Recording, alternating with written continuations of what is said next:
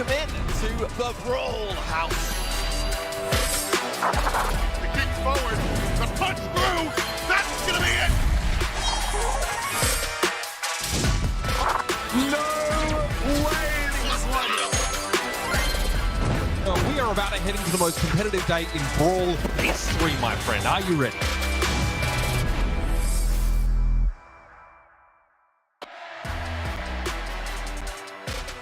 Welcome back, Brawl Stars Nation. We are kicking off another month of BSC competitions today. We're starting things off with our SESA and ANZ region. I am Kenny, and of choice, joined with me is going to be none other than Teddy Cass. Teddy, how are we feeling about month number 5? Man, I'm feeling really great about it because it's only been like 1 or 2 weeks since I've last casted some Brawl Stars, and it feels like an eternity. So thrilled to be back for some more Brawl Esports action, and I mean, no other region better to start with than SESA and ANZ. Always a great way to kick off the month. I couldn't agree more. A little bit of extended weekends in July, and we're going to be going over our format. For those joining us or those that just need a refresher, it's going to be the Power Match format. This is a lot like your games at home, right? It's going to be the same style as Power League, except at a professional level. We've got a top 8 single elimination bracket here for you today. Best of 3 in the quarterfinals and best of 5 in the semifinals and the finals. And to be honest with you, Teddy, this is one of the more exciting brackets I think we've seen in the SESA and ANZ region. What are your takeaways just at first glance?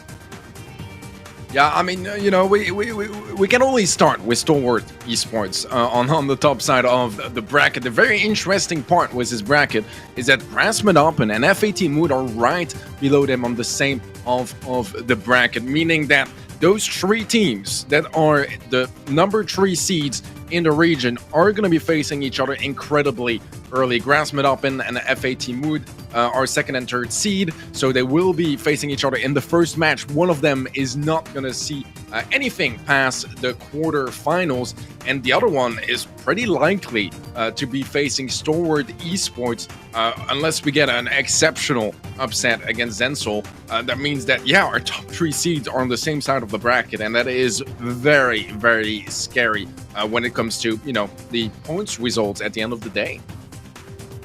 Yeah, and especially now that we're in double points as well, this is really huge for all these teams. For Stalwart to feel very comfortable about their positioning going into the World Finals kind of stage. And then we've got Team Wood and we've got grassmuddoppin, 2 very solid teams that if they pull off some upsets here, play their cards right, getting 200 points of themselves and the opportunity to knock out the either 2nd or 3rd seed early or the number 1 seed in the region right now, I mean, this opens up the region and a lot of doors with it. I think this makes things very exciting. And if you want to cast alongside at home, make your predictions, get in those pools and have some fun, the best way to watch, event.brawlstars.com. I know myself and Teddy always making our predictions before so we can get those exclusive pins and rewards. It's the place to be, and be sure to check it out. And speaking of predictions too, Teddy, one of the ones that's more interesting to me at least is that quarterfinal 2. Where did you end up landing, and where are some other matchups that maybe you had a little more of a tougher time trying to predict?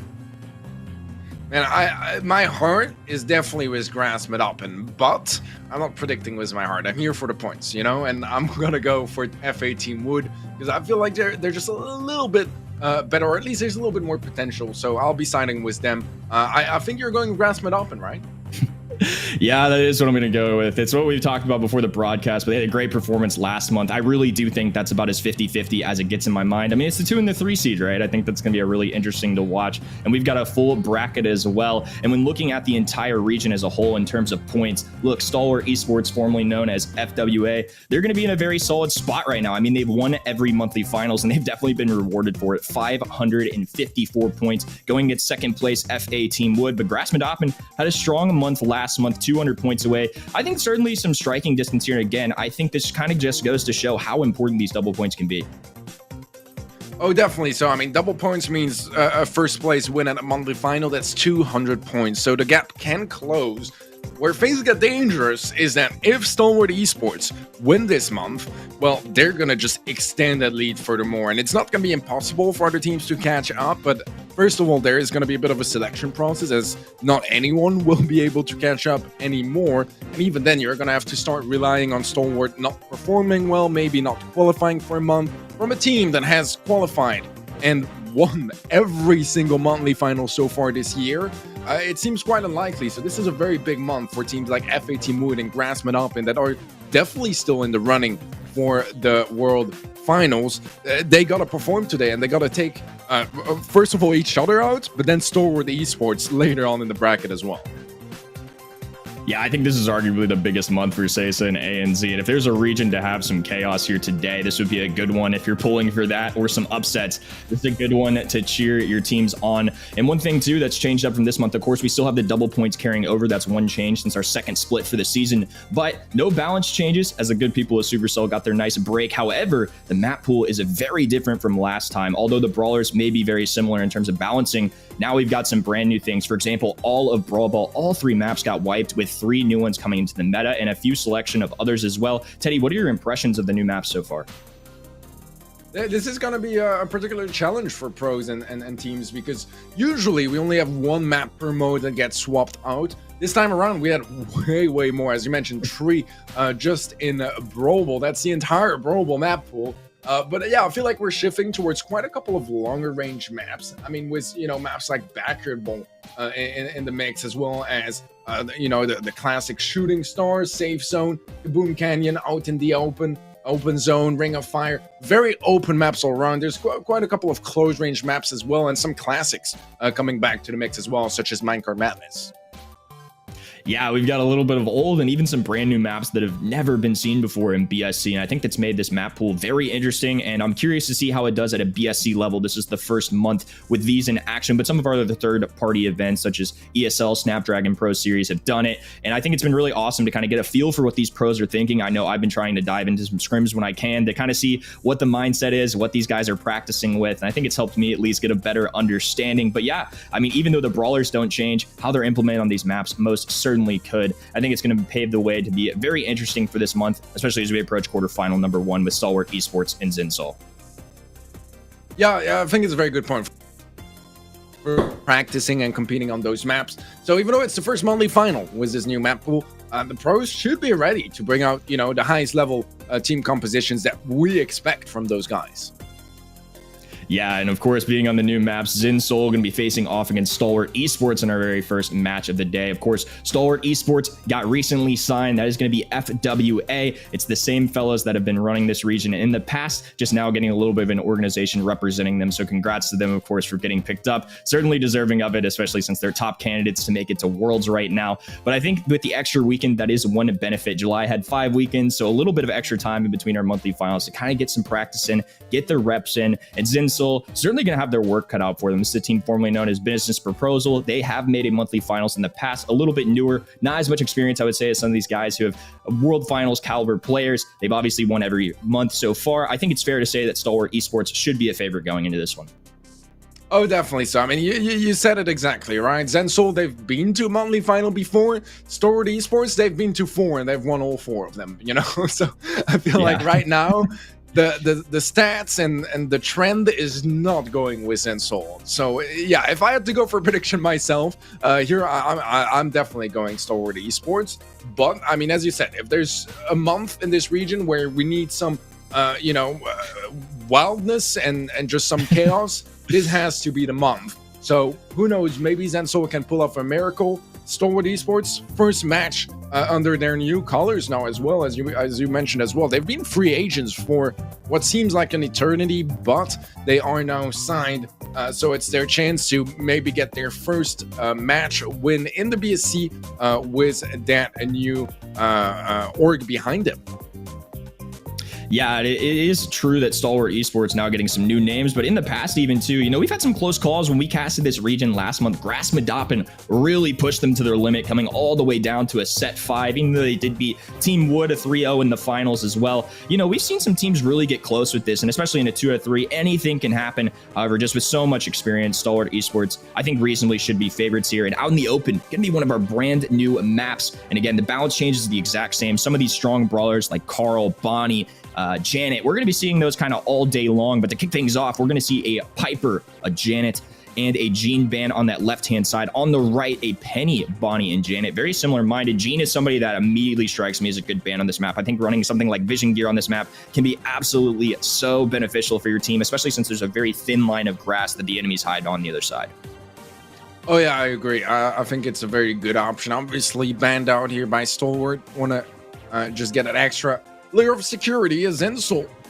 Was the first pick. Carl, kind of dangerous. You know, Carl has been probably the most defining brawler for the meta recently. Very, very strong. Has an absurd win rate as well across all regions.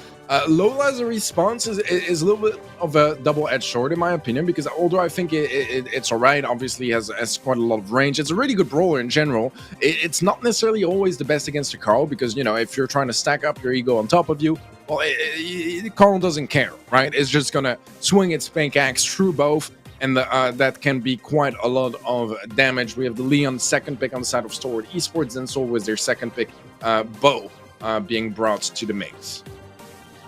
Yeah, I am a little curious of what Stalwart Esports is trying to plan here. They don't necessarily have a super defined mid right now. Lola can certainly make that work with the mid-range shots, but I think that's a fair point. They really didn't do anything too hard to counter this Carl. You know, a couple brawlers in the meta running rampant right now and have certainly seen an uptick in play. Brawlers like Surge, Daryl, ones that kind of can address the Carl very well, and they're going to be going with Fang as a response to this. I think grabbing an aggressive brawler that can deal well with a lower HP Bell, somebody that I guess can stun the Carl too. I think Fang's been used to kind of address Carl a little bit here and there, but I more commonly see things like Colette, Surge, and Daryl be the play. So we'll see how Stalwart Esports ends up playing this as we hop into our first map.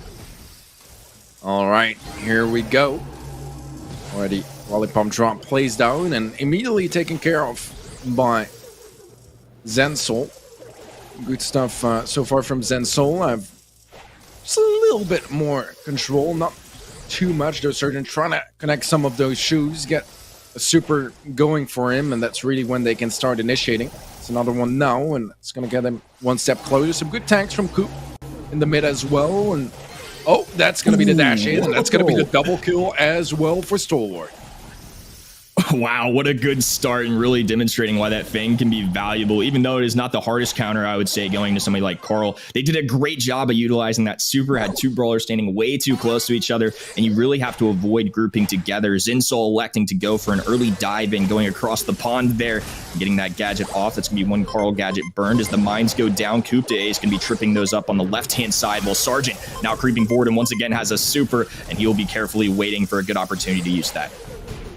Yeah, this is looking really good for Stalwart because of that double connection from Surgeon earlier was that super. You only needed one shot now to unlock it again. Bit of a stationary spin there from Hori. Gets dashed on by Surgeon, follow-up stun, and the shoot will take care of the rest as he falls, and Surgeon picks up yet another kill. 3 versus 1, and ulti. I mean, this is not going to be a good situation for him.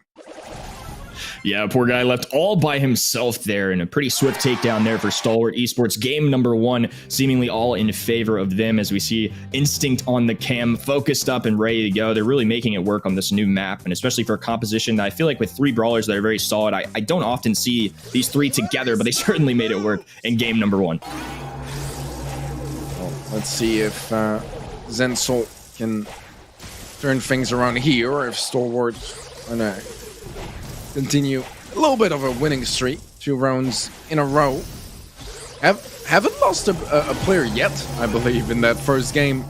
I think all 3 players survived both times, and so far, I mean, it's looking like that might just continue here. Indeed, all 3 stay up, and that's going to be another round going the way of Stalwart. It's all Yeah, and they're showing no mercy to start things off, really demonstrating why they're the top team of the region so far. 1 round away from taking our first set. Mines going down the left-hand side. Dive forward from Sergeant, and a stun there too. What a good play right there. First takedown for the side of Zensol, but at what cost? It's going to be a 2v1 situation, and once again, very tough spot here for our bow. Yeah, this is not going to be very winnable. Indeed, Stalwart will take the first set, and that was an express set. It was really, really fast, and not much that Zensol could do. Not completely unexpected, to be completely fair, Kenny. I feel like, you know, Stalwart are just a couple miles ahead of their competition here, and it's going to be very challenging for Zensol. Seems like they're not going to find all that much success here in Knockout.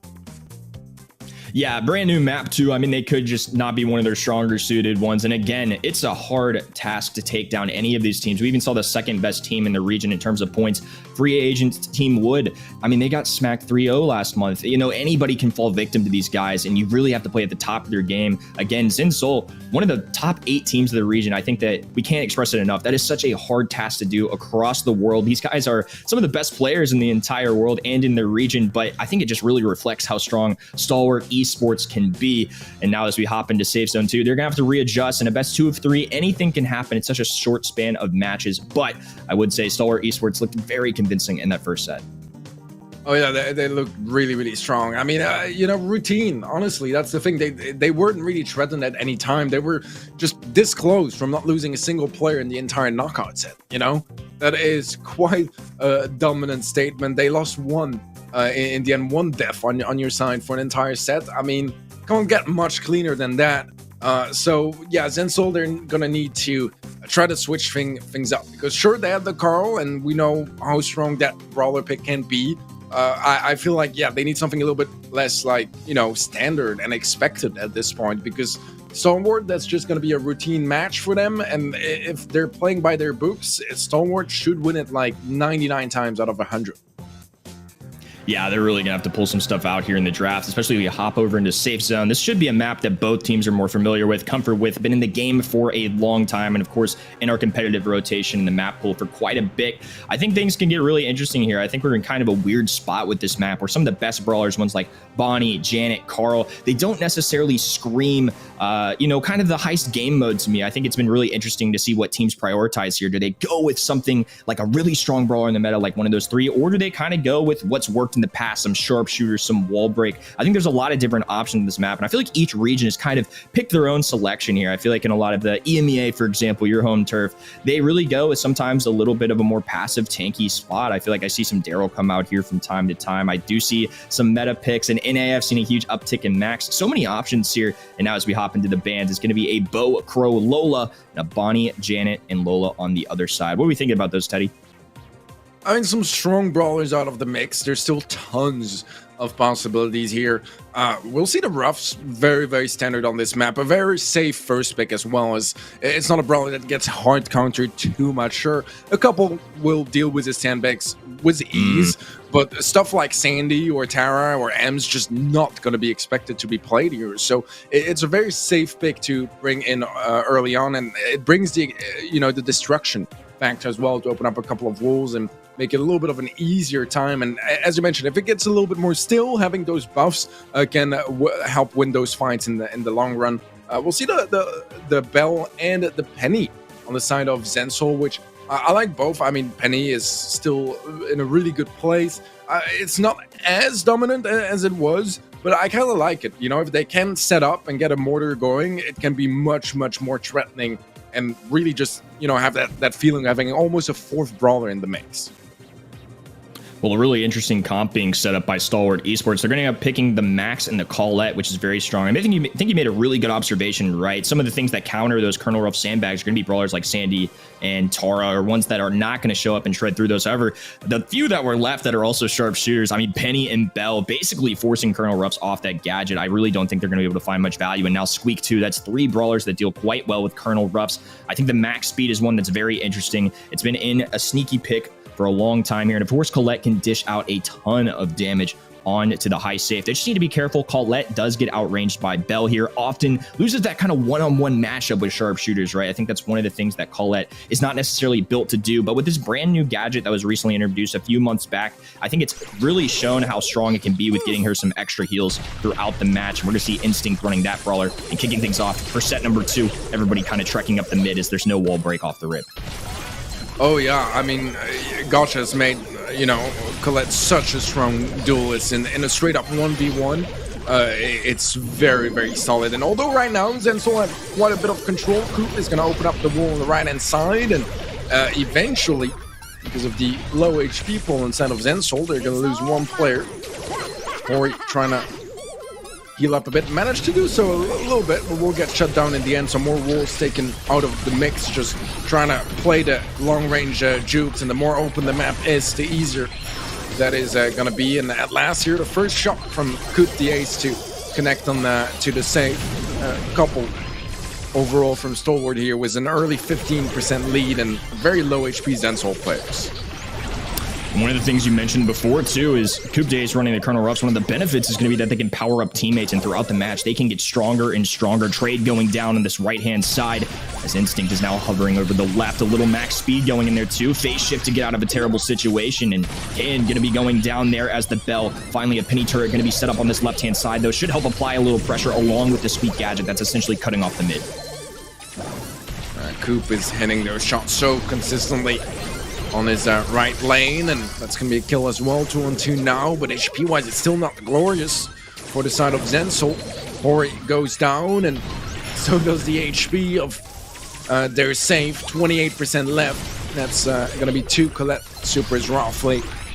And this is not looking much better here on the side of Zensol than Knockout did earlier, just as challenging as they have yet to get a single tick of damage on that blue save. Yeah, an Instinct with low HP, managing to survive for a while there. Sergeant cleaning that up as Coupe Days has just been sitting around this right-hand side. Shots raining down on the safe, 5% to go. A couple good tags there, and a super will finish off that heist safe 100% to 0. And Stalwart Esports have forced a match point. Yeah, I mean, you know, kind of team diff, to be completely honest with you, because you lose one player in the entirety of the knockout set, and now first game of Heist, it's a 100-0. That is brutal here from Stalwart Esports. Let's see if Zensol can do any better this time around. It's been a very challenging match so far for them. And Stalwart, they're not looking to slow things down whatsoever. A nice residue gadget from Ulti, but already a Colette Super on safe. Yeah, I think it's a great call out too. Ulti's been placing down some very strong gadgets, and one reason that a lot of teams prioritize wall break is something like that cuts off the mid entirely. The only option they have is to either suck it up and kind of stay around there, or try and go down this left-hand side, but you have fewer options. That's why the Coupe Days wall break is so valuable here, and why a lot of teams love that. And some good shots raining down as well. And a takedown onto the Bell, dash forward from Instinct, and now they're almost down 30%. Finally, a little bit of damage going on to the Stalwart Esports safe, but still a very comfortable lead going against Insol. Yeah, some big damage from Sergeant onto Ulti and Hori. That is going to be a nice double kill from his end. The triple, as we have a follow-up kill on the side of Stalwart. And right now, I mean, sure, Zensol got some damage on that blue save, but it's only 2%. And right now, Zensol are running away with this one as well. 26% left on Zensol, so safe, and that's only going to be a couple shots away from Stalwart Esports making it to the semis.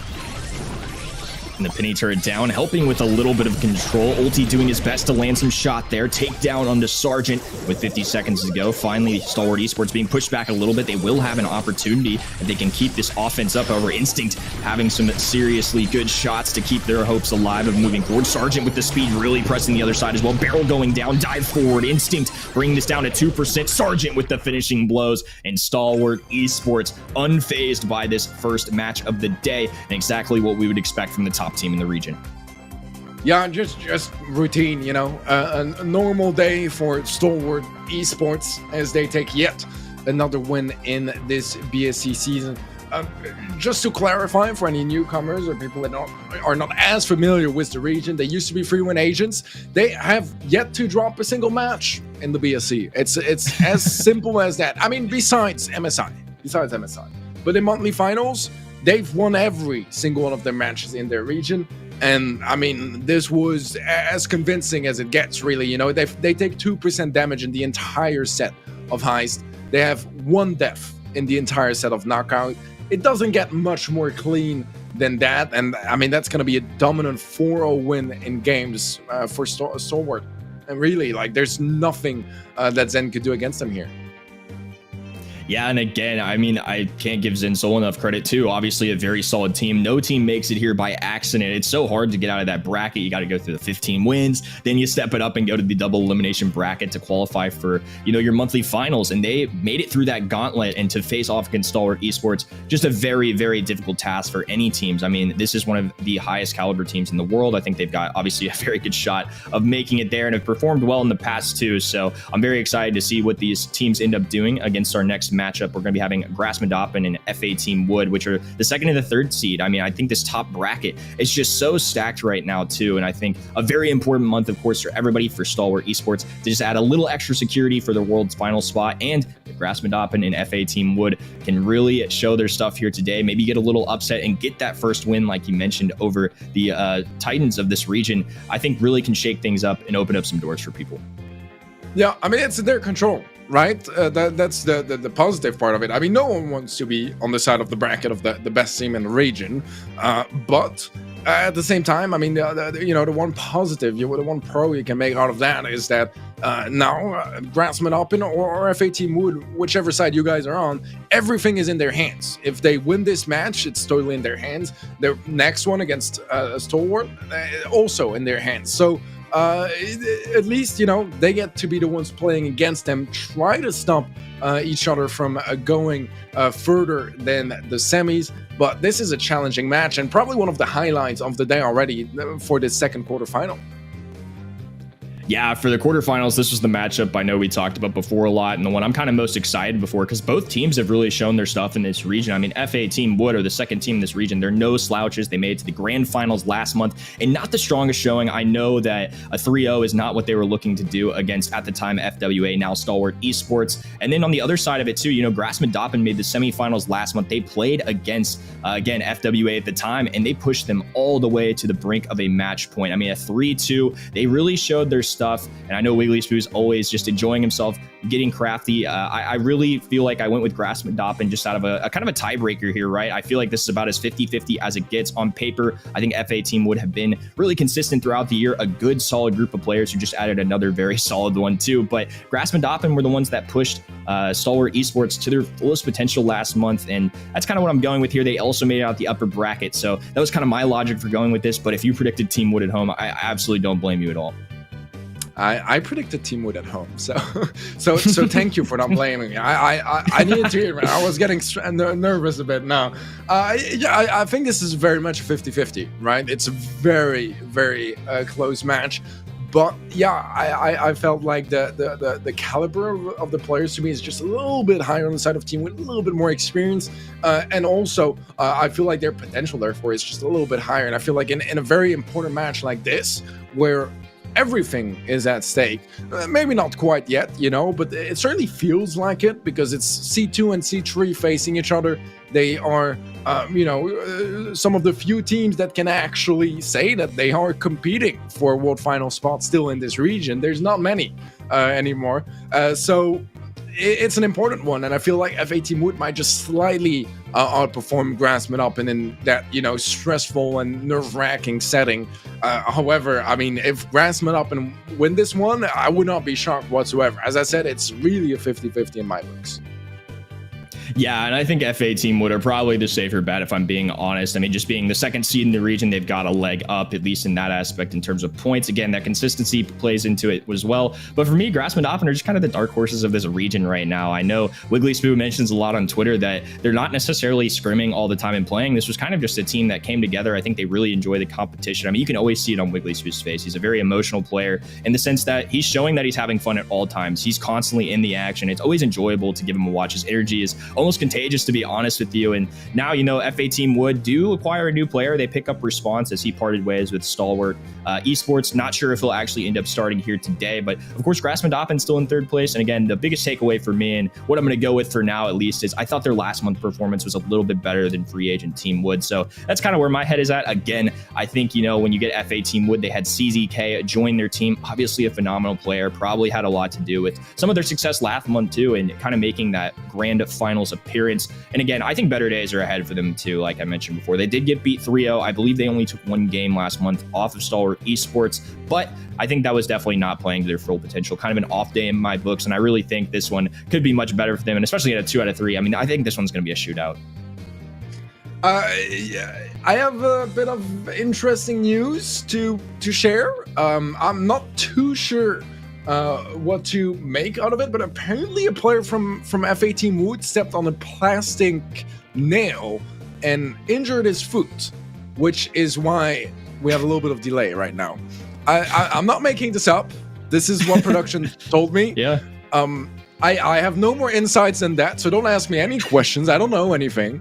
I'm just saying that that's what, I would like to report to you guys. So I'm not entirely sure how this happens, but yeah, he is fixing up and bandaging his foot right now, apparently, which is one of the most interesting ways I've ever had to fill because of delay, because I don't really know what to think out of that. Has that ever happened to you, Kenny? Yeah, I was gonna say no in real life injuries. I don't think, at least. Hopefully he's all good. We get that bandaged up and taken care of. But yeah, just a little bit of a gamer injury, if you will. But hopefully he's all good and can play and everything is good. Maybe it influences predictions at home a little bit too. I've never really seen something like this happen, as you mentioned, but obviously we want to make sure that they're okay and get their health taken care of. So in the meantime, we can kind of break down this game a little bit and kind of the region as well. But I think the new map pool should be interesting too, at least with the maps for this. It's going to be some of the older ones to start off. It's going to be Layer Cake, Dueling Beetles, and I believe Backyard Bowl finishes us off for this set. So if we get to Backyard Bowl, things could get interesting there. But Layer Cake, we've had this map for a while, right? That's the one we're going to be hopping in for map number 1. I think with this region too, it could be really interesting. I know that it's something I pointed out last month, but 3-Agent Team Wood is a team that is known to use Grom in the past. I've seen them scrim it several times. They actually ended up playing it last month. That's one of their throwers of preference. So I think if, something like Tick and Sprout get banned out here, typically teams will go to Grom because they have to, but I think this might even be a team that doesn't by choice or is really taking advantage of him and one of their more comfort picks. Yeah, this is a map that used to have, it was kind of the old shooting star for a while, where everyone would only play Tick and Piper and maybe Brock. It was a map that was had very much a limited brawler pool, but then people started experimenting, bringing in some tankier comps. It became a bit of a Poco double tank nightmare for a while too, until eventually now it's somewhat balanced. We have some sharpshooters, very normal to have something like a Bell or still a Piper. You can obviously bring in a Gene, something along those lines, but also some more aggression. It's not rare to see a Daryl show up here, or a Carl at the moment, very, very strong, pretty much anywhere. Anyways, and still throwers are a very good option as well. So I feel like right now it's the meta where Layer Cake is at least clearly defined, as there are quite a couple of different approaches to go for when it comes to team compositions. So I'm excited to see what those two teams are going to be bringing in play. Love the smiles from Wiggly Spoon, maybe just hearing about the story and why their match had just a couple minutes delay. But we got our bands locked in. It's going to be Janet, it's going to be Poco, it's going to be Penny on the side of grassmuddoppin. FA Team Wood going to be doubling down on that Penny and adding both Bell and Leon to the mix as well. Well, I think FA Team Wood grabbing the Bonnie with the first pick makes a lot of sense to me. I think it's going to be an excellent choice and kind of a blend of that assassin plus the long-range brawler role. But of course, that does leave Carl open. They kind of have their choice of brawler, and that's what they're going to elect to go with. There will be some opportunities to kind of counter him later down the road. I think Daryl is somebody that you mentioned that has shown up with this map quite a bit and actually does very well into Carl. And they're also going to pick up this Gene here too. I think, like you mentioned, the evolution of this map has kind of been astounding over time. Not just, some long range or, throwers like it used to be. There's really a good diverse set of brawlers that are showing up here. I think Squeak can reflect that too, as he can really cut off lanes with his gadget, just a lot of area control. I think both teams with very well-rounded comps so far. Yeah, I like it. I mean, I do somewhat prefer what I've seen from grassmuddoppin so far, but now that I see the Fang pick, I might be changing my mind a little bit. I like Fang here a lot. I mean, I mentioned him earlier. It's not rare to see him make an appearance here.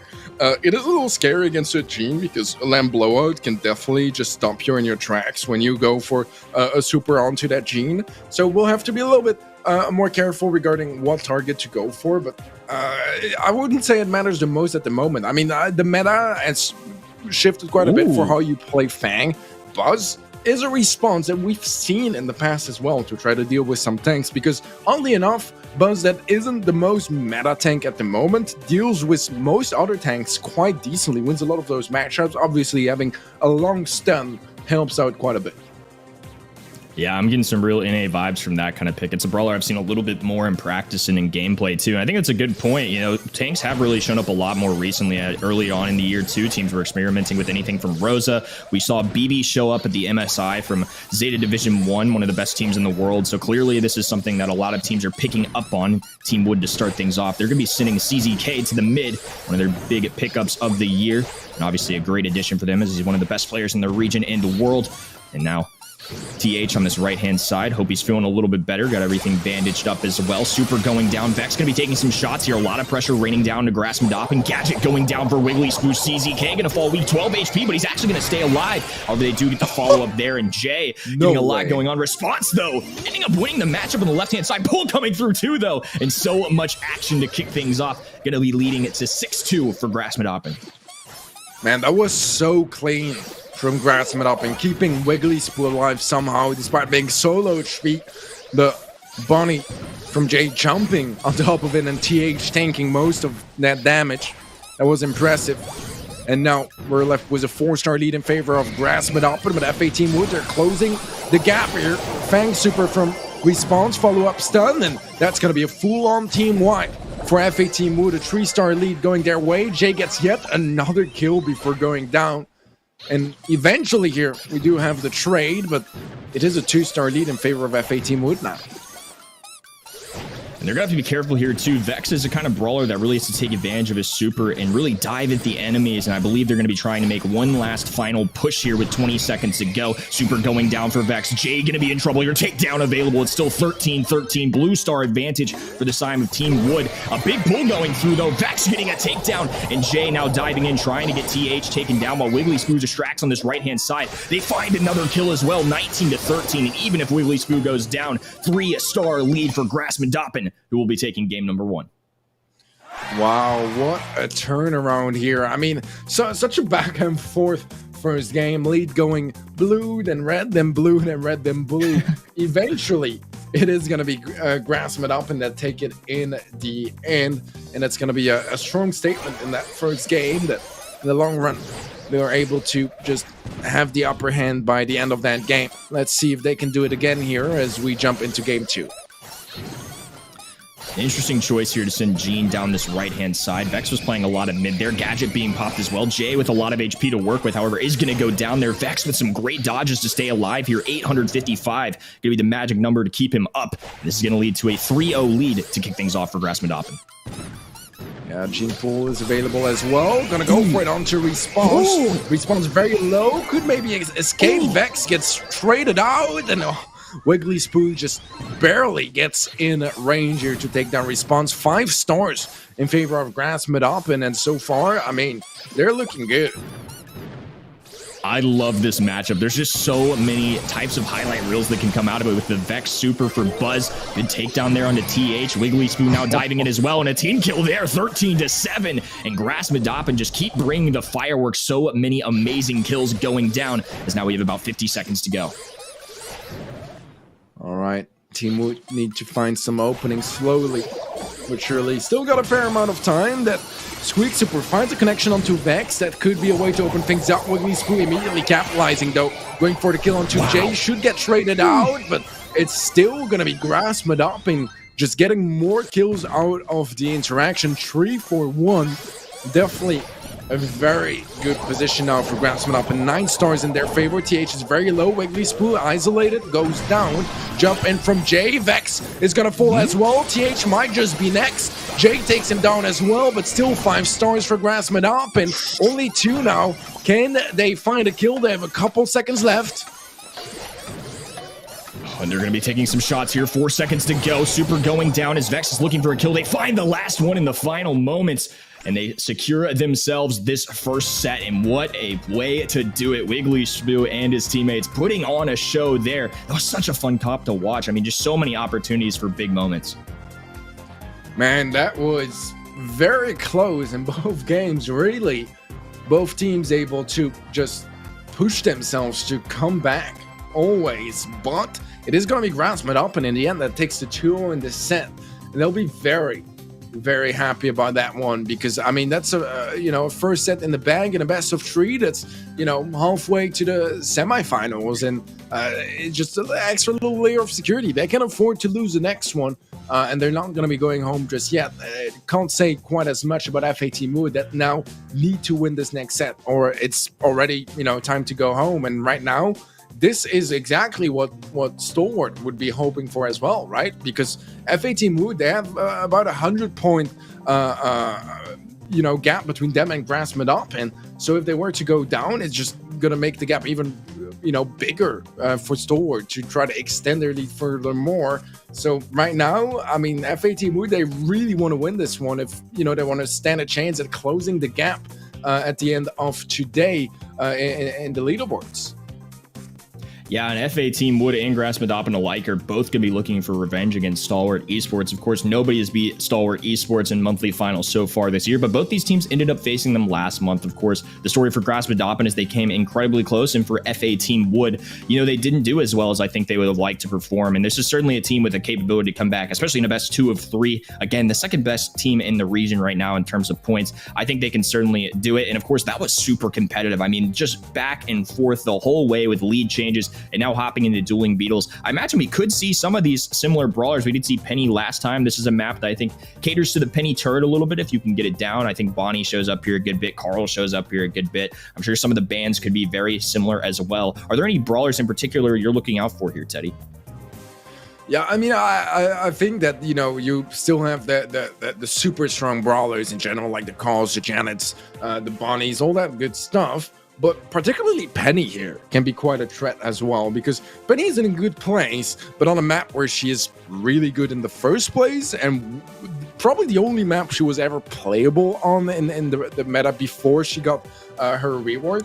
I feel like she can be quite a threat here. I mean, Carl, first pick, nothing wrong with that, just to call out the bans real quick. We have Janet, Bonnie, Crow, banned out by grassmuddoppin, FAT Mood banning out the Colette, the Crow, and the Gil, and we'll see the Penny as a second pick here, and that's going to be grassmuddoppin as first choice.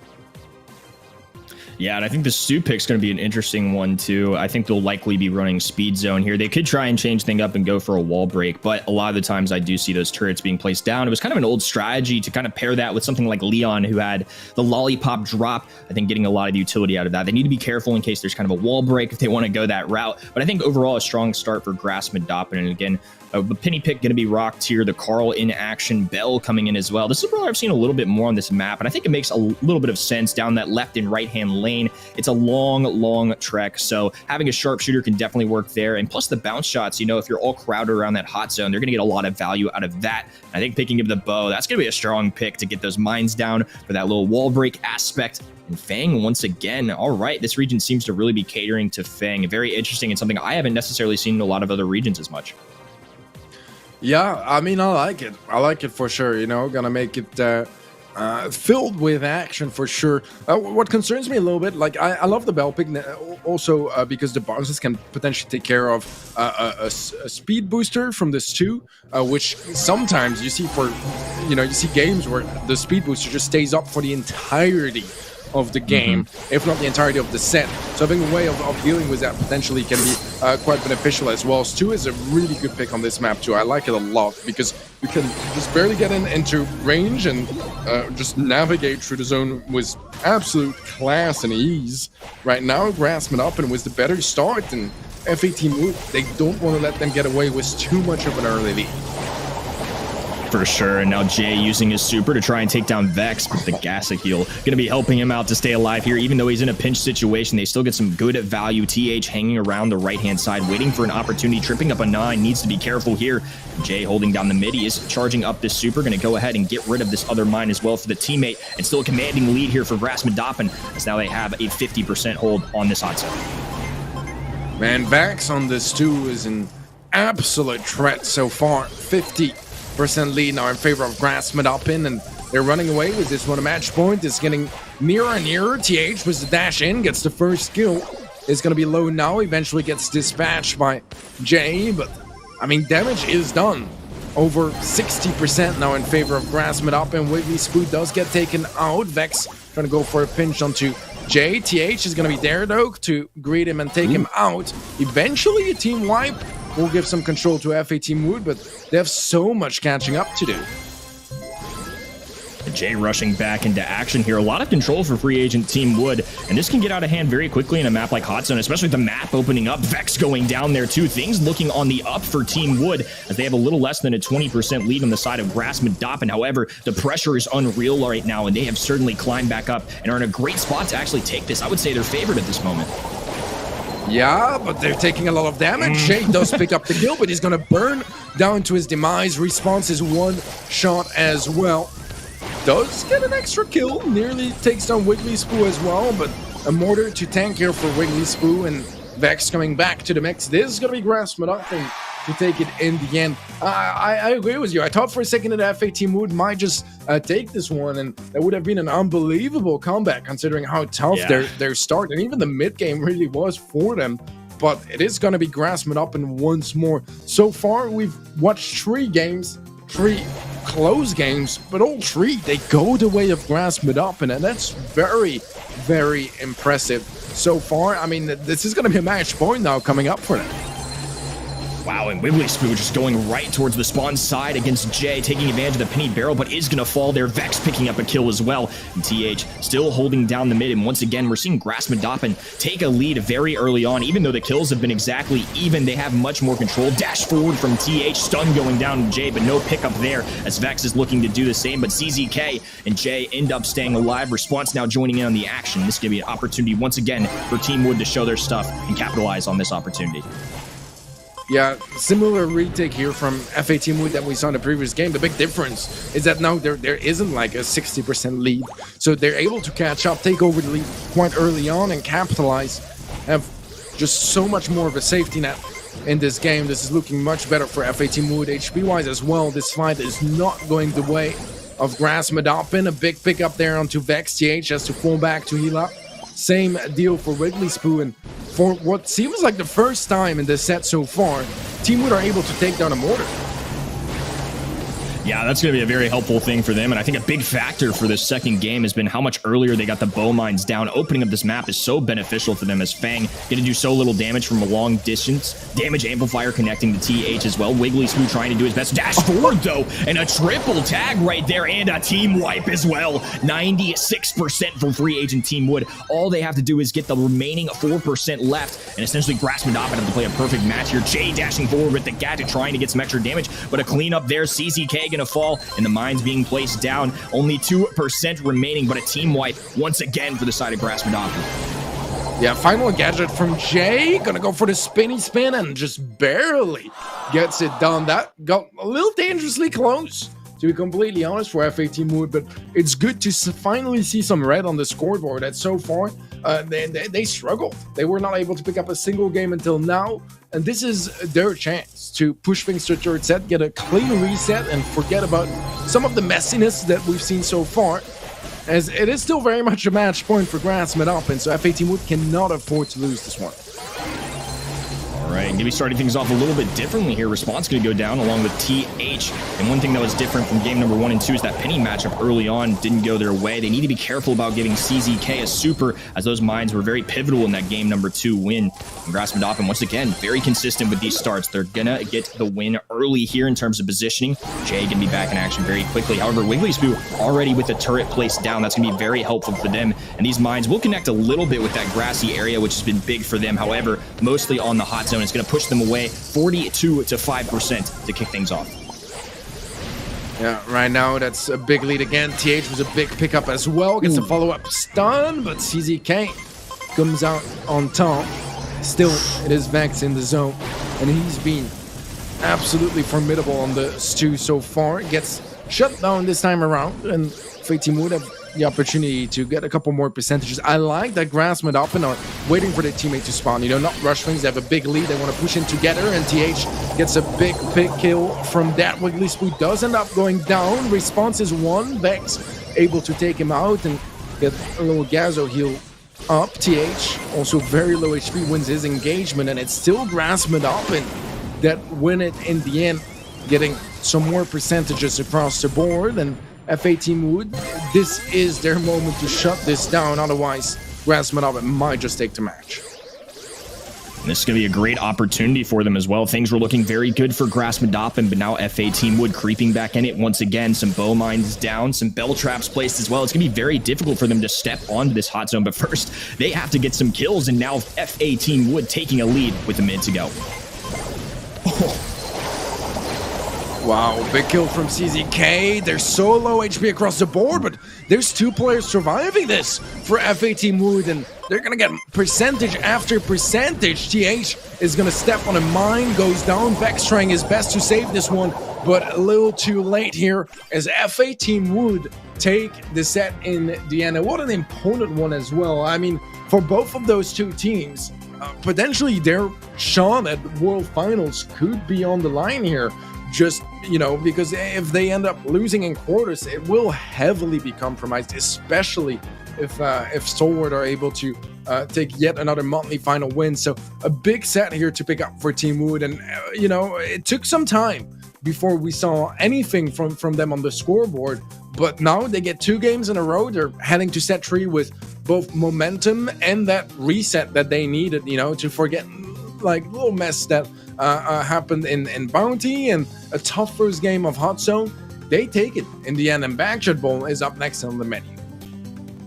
Yeah, and Backyard Bowl to finish things off too. This is going to be one of the maps that recently got introduced in the new map pool. Of course, it's one, if you've been watching Brawl Stars for a long time, has a lot of history, a lot of overtimes, and can be a very intense one. I mean, there is a lot of defensive play. I know, depending on the region, how aggressive they really get here, but this is a really tough one to justify kind of going all in on. It's a lot of long-range brawlers, a lot of control, and really, it's almost like a chess match in the sense that you're waiting for the other team to make the first mistake. If you lose a brawler early on in this map, you are going to be penalized for it. It is very tough to make a defensive comeback on this map, and if you add some wall break on the mix for your team and open up the map even more on the goal side, things can get out of hand very quickly.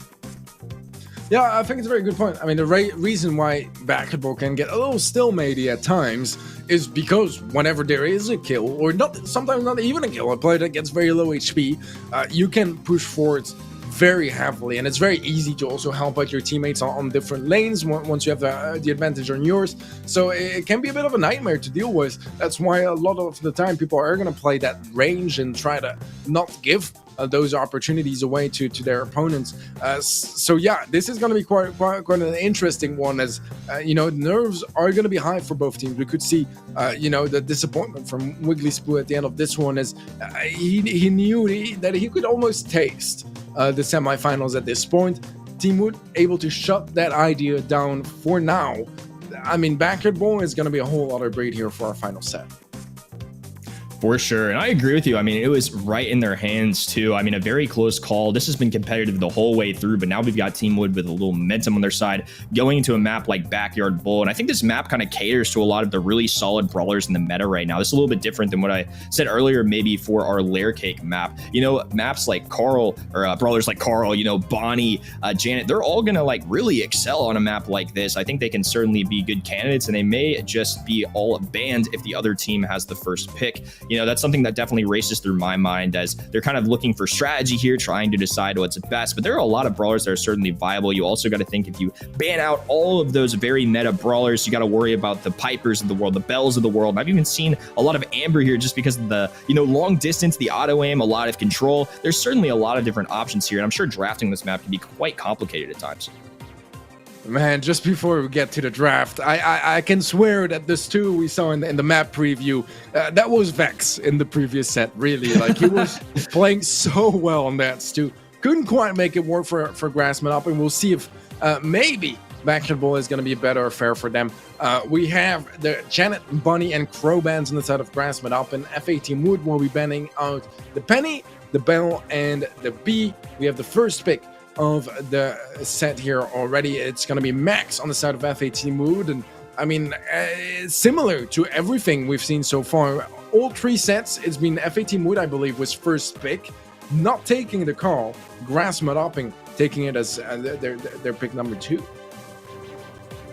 Yeah, and a lot to break down off the start here. You see that FA Team Wood making kind of an unorthodox ban. B going to be a very solid brawler, but I feel like they almost wanted to take Max from the get-go, and that kind of influenced that ban a little bit. Somebody that can really slow down any offense that Max can generate. I think overall a really good call on their end if that's the brawler they were looking to play. And grassmuddoppin, same thing too. It seemed based on their bans, they end up getting the Carl, which they may have been surprised to get, as Carl is often first time picked here, but they also pair that with a Colette, a decent long range, like you mentioned a little bit earlier. Now, because of that gotcha gadget that heals her a ton, she's a lot better of a duelist now and can kind of hang in with some of these longer range fights that she didn't used to be as good with. On the other side, they're going to pick up a Stu and a Lola, not often paired with the Max. Very interesting, but high DPS, and we saw the Stu excel earlier for grassmuddoppin, maybe just trying to take that off the board there. I'm very curious to see what grassmuddoppin does to finish off this draft. Yeah, I think that might be part of the idea as well, you know, that we saw the Stu and grassmuddoppin. It was threatening for the least. They'll go for a Pam, actually, as a final pick. I feel like it's kind of like, you know, the polar opposite of Lola in a way. Like the shot pattern is a little similar, but like they just like, yeah, I feel like they're quite opposites in a way. We'll see if this is a winning comp here for either side. I feel like maybe I prefer the side of FA Team Wood just slightly, but I also know how threatening brawlers like Carl and Colette can be as well. So far, we see quite a bit of aggression, response, trying to show some of that Vex energy from earlier. This could very much be a goal, but quickly Spoo is able to get that kill in the end, stop the disaster from happening here for grassmuddoppin, as FA Team Wood still have some very, very advanced positioning right now, not giving away any control to grassmuddoppin. And FA Team Wood taking advantage of their early positioning. Healing station going down on the right-hand side to try and fend off CZK and J. But we have a response on this left-hand side, just continuing to grab kills. And TH, unfortunately, not going to stay alive there for grassmuddoppin. J forced away, though, in response as well with low HP. And they are continuing to hold on defense due to this long wall here. They can at least hunker down together. They've got that healing station, which can be great on the defensive end. Now they're going to be looking to prioritize some takedowns before they even think about getting this ball out of the way. Speed booster still there with 10 HP. Healing station also very low HP, but still standing. This Boo is another super. Could be a sneaky takedown, or perhaps the defensive measure they need in case of another aggressive push from FA Team Wood. Movement speed popped by Jay, and a big kill onto TH. Wiggly Spoo with the super gets a nice double connection. Vex, Soul member remaining for grassmuddoppin. CZK, 1v1 is going to have to fall back as TH was respawning, and you know, he is not quite going to be able to tank through that much damage. There's 40 seconds left on the clock. It's been FA Team Wood with more aggression so far, but overtime potentially here coming up in 30 seconds that could change things quite drastically. Yeah, when this map opens up, I think it's going to change the ball game entirely, and two very untraditional compositions, I would say, than what we're used to in the past. You know, in the past, it's been a lot of Spikes and Crow and Leon and Bell or Sharpshooter, but this is a very offensive composition from Team Wood, and even though they've had map control the entire duration of this game, number one, they were still able to play some defense. It's very hard to get a goal at a professional level on this map. Gadget being popped now for CZK. Overtime approaching, and these walls are coming down. It's going to be a wide open battle for both teams. All right, overtime is there. What a super from Wiggly Spoo. Instantly unlocks his next. Vex and Jay trading each other. Oh, it's a bit of a miss on this super from Wiggly. Luckily for him, has a healing station to keep him in the mix. 40 seconds left in this game. So far, no clear winner. Bull is in control of grassmuddoppin. They're going to be cornering it up, but look at that. The aggression from FA Team Wood. That's some big eliminations. Only Vex remaining. He does find one, finds two.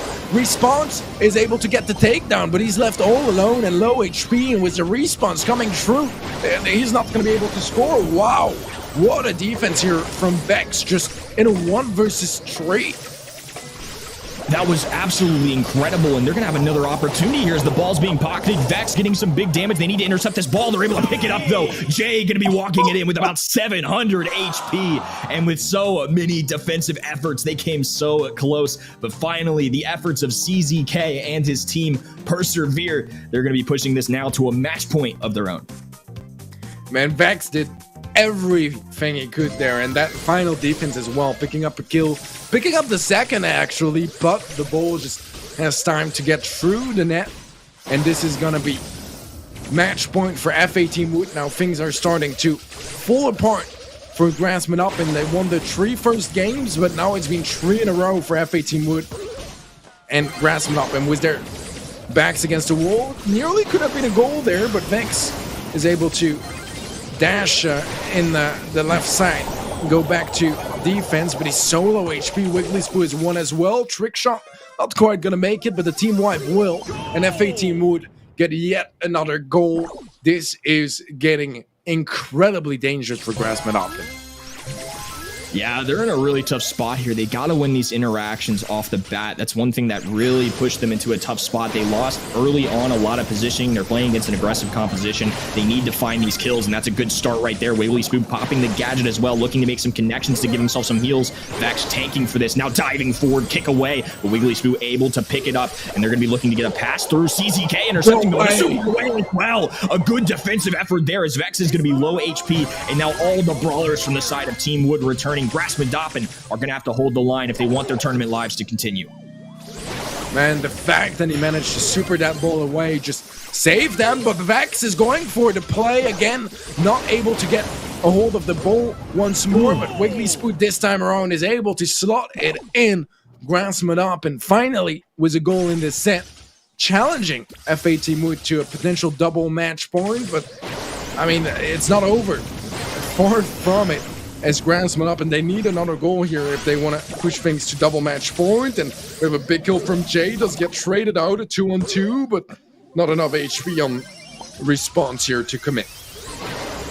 Yeah, and I believe Colette unfortunately didn't connect with the gadget there. Had about 50 HP, was very close to already dying, but trying to get that extra bit of health so that they could stay up. Now Vex in control of this mid, going to be a great play into the Lola Ego, but that shield is going to be able to allow it to stay up just a little bit longer. 15 seconds to go, a very likely overtime approaching. However, Jay does have a super available for any offense that they want to generate very quickly. They need to be careful, as now that's going to be in action. They're looking to get some map control before these walls come down. Response dashing forward with the supers back and forth, and Wiggly Spoo is going to fall. TH now forced to play against a high DPS brawler like CZK with a lot of health, and thankfully they take down Response. However, this is going to lead to a wide open goal right now. They need to be careful. A super available as well. They're going to be looking to juke the opponent, and they slide the goal through. CZK with the bucket, and Team Wood make the comeback. They will be advancing forward and have an opportunity to take on the Titans of the region, Stalwart Esports. My goodness. In set 2, it felt like grassmuddoppin might just sweep through FA Team Wood, but you know, I mean, wow.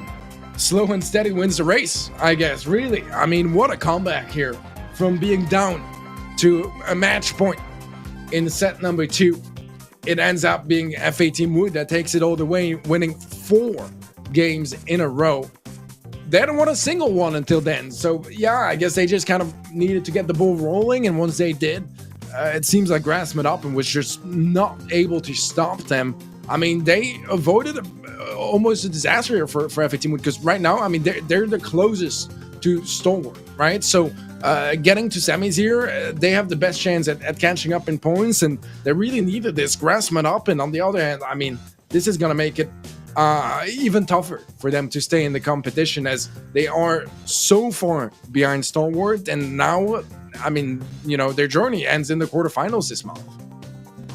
Yeah, and grassmuddoppin, of course, a great team, and I think they still played excellently overall. I mean, this was very close. Like we said before, Team would be the safer pick, just given the second seed in the region. But I saw a lot of promise from grassmuddoppin last month. They really pushed Stalwart Esports to their fullest potential. But at the end of the day, it's going to be Team Wood coming away with this one in very close fashion. Very impressive stuff, and they're going to have an opportunity to really secure some points here in the region. This is going to be a big upper bracket, like we've said, all night long. It's a big deal for all of these teams, whether it's Stalwart Esports really securing themselves some points, or on the other side, FA Team Wood just trying to strike a little bit closer. If they pull off an upset here, it could be very big for them. But now we're hopping into this lower bracket. How are you feeling about Serinity versus Reconic Esports SESA? You know, I mean, after the match we have now, we've just had, you know, it's not going to be the teams of the same caliber. But, I mean, they're teams that have had some experience in the BSC so far. Haven't quite met their success just yet, but this is their chance. You know, they're on the side of the bracket that is definitely the least threatening. So for any of those, like, I don't want to say quite newcomers, because they're definitely familiar teams in the region, talking about also Reconic and BLITZ for our final quarterfinal. This is your chance to at least go to semis, if not all the way to the grand finals. So they kind of have a more open path there, because any path that doesn't have Stalwart Esports is going to be like the preferable one. So they're going to be quite happy about that, and this is their opportunity to make it as far as they can, lock in some points, and I mean, obviously some of the prize pool as well.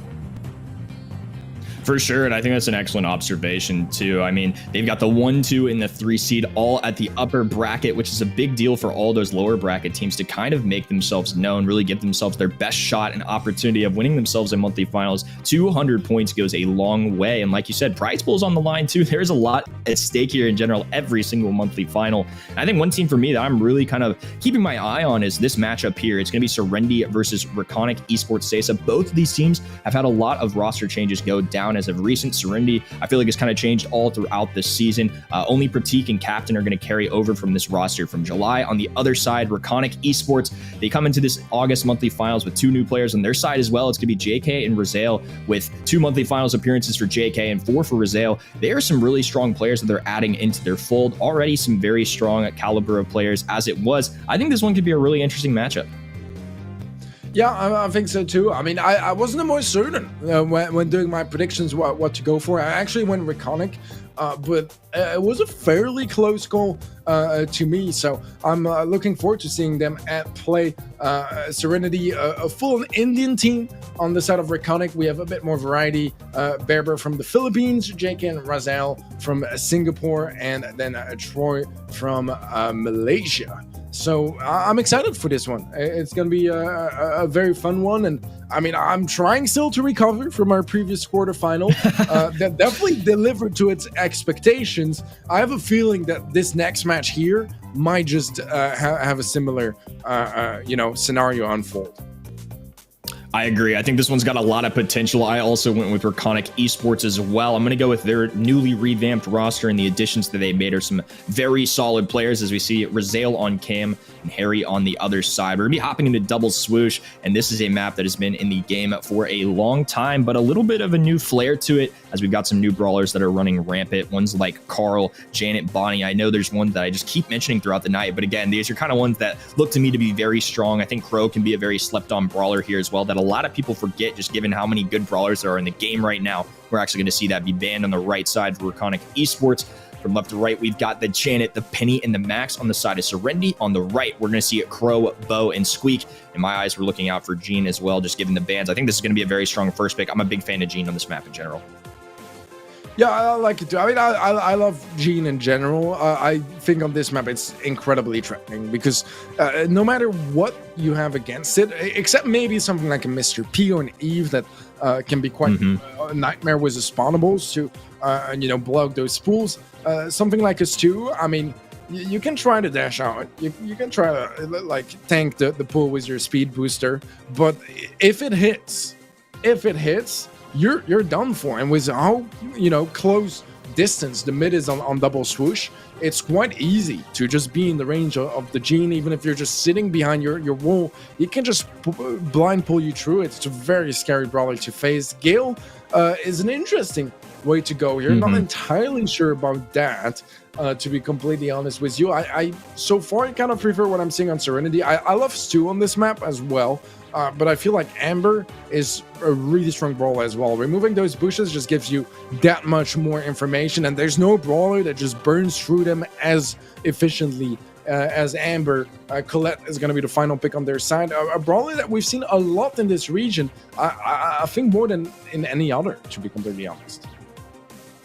Yeah, the Colette pick is an interesting one to me. They start off very traditional. They go with the Gene mid, and then Amber, for a lot of reasons that you mentioned, very strong on this map, good for adding visibility for your team. Again, they don't really have something that's going to do perfectly into this, and they actually picked Tara, which I really like that matchup for Amber, to be honest with you. I believe Serenity's going with Colette here, maybe to try and prevent the Carl pick rather than picking Carl their own. Maybe the mentality was more of, hey, let's just take something that will eliminate Carl. We're going to take a brawler that we believe in, that clearly this region prioritizes a lot throughout the day, and they're going to match it up against the Tara. I think this is all about kind of how each side lanes up. And to start things off, it's going to be Pratik on the Colette going against the Tara. And I like this for the Tara, to be honest with you. With the gadget, you can really spawn those down, do well with single shot brawlers. And as long as they can get in this grass and get really pesky, they're going to do quite well. And now Captain identifies this and is trying to help out Bear in the mid, running with the Stu. And the Gale one, like you mentioned, an interesting one to me. Definitely not the most traditional pick, but a pretty good brawler overall. I do like this matchup for Amber as well, though. Yeah, that's going to be the first burn. Gets a pretty fortunate connection there onto Razal, and that is going to be the chance now to just have that much more extra information on the right-hand side. A clean super there from Pratik, and this is going to give a whole lot of control. However, not really able to capitalize the most just yet. This being said, until Captain gets that pull, he's not going to be as threatening, but vision gear is something that is really threatening on this map as well. If you can connect some shots onto some opponents, I mean, their position will be revealed in the bushes, and they don't always expect it either. And Captain popping off with these Gene pulls. They still have control of this middle. The gym count is very close. Bear has been a good aggressive mid, and Stu, one that's been around for a little bit now. Definitely not as popular as, say, some of the options like Gene. I think the more common player, they're not necessarily thinking about Stu here, but certainly a brawler that's been great at a pro level. Some good shots raining down too. One gym spawning on the side for Captain. He can pick it up when they get an opportunity here. Pratik back in action. It's going to be about a stalemate here as it's 7-7 overall in the missed pull. Barely not striking. Bear with great reflexes there is able to stay up. Big play there, honestly, for Reconic. Yeah, that was a great dodge from Bear. Fortunate that he had his super still available. I mean, that's why he kept it. So there's no luck in that. But as you said, reflexes were sharp.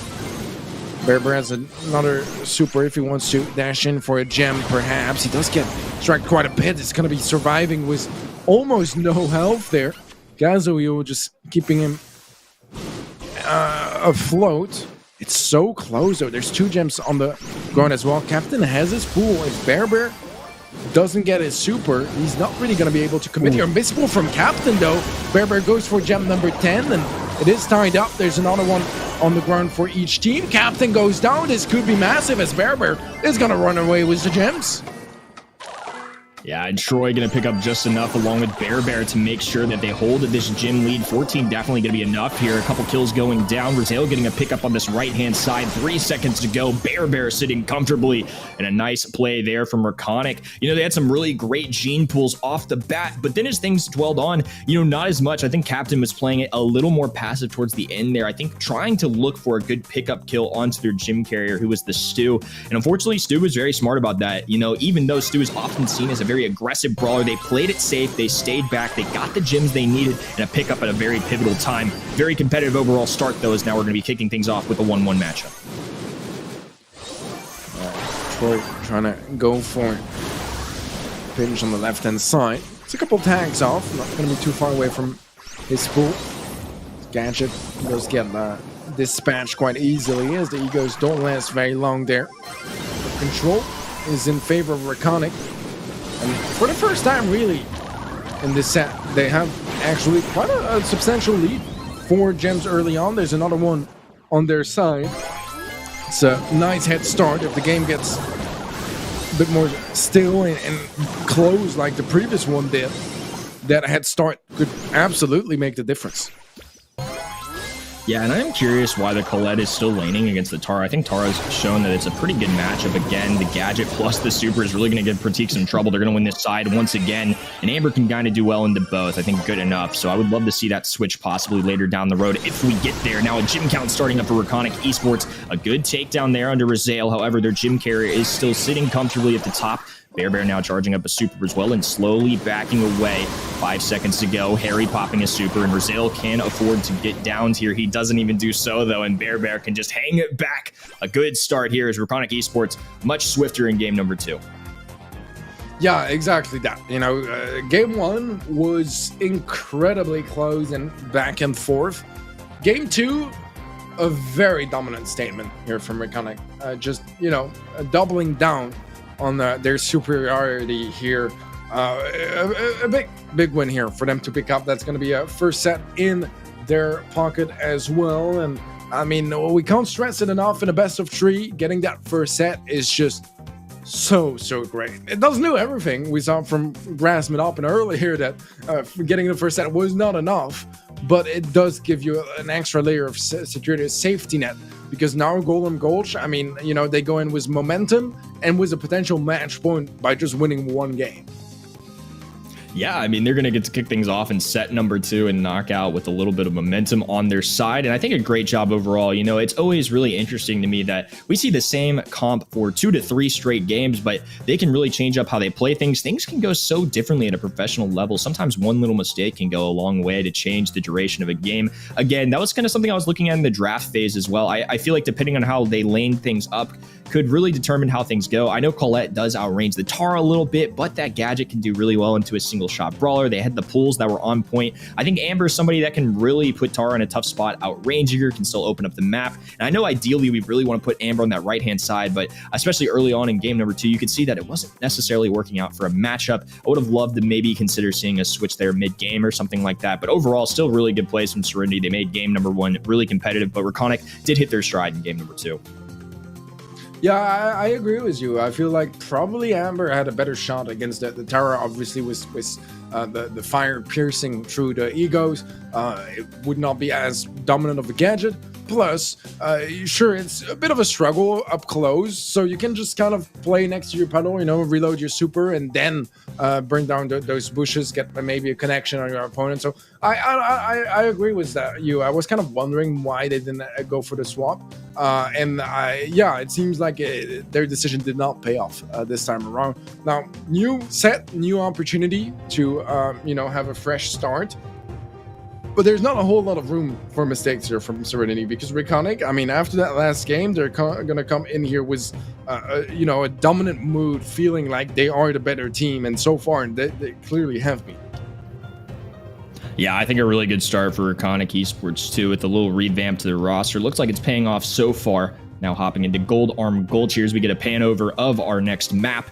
Gonna have Harry and Razael on the stream as we get to see what they end up picking here. Again, some of the same old brawlers that are very meta right now that we could see. We also could see a few others, though. I've seen some Bo show up here a lot. Jean could continue to be a problem here. The Pam, I think, is a brawler that's popular in a lot of other regions to kind of play the end game, a lot of healing ability. And to kick things off with our bands, it's going to be Max, Bo, and Penny on the left-hand side. On the right, we see the Bonnie, the Bo, and the Janet. A little surprised when I see the bands on the right-hand side that Reconic has this first pick. They're going to go with Jean here.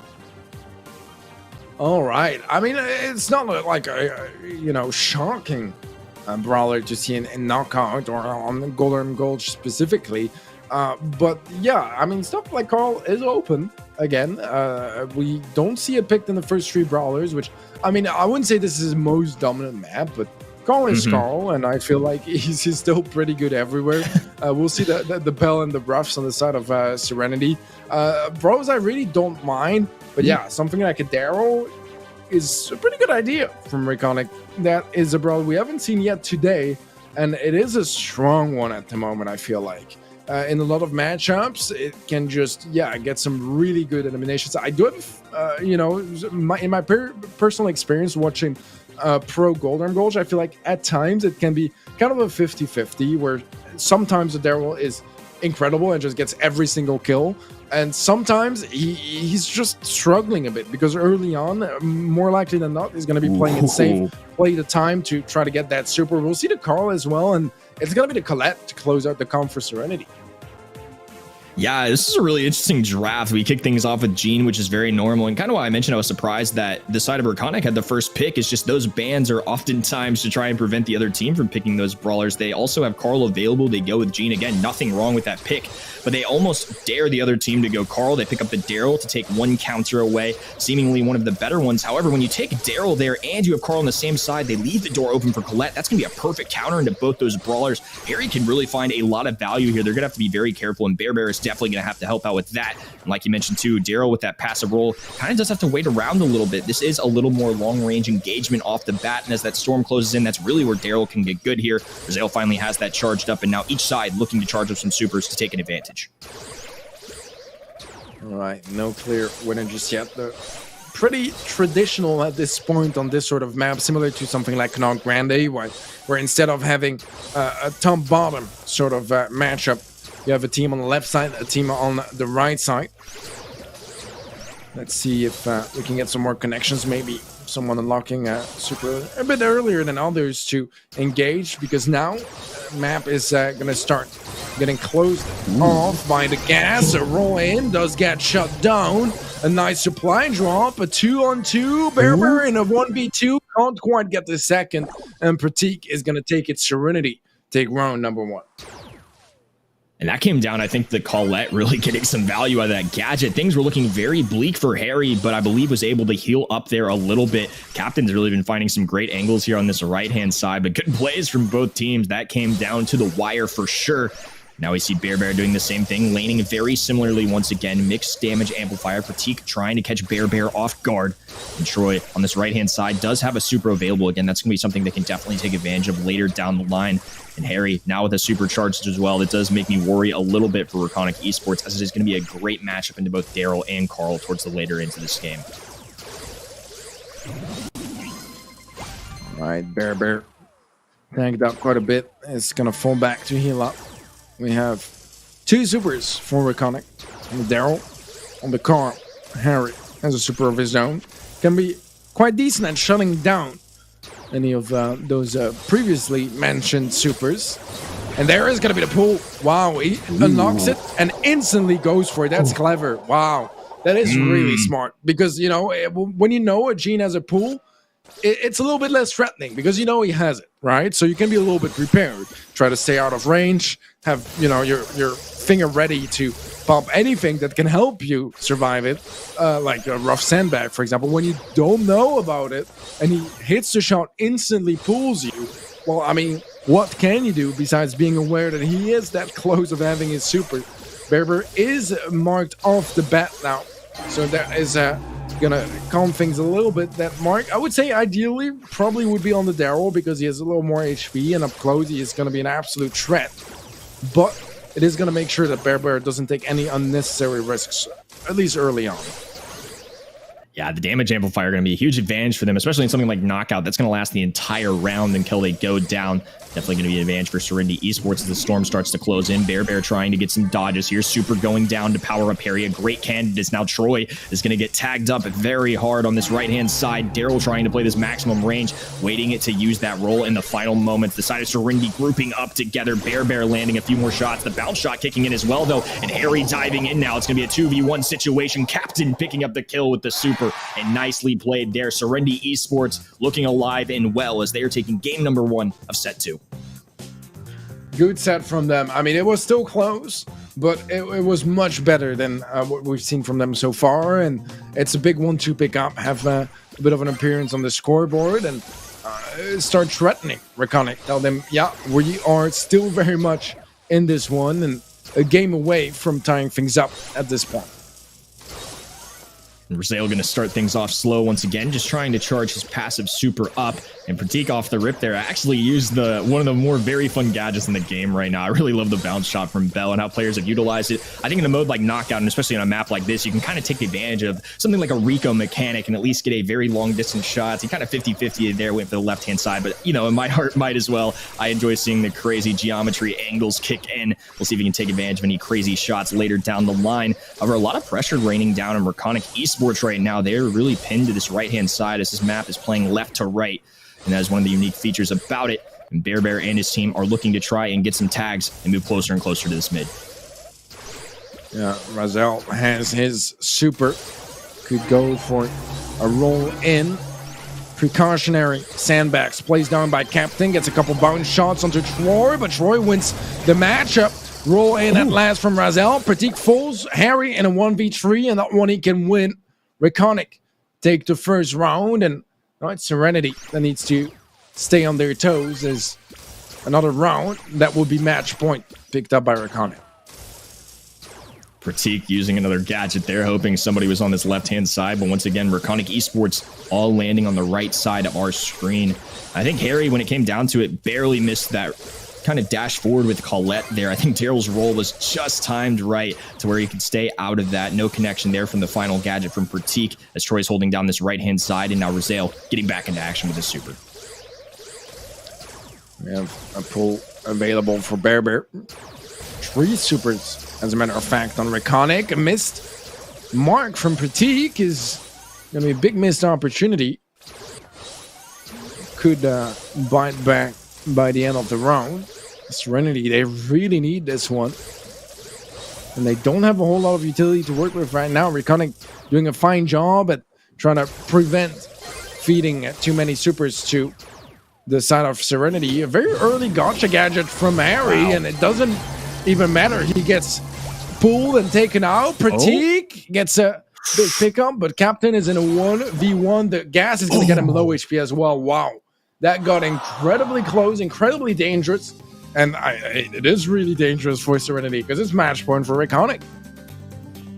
Yeah, it came dangerously close, like you mentioned. The gas just came up a little bit too soon. It crept up on him. He had one sandbag that was still left, had a really good opportunity. Obviously, the Gene shot can be a little bit easier to hit right there since it fans out so nicely. But overall, a really good effort from Captain, nearly getting away with that one. And Reconic Esports 1 game away from moving it forward. And they're going to all be hunkering down on this right-hand side. It's going to be Troy this time going to the top. They're going to be looking to lane against Colonel Ruffs, which makes a lot of sense to me. They're trying to take advantage of that matchup into the sandbags. That's something Gene cannot shred through, while the Carl pickaxe absolutely can. And right now, it's just Troy kind of shadowing what Captain does. All right. I have the Daryl roll. Could potentially open things up again. We've seen it at times be the reason the round is picked up, at times the reason that Reconic start with the man disadvantage when his teammates are not really able to follow up. Captain tagged up quite heavily, but there's the space and the time to reset. Not going to be the case for much longer as gas is coming in, and suddenly a map without lanes. There's some pretty clear ones. Roll in from Raziel, the double kill as well. Team wipe now for Reconic, and the round picked up a round away from the semifinals for Reconic Esports.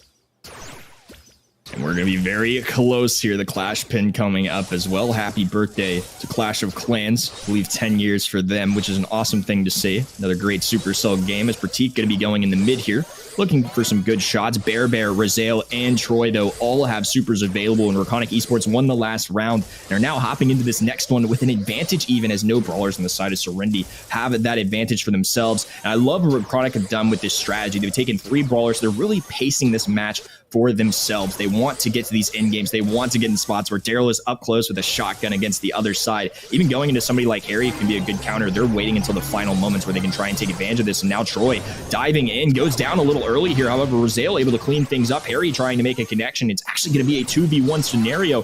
Serinity getting a takedown there, round going their way, and Hope still alive. Yeah, I feel like Reconic kind of didn't need to be in this much of a hurry. They had 3 supers, none for Serinity. I feel like playing it safe for endgame would have been the way to go, but they had another plan, I guess. Troy marked up now. Not gonna be feeling nearly as safe anymore. Razel has a super, so does Troy, but they gotta be careful with how they utilize that. Razel just hanging around. A little bit of a late start for him as now he's joining in on the action. Bear looking to try and get some tags in here. This map being opened up on the left-hand side will help them out. Bounce shot going through, trying to find a crafty angle. Unfortunately, not getting in connections there. Reconic now going to be pacing this one a lot slower. Razel charges up that super, and I like what you said. It's been something that's worked for them the entire duration of this set. They should play for the end game. It's worked a lot for them before, and I like to see that they're slowing down the pace a little bit, trying to get a little more control as the zone closes in.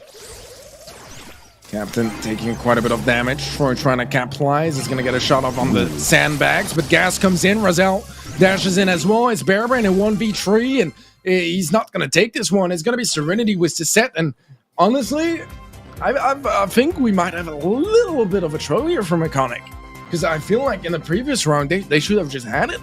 They were in, it seems like, in a bit of a rush and played way too aggressive.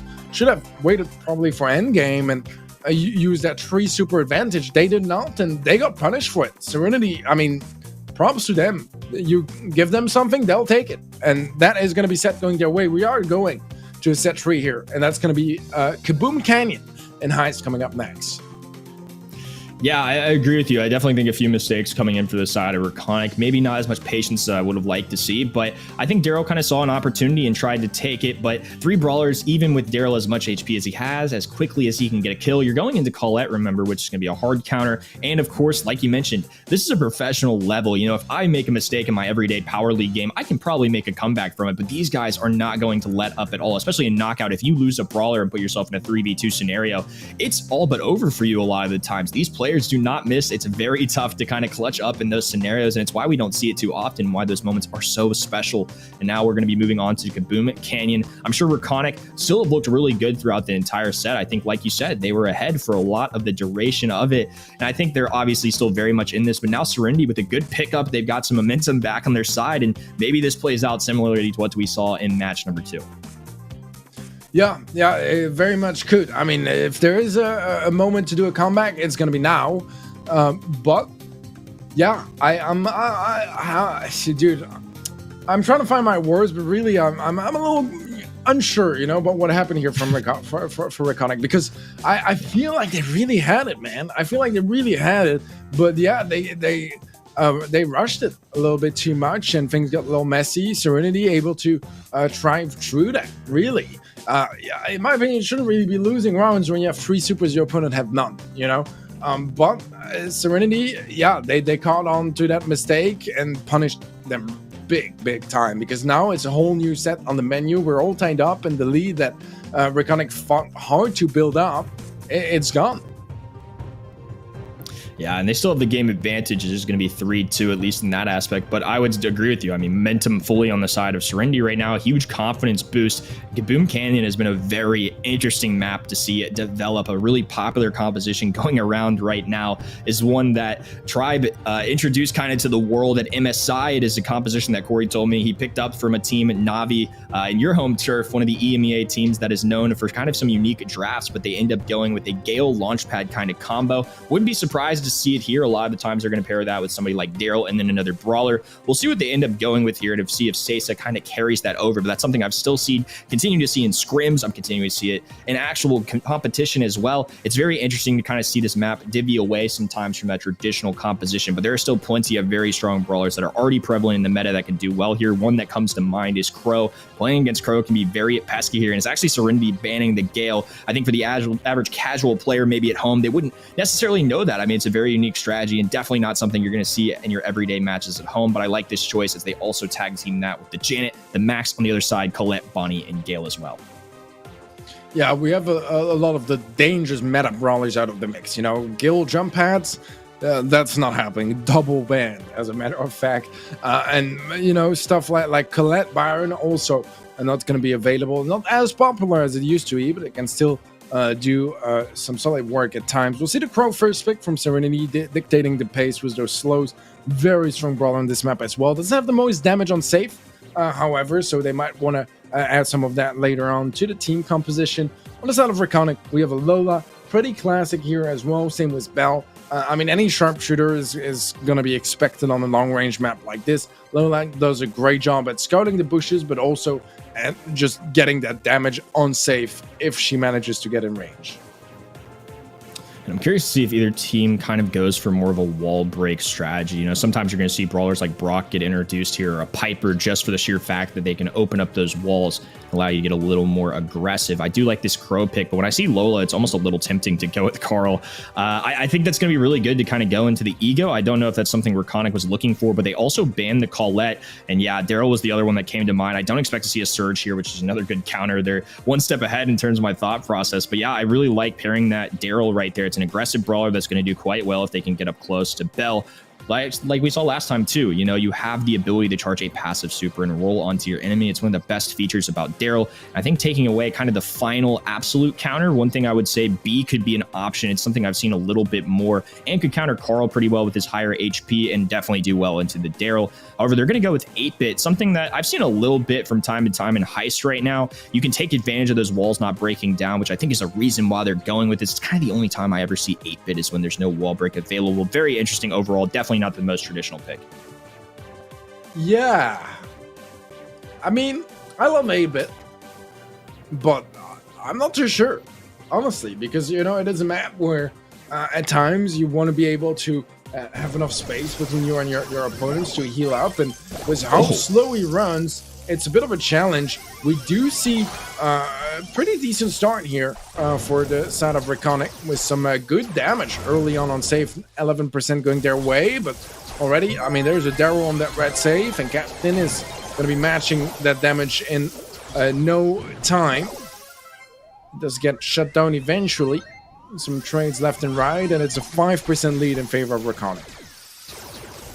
And now Harry has inserted himself in the mid along with Pratik. Troy going to be falling very weak here. Nice pickaxe swings going down as well onto Rizale, who's going to take advantage of these walls. He is a slower brawler as well. It can be really tough to get up the map, but along with that teleport, you know, they probably won't even be using that, to be honest with you. They'll probably actually go for the extra damage here. One unique thing that they're going to do in Heist. Captain now rolling in. Rizale just going to have to slowly insert himself in kind of this mid area. Now going to be dropping this down, knowing they don't have a wall break, can kind of take advantage of the extra speed, the extra damage. I think overall they can make 8-bit work, but again, you got to play it very, very well going into this comp. 3 very strong brawlers for Serinity as Harry picks up another kill. All right, Pratik connecting a couple shots on players. It's still 5% in it. Captain was the roll onto the Bell, a 1-for-1 trade, but Pratik makes it a 2-for-1, gets a couple of shots off. The lead for Serinity now as well, but there's still plenty of time to turn it around, and it's only 12%, giving the advantage to Serinity right now. Finally, a damage booster brought into the mix. Captain is still being an annoyance to deal with. Eventually, they should be able to shut them down with both the mark and the damage booster. They will do just that. Pratik is next in line, and with 15 seconds left. Although Serinity have the lead, Reconic, they have a bit more control. They could try to close it out here, but they do lose a player, and that's going to be capital, because now I don't think they can get there in time. And the shots don't quite connect from there. That's going to be heartbreaking for them, especially since it's not any round they're giving away. It's match point now for Serinity. I mean, just within striking distance. That's one of the reasons I think they're going to go with the 8-bit. And I think they may have actually been able to at least tie it up or bring it incredibly close. Pratik utilizing that gadget, going to get to the mid early for some control, and Rizale going to play this patiently.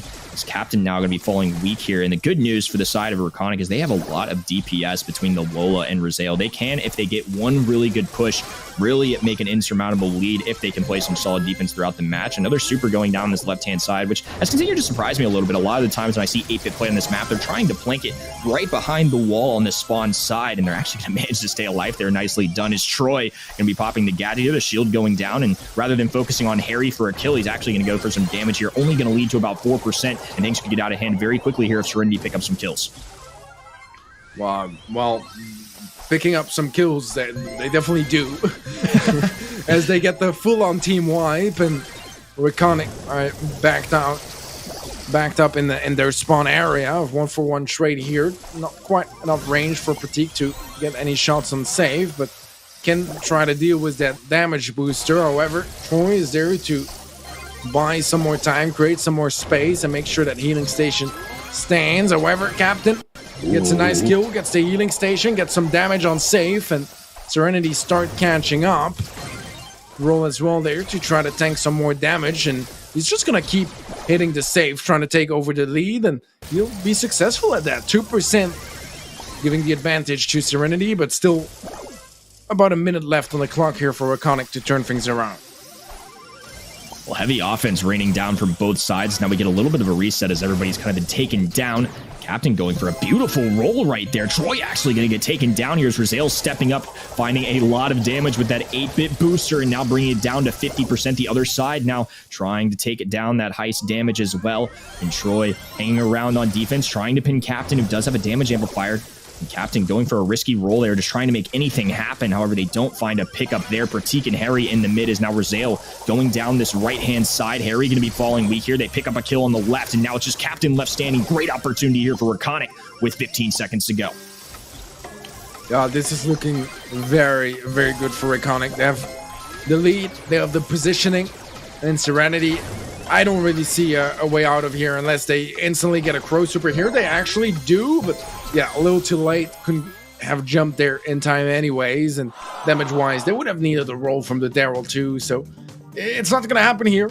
But what is going to happen is double match point. One game here to decide who goes to the semifinals between those two teams. It's been close, but is it going to be Serinity? Is it going to be Reconic? One game to decide it all. And a big one at that. A lot of high stakes here as it's going to come down to our final game. Rizal in the mid. Pratik falling very weak, though. Needs to be careful. And Lola picking up a good tag right there. The remaining one that they needed. Harry now on this right-hand side. Captain rolling on forward. Picks up a kill under Rizal. And now diving in onto that high save for whatever damage he can get. Only 2,400. It is a very pivotal that they make those gadgets count, especially if you're going to go all in for an offensive effort. Only leading to 6%. I feel like they could have gotten more. And now Serinity going to be continuing to play some offenses. Reconic are just looking for any opportunity to push forward on the map. Oh, Harry gets absolutely beamed down. Pratik does manage to get a trade by taking out Troy on the left-hand side. Rizal with a damage booster gets a follow-up kill as well. Damage booster not going to last for very long. Reconic, they're still struggling to retake the mid area. Yeah, and unfortunately had to kind of throw it down right on his body. Didn't really have the time to line up the shot and get an advantage by placing it against that wall where Pratik might have not had as easy of an angle. And look at all the damage coming in now from Captain. A shotgun brawler going to do so well onto that high safe. And even though Reconic have picked up kills from time to time, they're kind of cycling really well on the side of Serinity. This is the first time we've kind of seen some action. Reconic now moving into the mid. Harry diving in, though, trying to halt that offensive effort. Captain getting tagged once again by a damage amplifier. Troy, if they can get him or 8-bit there, will do a lot of damage. But the offense raining in from Serinity, they're now going to pick up a double kill on the left-hand side. Bear left all alone and only at 97% right now as they get the team wipe. Great effort here from Serinity to hold this lead. Captain rolling in once more, though, and that's going to be extending the lead a little bit further. About 35% now in favor of Serinity. And Reconic, I mean, they're feeling the pressure. They have some better positioning now as well, but Bear is still quite low, and I think he believes there's someone in the mid bush, which he should realize now, seeing all three players on the bottom side of the map, that that's not quite the case. And from the looks of it, Reconic, they're starting to build up some good control, are going to get some damage down as well, but they need some more here. It's not over quite yet. Damage booster is there, but the damage isn't, and it is going to be Serinity in the end that take it. Reconic are going to be knocked out of the bracket. Serinity moving forwards to the semifinals. There's definitely a big opportunity there at the end for Lolo to really rain down. I mean, one of the highest DPS brawlers you can get, along with 8-bit And Brazil with a great effort here today. I'm sure a little bit of disappointment as that one was a very intense match the whole way through. And as we mentioned before, I think they had a real opportunity in set number 2. They played a very competitive set number 3. GGs to both sides. This time around, though, it is going to be Serinity moving forward. Yeah, certainly so. I mean, they look really, really good here. It was a bit of a comeback overall. I don't know if maybe my sound cut out for a second. I had some mic issues for a second. But I mean, yeah, Reconic, I feel like they could have had it in set 2, really. They had a really, really good situation going for them, but Serinity did not give up. They spotted some mistakes, were able to abuse that, and I think that was some of the momentum that they built up from there. In the heist, I mean, they were just a better team in heist. They really were. I think 8-bit was a very creative pick. I think it's a fun one too, because you can mitigate some of the slowness with the movement speed gear.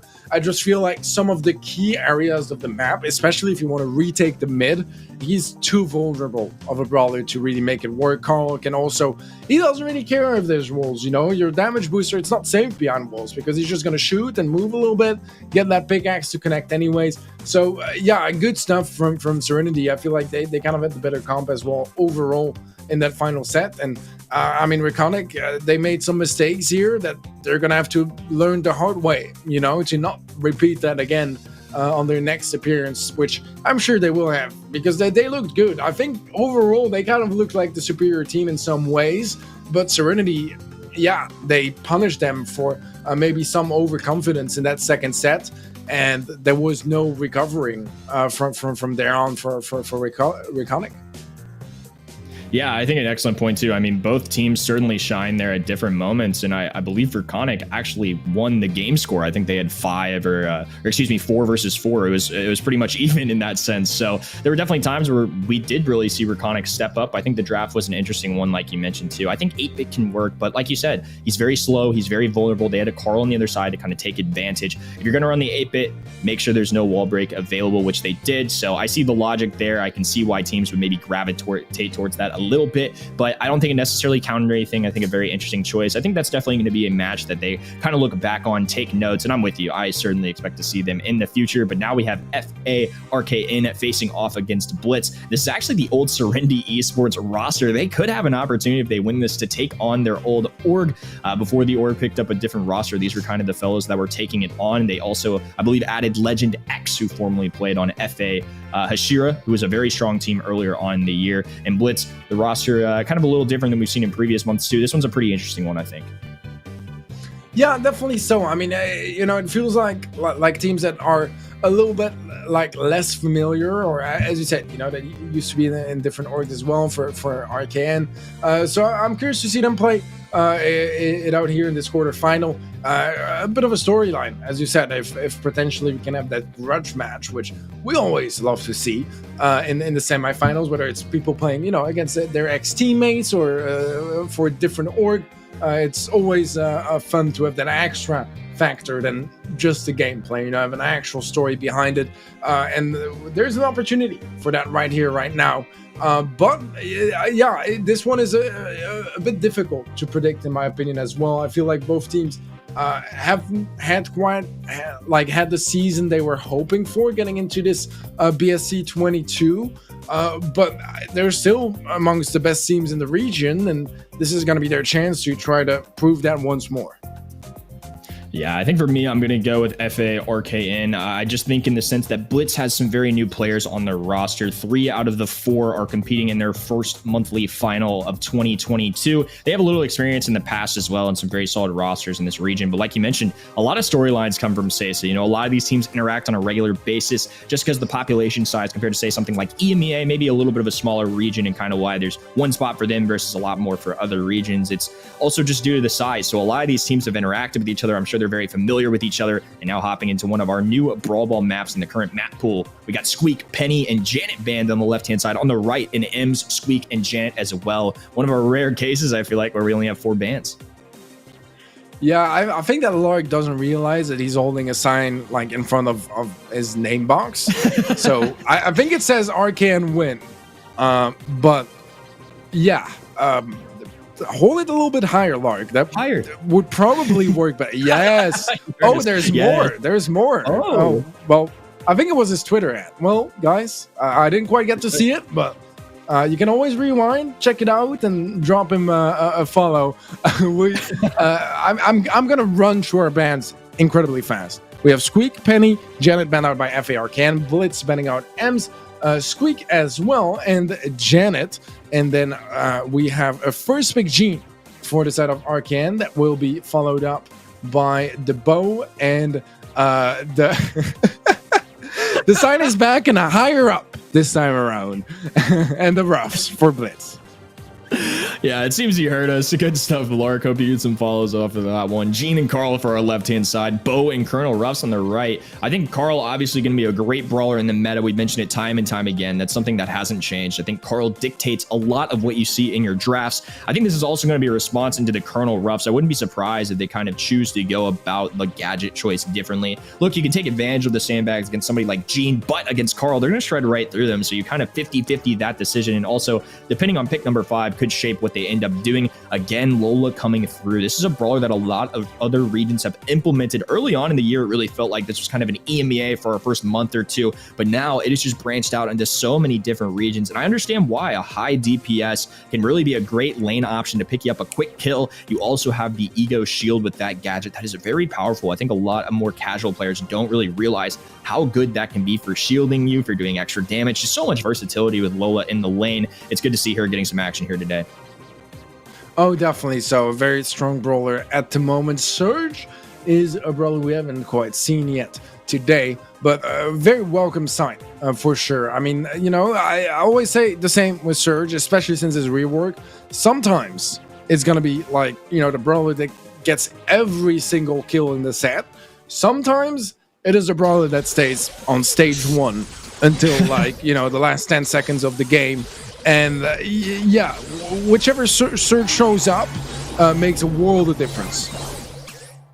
Yeah, my home region of NA, I really feel like Surge has shown up a lot more in the band stages and things like that. I love you called that out, though. I feel very similarly. It's a risky pick, right? If you don't manage to charge up your super and take advantage of that, it's going to be tough. But thankfully for WildWiz, he's going to go ahead and get to that stage 2 very early on. They now open up this map a little bit too, raining down some shots on the Legend X. Good start here for them, as this ball has not moved at all. However, both sides really interacting pretty heavily. It's been a lot of aggression so far, as Coup Decay trying to keep in range with Bo on this right-hand side, while Legend X and Lark hang around the mid. Bowmine's going down. Actually, a stun on the Lark here. WildWiz able to take advantage. Legend X does have a pull. However, offense now generated for Blitz. All right, a chance here maybe to create a little bit more space, take some control. What we do know is that Surge is not going to be stuck on tier 1, which is already great news for Blitz, already on tier 3 now, so looking pretty good so far. That extra range can go a long way. It does get tanked up quite heavily. There's a stage in the process here, but nice aggressive pick, and Legend gets taken out. Okay, trying to create a bit of space on the left-hand side, prevent a big push from Blitz following up to that frag, but it seems like it was working until now. K is low HP himself, going for the pass forward. A bit of a stalemate, but the Bowmine to take care of K. Well, Legend X going to take care of that, though. A good pull coming in there. Phoenix going to be falling very weak. Now Quiet Lemon going to be throwing down those mines, trying to get some extra wall break. And as this map's opened up, it's completely changed the interactions here. As Surge, somebody that can take advantage of kind of those skinny left and right-hand lanes. He's going to be popping this gadget to get himself to a tier 3. We'll now have a super available as well, which can be very valuable going to somebody like Lark. Really prevents Lark from diving in with either a gadget or a super of his own. He can really halt those very quickly as well. And 15 seconds to go. Both sides are looking to take advantage and find a kill here, as these walls are going to come down very soon. Oh, nice pickup from WildWiz onto K. Legend is next to fall. A 3v1 here. Lark going to try his best to defend that one, but it's going to be a little bit too much to ask for, and it will be Blitz that take the first game of the match. Well played them too. I think overall a lot of back and forth there, but when it counted the most, they grabbed a great pickup at the end there. Really paved the way for them to kind of get that very open goal there. Very tough to play goalie when there's no walls to help you out in Brawl Ball. on this left-hand side. The sandbags are going to go down. They elected to choose that one, even though Lark is on the map. Wildwiz, once again, getting some good charge off his super. However, Bo's going to be left at the top all by themselves. If they have enough HP, they could find this here. Dash forward from Lark, and low HP for Quiet Lemon. A mistiming there. Wildwiz might be able to pick up this kill, but not quite enough. Lark, nicely done there, taking advantage of a little bit of a misstep as Quiet Lemon was left all alone at very low HP on the top right. Yeah, good positioning from him, able to almost single-handedly secure that goal for RKN. A good moment to pop off before BLITZ start running away with this one. Sandbags dealt with, so is K's ego. And Wildwiz again, like he has his fourth stage available to him. Like he's been so impactful on the surge. And I mean, they're a goal behind here, but a nice pickup. Maybe a pass coming through as well. That's going to be the goal. I mean, I was just talking about how impactful he's been, but that opening and follow-up goal was just magnificent from his end. So great stuff. Wildwiz popping off on the surge so far. I mean, absolutely insane plays. They're picking up several kills to pave the way for a goal. Now Wildwiz popping the gadget as well. Going to be finding some tags on the Lark and really demonstrating why that can be a very difficult matchup for Carl. Quiet Lemon trekking down this right-hand side. Legend actually has a super available. Does he find the angle? Yes, he does! Legend X! The misstep there, and they're going to actually get a goal after that incredible play. A stone-faced killer right there. Oh my goodness. Good plays there, as now it is going to be 1-1 in the set. We're going to be dragging this on to a game number 3. An absolute display there in game number 2 from both teams. I mean, 2 goals, both coming from some placement mistakes from BLITZ that RKN were just sharp to punish. Let's see how it goes this time around, as we have a 2-on-1. But yeah, he's not quite going to commit with Legend spawning back. Has his lamp blowout as well in case it gets a little too close range. Legend though, very low HP, still standing for now as Wildwiz misses a shot, but Quiet Lemon gets to follow up. Pass is going to be connecting to Wildwiz as well, but he's low HP as well, can't quite tank through Lark. And things are going to slow down just a little bit, but control still very much in favor of BLITZ.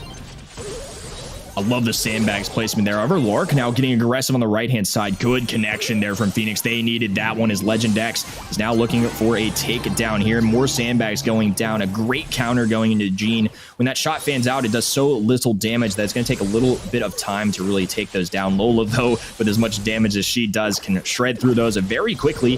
Phoenix now picking up this ball on the right-hand side. Wildwiz, a big player that we've been able to watch all throughout this set, been popping off from time to time. Now has a super on his side as well, diving in on the Lark as well, the jump and the 360. A good takedown there as Quiet Lemon continuing to play some defense. Wildwiz is very low HP here. A missed pull there from Legend X. Coup to K falling weak as well. And a successful defense there from BLITZ as now they're the ones on offense.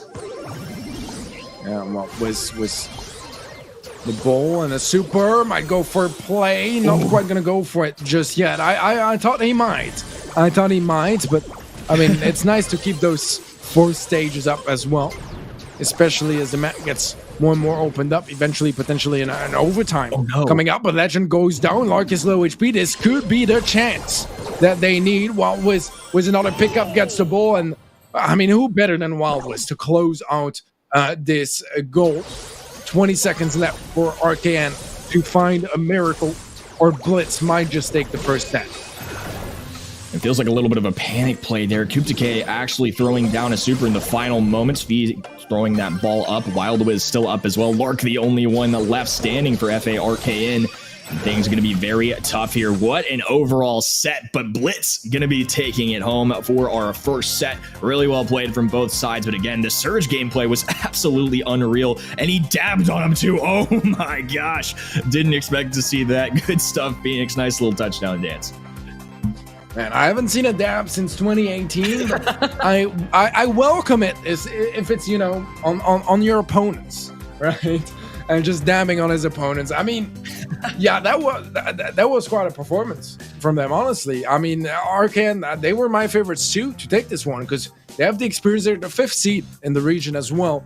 BLITZ, as you said, you know, kind of newcomers for the most part, and a lot of freshness in that roster that paid off in his opening set. Now, Hotso could very much be a different story, but Arcane, I can guarantee they will still be traumatized by that surge from Wild Wiz. He played that set phenomenally.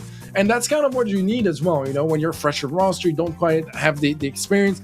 You got some, I don't say lucky goals, but goals where Arcane kind of like made big placement mistakes, and props to Blitz for, Blitz made some placement mistakes, and props to Arcane for spotting those, but those mistakes shouldn't really be happening from Blitz in the first place.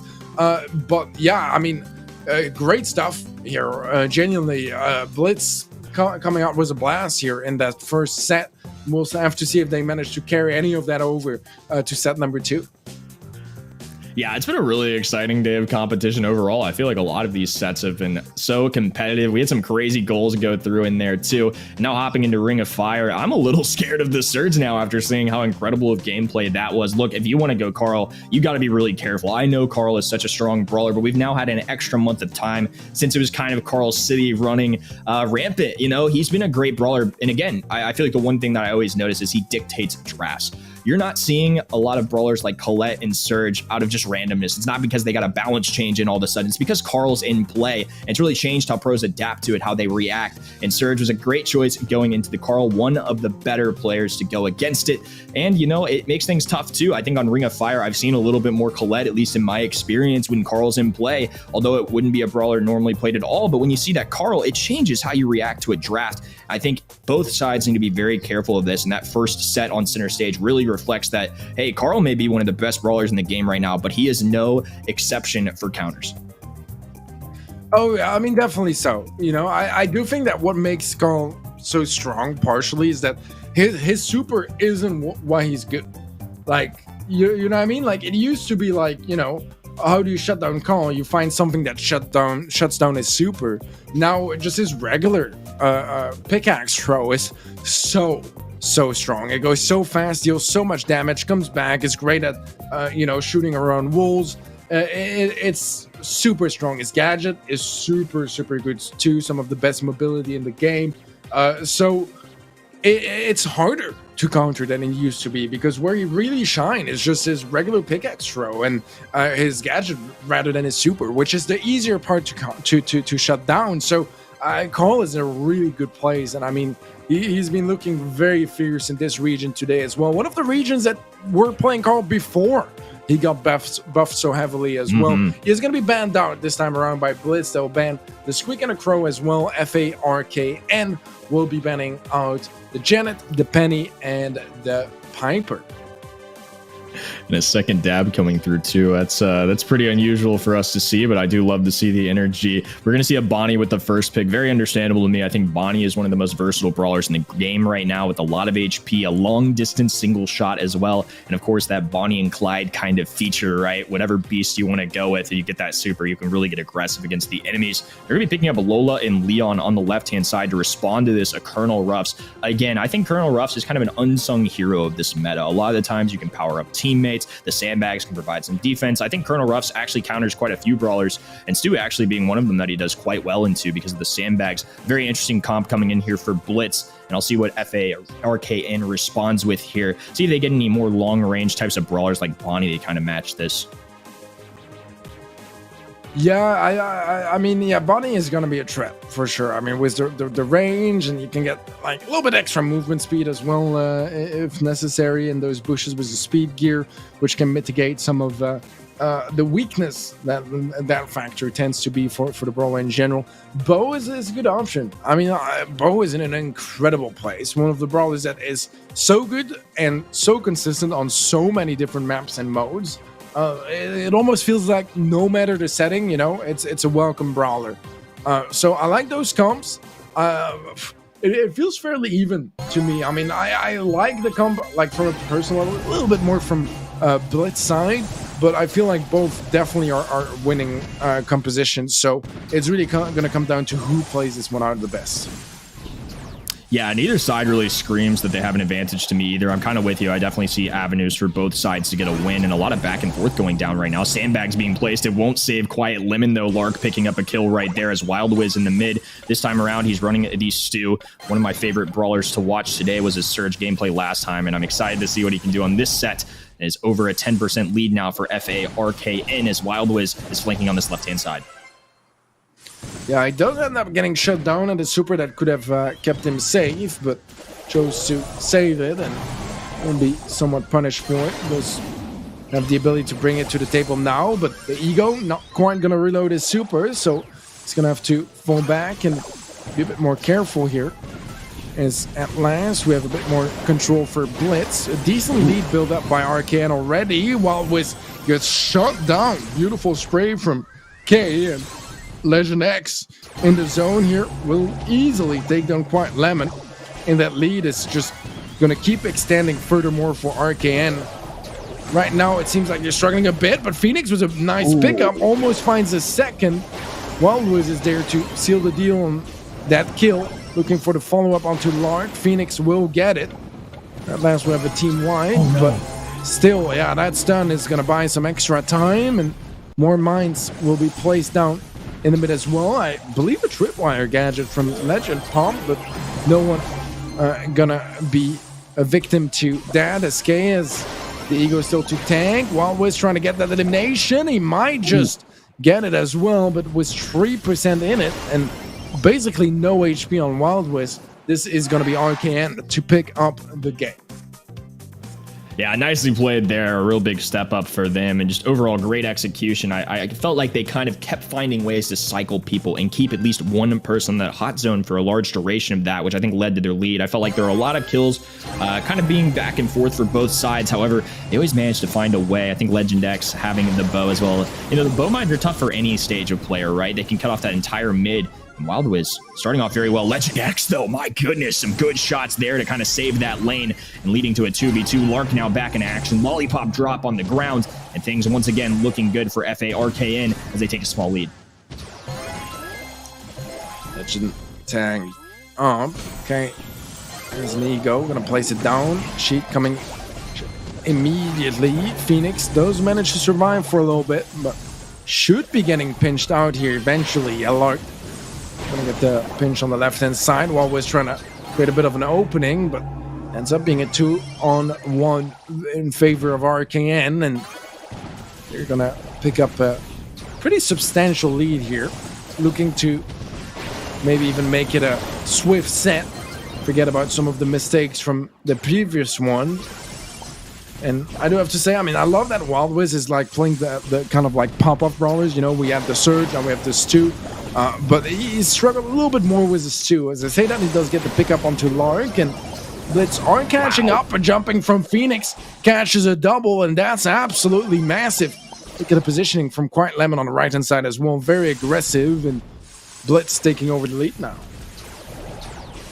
Yeah, and Wild Wiz has been a much bigger factor, I think, in game number 2. Goes down there. Bonnie now going to be out in the more open form, changing back into the cannon. Coup Decay going to be trying to dish out as much damage as possible. Quiet Lemon with a pinch there. Sandbags going down. Lark still looking for this kill. Finally finds on the right-hand side. Phoenix and Wild Wiz cleaning up on the left.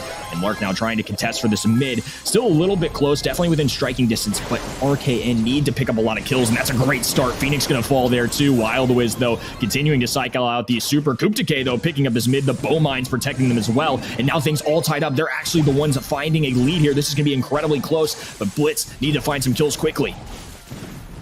Yeah, there's only a couple percentages in it.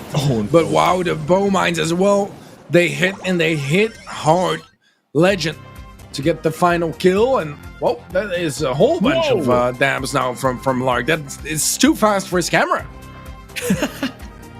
Incredible stuff. I mean, it really does feel like a throwback in time. Both teams with a good touchdown celebration. Lark being very animated, which I love to see. You saw the smile on his face. This time around, though, Phoenix focused on the game. They're going to be looking to move forward here and try and take home set number 3. Again, a very competitive matchup here. This has been the story all day long in SESA. Outside of our first match, I mean, every one of these have come down to the wire, it feels like. Games for both sides, very even, a lot of competition. That one really felt like RKN a lot more on game number 1, but game 2, BLITZ still took a really good stab at it, made things close. I don't think any big mishaps with the draft so far. As we walk towards Canal Grande, I anticipate this one will also be very close.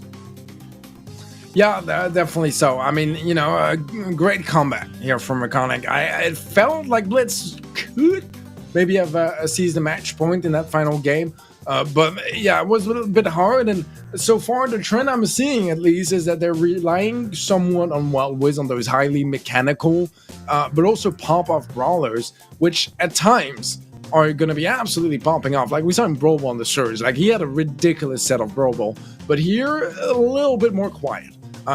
Getting some good impact kills at times, but more often than not ending up folding his lane. And yeah, we saw the result. BLITZ, they take that set in Canal Grande. I don't know if they might change their plans, or if this is, you know, the sort of strategy we're going to see again, where they somewhat rely on him to provide some of the heavy damage and some of those big kills. But if they do, he needs to step up again and, you know, show us exactly what he did in Brawl.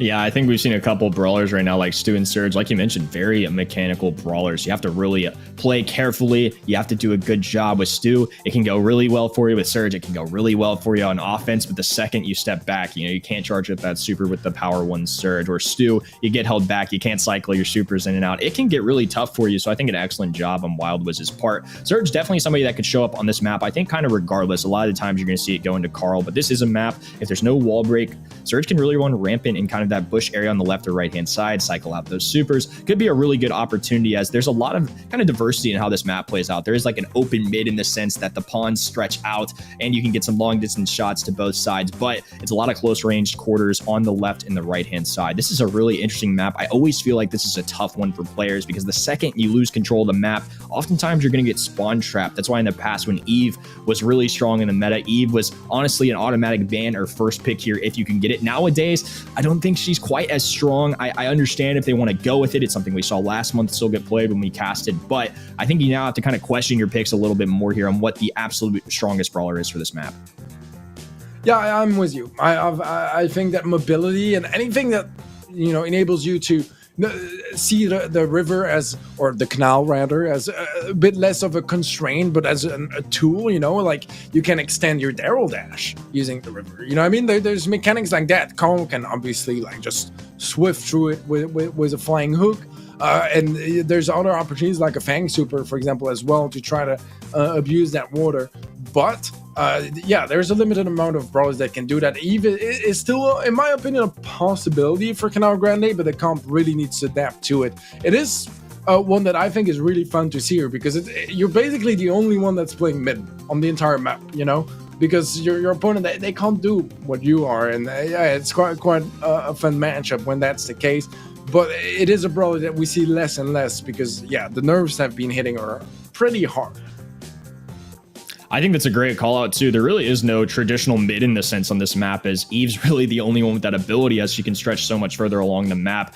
For all the fans of the Snapdragon Pro Series and people have been following that, Professor F. Dot, one of our good co-casters, actually broke down this map a little bit, and one of the things he brought up was that how this plays out from left to right a lot of the time. It's something you see on a lot of the knockout maps too, but I think it's a great point. I mean, this does play out very differently than a lot of these other maps. You know, Shooting Star, there's a left, a right, and a mid. With this map, you really got to pick your spots. Do you send 2 on one side? Do you all hunker down on the same lane? You know, there's a lot of choices here, and like you mentioned too, teams can take advantage of those long range dashes, rolls, whatever it may be, to kind of get across the now gap in the boat, but what used to be a pond there, in order to take advantage. This is always such a interesting map to see go down. I always love seeing the creativity we get in these drafts. Yeah, definitely so. Definitely so. I mean, it's always one of the most fun regions to cover, just solely based on their brawler picks. It was before draft. It still is during draft. A lot of different brawlers that they bring to the mix. Brawlers that, you know, like they were the only ones that were playing Carl until he got buffed up. And now that he is, I mean, it's obviously, you know, a brawler that is going to be incredibly popular in this region. And I feel like this map is also not going to escape that. More likely not going to be banned, and indeed FA Arcane banning it out despite having first pick, actually. So interesting there, Janet. And Surge will be banned out by Arcane as well. BLITZ will be removing Penny, Janet, and Squeak from the mix. We have our first pick. It's going to be the Gene, brought in by Arcane. Gene's somebody that's just old, reliable in Brawl Stars, right? It's just such a brawler that does well in just about any setting. There's a few brawlers like that have spawners, you know, ones like Eve and Mr. P can do really well into Gene. Those are a couple brawlers that, at least historically on this map, have showed up. Not as much recently in the meta.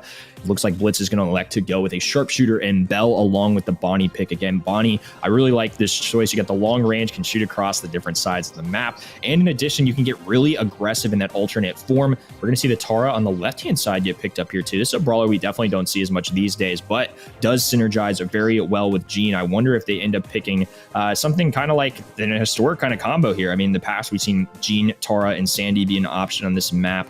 But I would be a little bit surprised to see that. That would definitely be a throwback kind of composition and more for the blind format kind of days rather than the draft.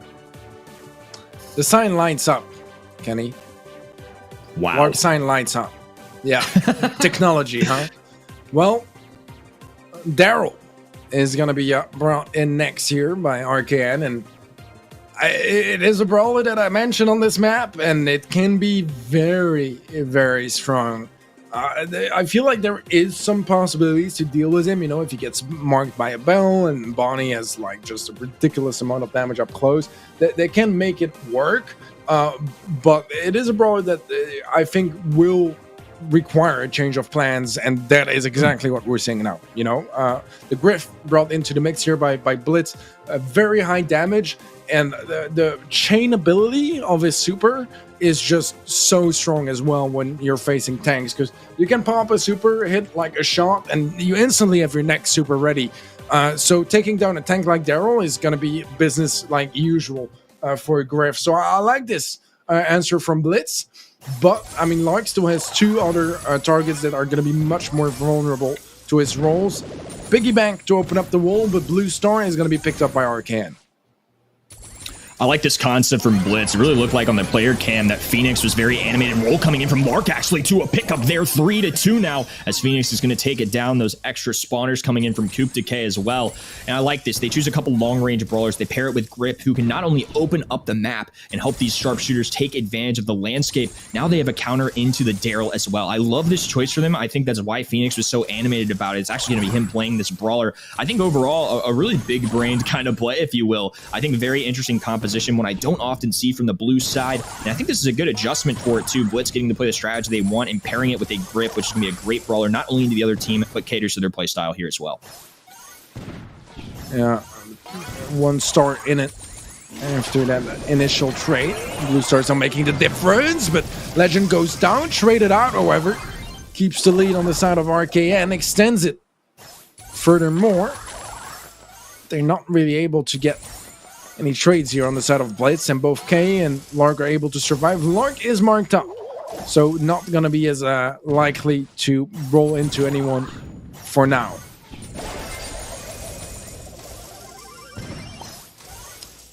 Maybe should have rolled away in this instance, but he did not, and that is going to be another kill for BLITZ. 1 star in it now.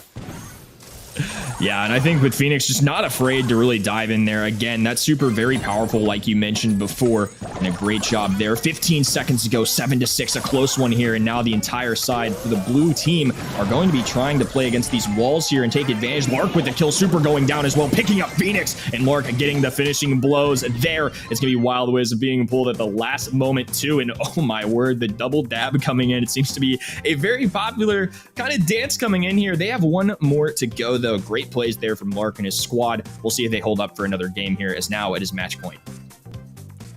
All right, 1 game here separating RKN from the semifinals. Would be facing Serinity in the second semifinal of the day. Phoenix gets taken out early on, and once again, Blue Star and first kill going the way of RKN. A roll in from Lark, and he gets another kill, does get marked up, probably will go down, he will indeed, but I mean, yet another kill there as Quiet Lemon falls to RKN.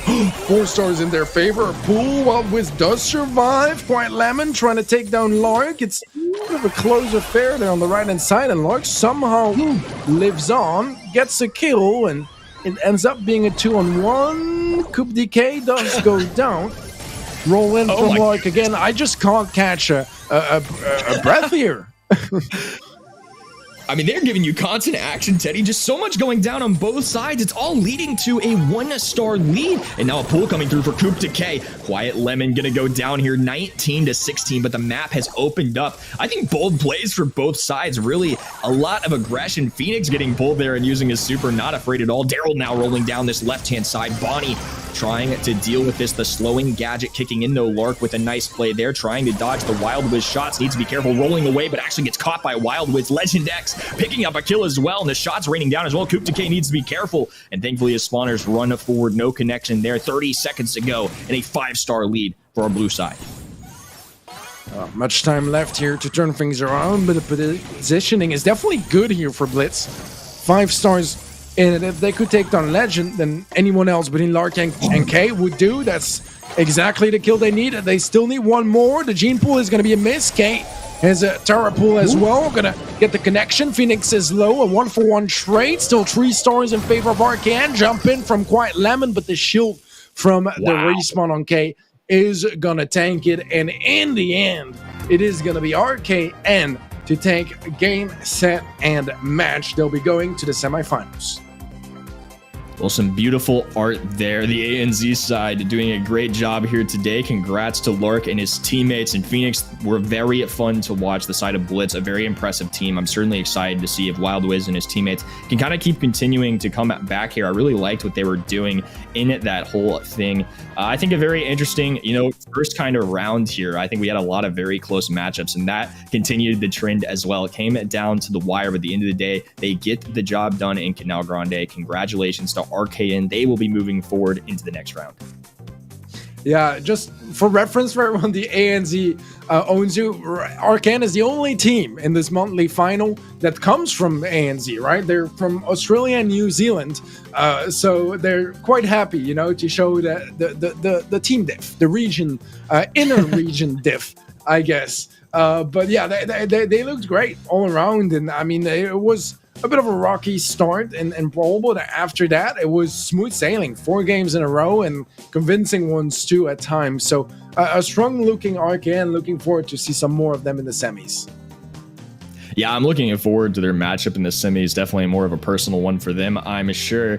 And our bracket's been very interesting today. I mean, just so many good matchups. It started off with set number 1 kind of being a little more interesting. We had Stalwart Esports, the big titans of this region, do so well, but that was another really good set there. I feel like the SESA and ANZ region deserves a lot more credit in terms of how competitive it really is. Look, we've had Stalwart Esports now win every single monthly finals. They haven't watched a match yet, but definitely a good opportunity here as they're going to face off against FA Team Wood later on down the road. When we get to that match, it's going to be a really good one. The 1 and the 2 seed already facing off in the semifinals. Yeah, we got some big matches to come, I mean, Stalwart versus FA Team Wood feels like the finals before the finals. And then we have more with another semifinal, Serinity versus RKN.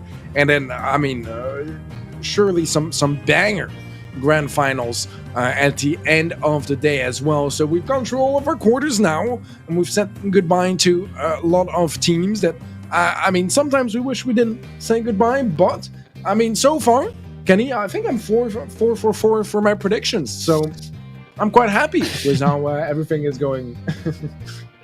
As you should be. You're definitely on track to get that pin. I'm 3 of 4, feeling it pretty good, but we will shortly return for our semifinals matchups. Don't go anywhere as we continue some SESA action here in just a few moments.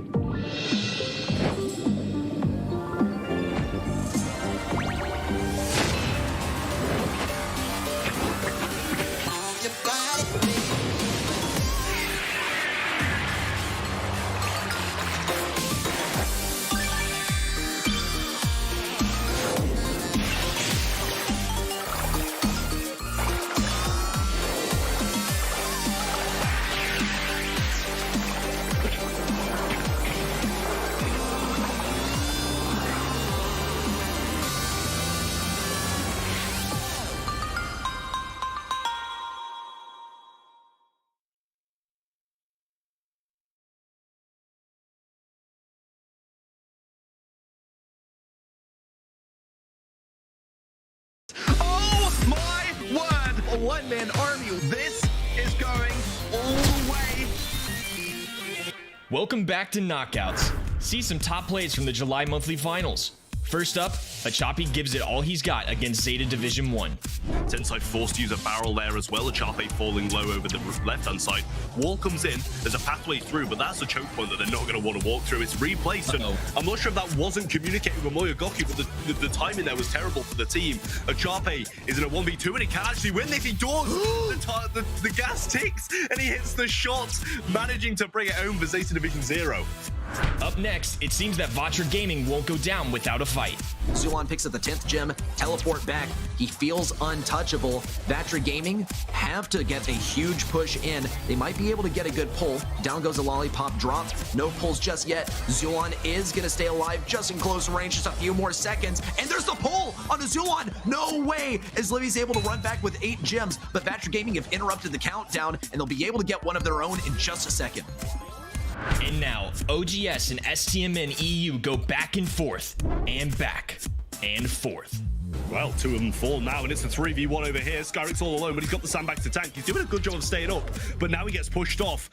And Soy's going to slide to the right side, stop them from pushing on, just allowing Gugu to try and take the lead. Cards come through. He has to jump back, and he survives for now, but it is 5%. There's only 5% in it. Soy Debreza cleans up the right, but now getting a little tick by tick, and they hit the shot as well. Gugu gets that. Level 4 also. Pennysaur is coming in as well. It's even. They can slot on though, and they do take the lead now. STMN have got to do a massive push. 25 seconds left, and it's still going up for OGS. Wow, beautiful stuff from OGS. They do get a kill too, as a matter of fact, on the side of Stamina.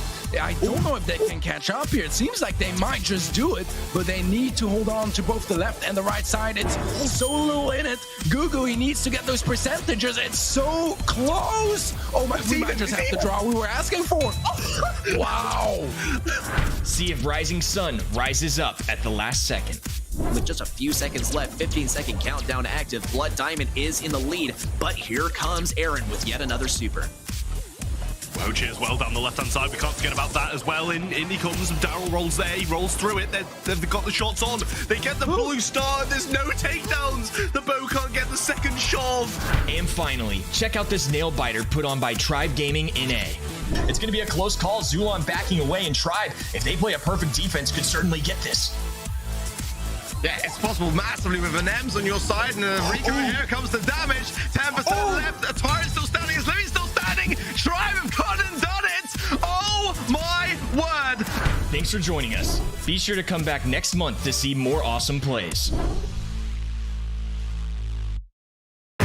People often ask, how can I do become a world championship winner? What must I do to get Abs of Steel and Fist of Fury? The answer? Gimnasio Primo! You will learn to summon strength, summon asteroids, and serve a spicy jalapeno knuckle sandwich to even the strongest of brawlers.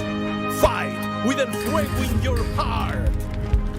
It will not be easy, but as El Primo once said, no pain, no gain, no glory. Gimnasio Primo. It's showtime.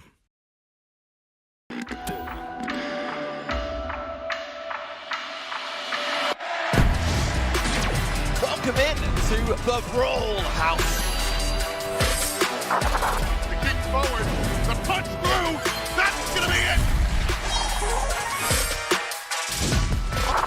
No way this one. We are about to head into the most competitive day in Brawl history, my friend. Are you ready?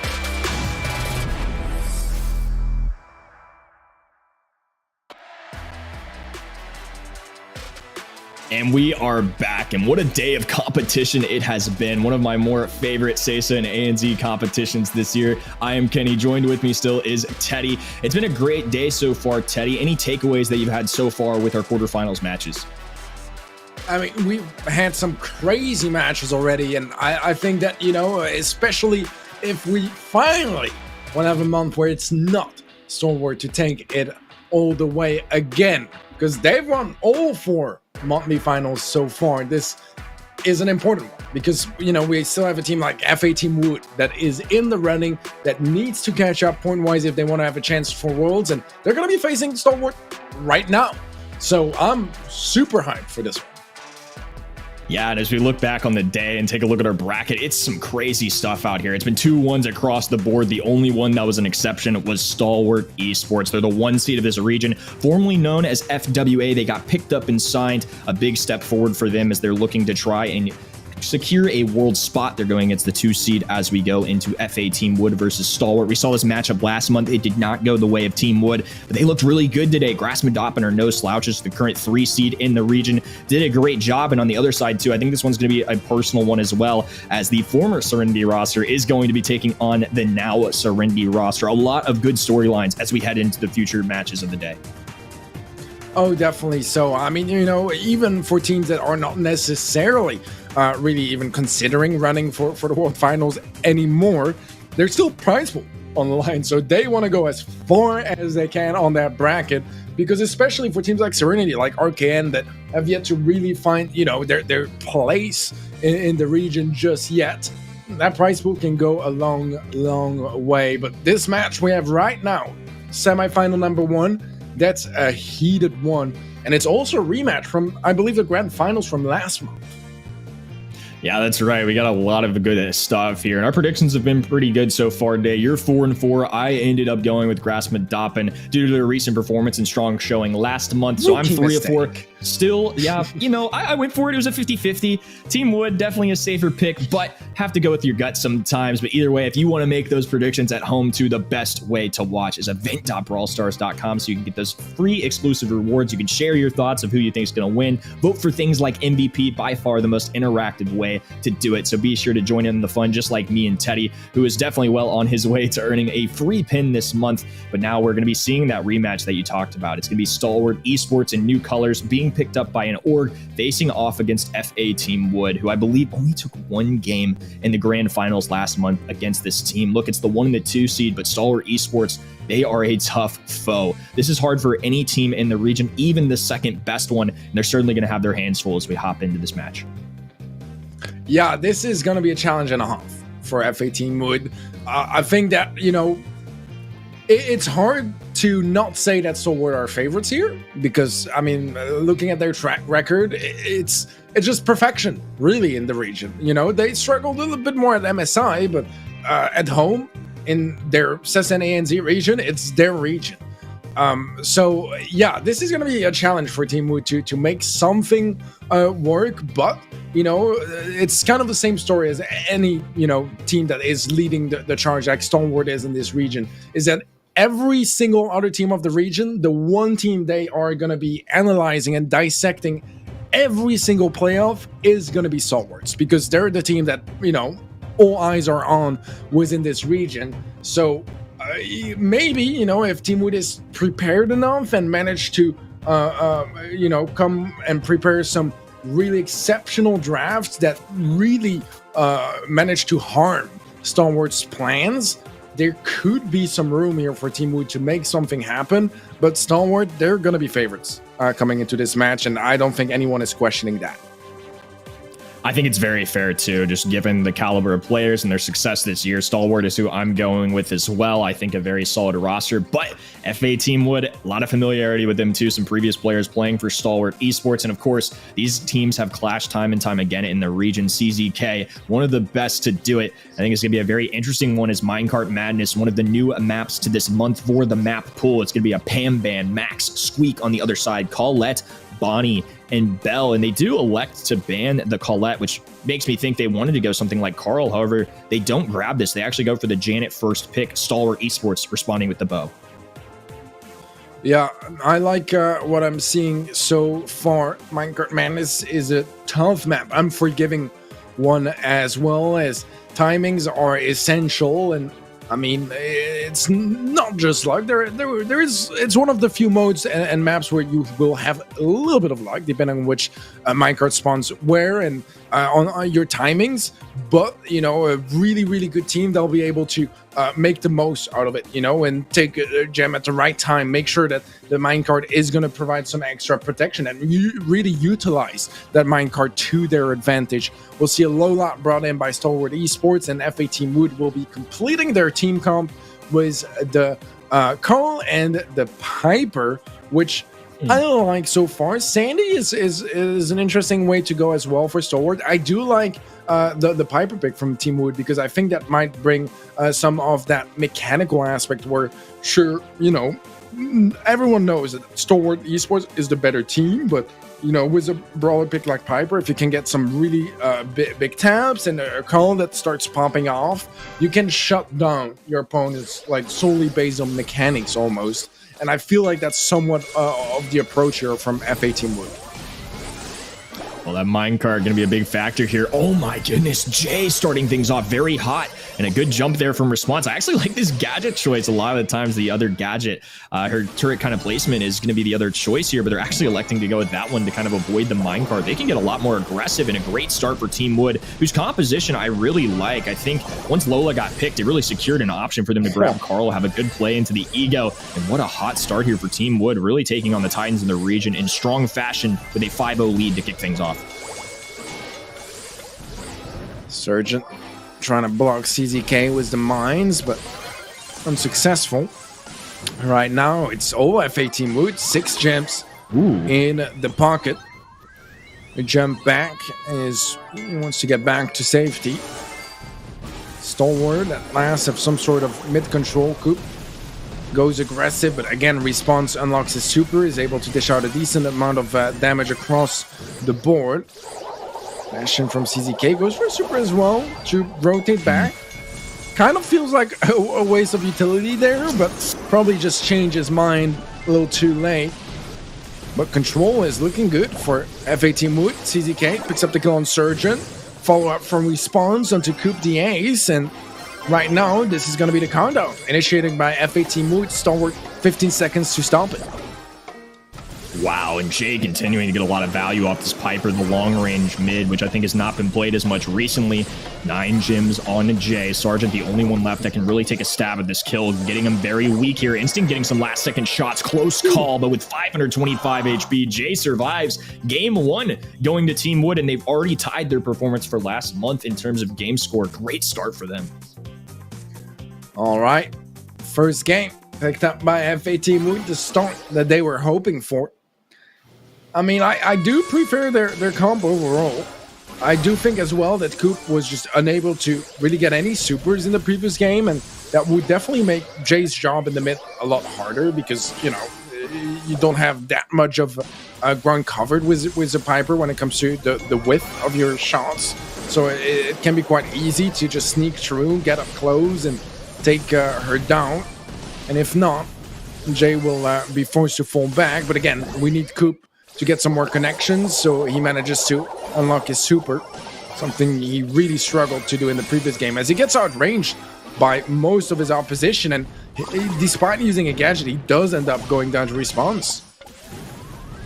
And the more this map opens up too, I think it's going to be even more difficult for Coupe Days running the Sandy. I mean, Sandy had been a great brawler for a long time, but I don't necessarily love it in this matchup when there's so much mobility for the other side. But Coupe Days does manage to find a kill there. 7 gems still on the side of Stalwart Esports. And despite not having nearly the mobility the other side does, they're going to be able to get a kill here too. Coupe Days with a great gadget being popped there. Take down on the other side. His Response now taking to the skies, trying to find some damage here. Immediate response coming in from Coupe Days. An entire team pinch going through the gadget in an attempt to get out of that situation. Jay with nowhere to go. Oh my word. There's going to be so many good kills going down here. Team Wood trying to escape this situation. More mines being placed down, but it's going to be very difficult as Instinct can slowly back it up. Yeah, this is looking amazing for Stalwart, and Response trying to make a play, but not quite gonna happen, and lands on the minecart as well for, you know, safe measure. And that is gonna be the game for Stalwart. And this first set is going to come down to a third and final game. And I really think Team Wood needs to perform here. This is going to be a good advantage they can take if they get set number 1. You got to take advantage, especially when you get first game onto Stalwart. They now tied things up totally fine, but remember the set score is really what's going to matter at the end of the day. If they can take this one here and pop off like they did last time. A good connection there from Jay. That's how game number 1 started, and it paved the road for them to win. Instinct, though, responding very well. Take down onto the right-hand side. Jay still holding down this mid, but the minecart now going to cause a little bit of difficulty as Instinct and Sergeant are going to have to hold back for a moment. Kupte is doing a great job of aggressing on this right-hand side, though. Instinct was a good start down in the mid. 4 gems pick up by him, but Jay is quick to catch up here. 2 to his name now. Positioning is looking better and better. Response going for a bit of a well jump in. Will get shut down. Coop gets the stun. And the sleep will be CZK's demise. As now FA Team Wood caught up gem-wise, but there is a sandstorm that's going to help Stalwart establish some more presence across the map. Response in the 1v1 against Coop gets put to sleep and still manages to pump super with damage gear as well, but is going to opt to play a safe fullback and heal up. Wow, good dodges from Coop to Ace there, too. They continue to have pressure, and now the minecart helping out with their side, too. Good takedown from Response onto Coop to Ace. Instinct now with 9 gems. I feel like Jay has just continued to stay alive. CZK and Response have had some very tough situations. Gadget connecting there, too. Very close to a kill. Response diving away, and once again, gaining a super there. Good tag from Jay as well. Coop to Ace is going to fall. Sergeant going to fall victim to a pincher. They need to be careful, though. Piper jumping away in just the nick of time. However, Stalwart Esports are the one with the gym countdown. And Jay, this time, going to fall to the mines. What a play there. A CZK is their last hope. Yeah, that's going to be a bit too much to ask for him. Stalwart Esports will be taking the first set. A bit of a rocky start with that first game going to FA Team Wood, but if anything, I mean, I don't know what to think about it, because I want to say that, you know, it shows that FA Team Wood are capable of winning those games, and they definitely stand a chance if they can do so a little bit more consistently in the next couple sets.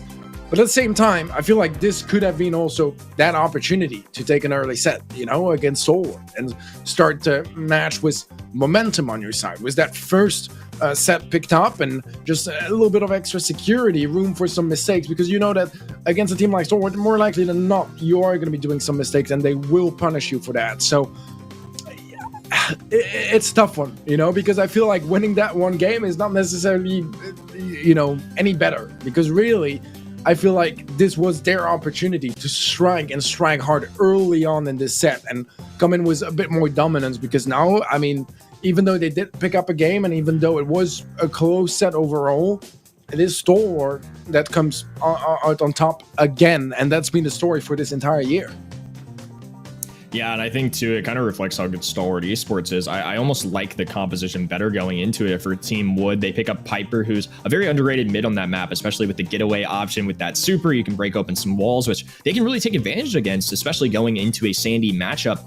And it was still time and time again, Stalwart Esports just continued to pick up some momentum. They grabbed those kills and gave a lot of pressure. I mean, Team Wood did have Carl and Janet on their side, 2 of the best brawlers in the game, along with that Piper. A great combo overall. I think they had some favorable matchups all throughout it.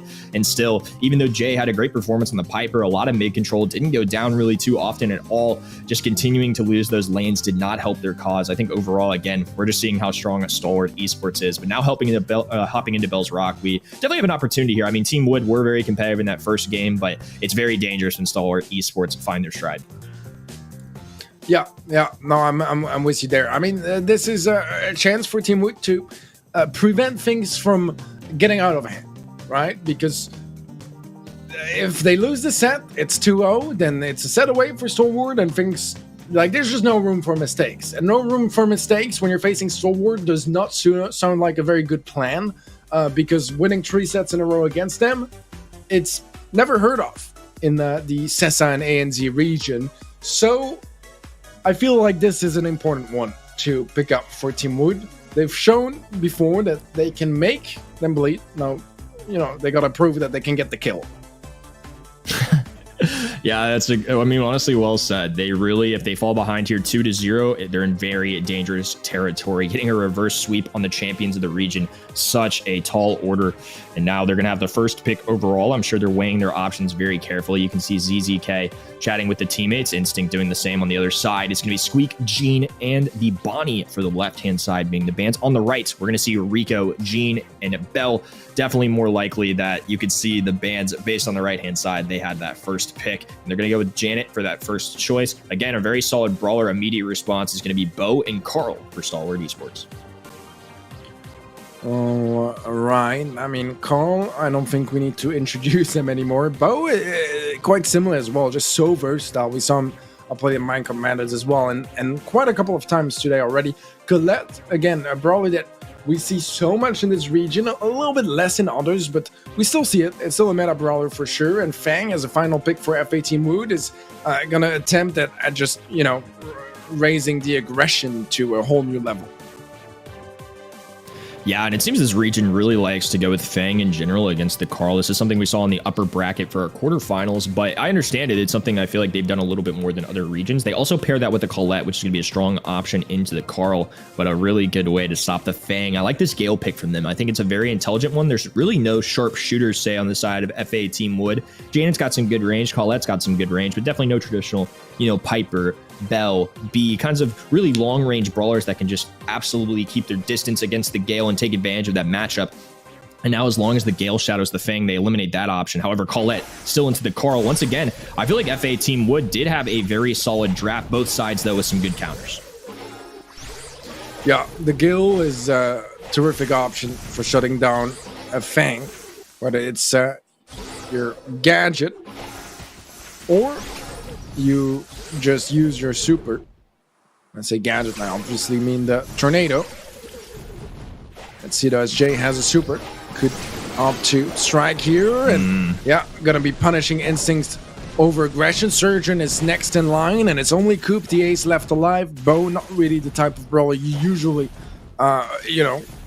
see likely to be winning a 1 versus 3. Now that storm closing into Coupe d'Ace with really no chance there. 3 brawlers lined up from Team Wood. They were taking advantage of Instinct diving in very aggressively. You got to really capitalize on those moments. And even a team like Stalwart Esports, as good as they are, again, professional players on the other side. If you make one slip up, Team Wood will punish you for it as well. Remember, they are the number 2 seed in this region. Response once again in the mid. Instinct battling that. And no matter if he goes mid or right, it's going to be a tough matchup for him. Janet taking on Sergeant on this left-hand side. And a good back and forth going down, as now it's the ones of Stalwart Esports who are being pushed back a little bit. Response looking to get aggressive here.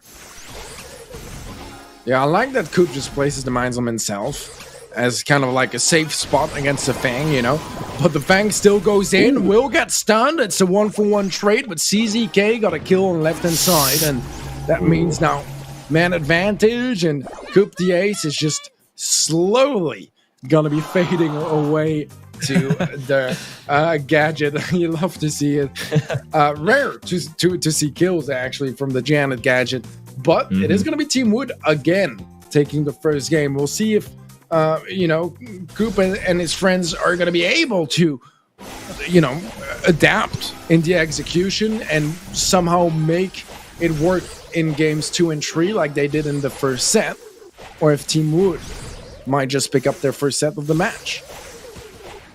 I think it's one of the strongest features of the Stalwart Esports roster. They were down a first game last time, but they adapt really well. Again, it's the same brawlers every single time, but how you play it a little differently each time. Oh my goodness, great dodge there. Response popping the gadget too. Actually going to be able to stay alive due to the gotcha gadget. Another one going down for the Janet here too. Takedown from Jay. And now it's a 2v1 situation, a finishing blow from Response. And now they are 1 round away from taking this set. Team Wood orchestrating a nice comeback here if they can get this round. Yeah, big round here for Team Wood. This is their chance at a set. Response has super, but it's tanked quite low HP to burn through a gadget earlier already, so sure to only use them in the last ditch effort. Response popping gadget now, a spin in from Instinct, but CZK finds a kill onto Surgeon. Instinct just walking around, does get a kill, but CZK wins the right side as well, and that is going to be FA Team Wood was a very, very strong showing in this set. 1-1 in sets now, and I mean, it feels like we really have a match from here on.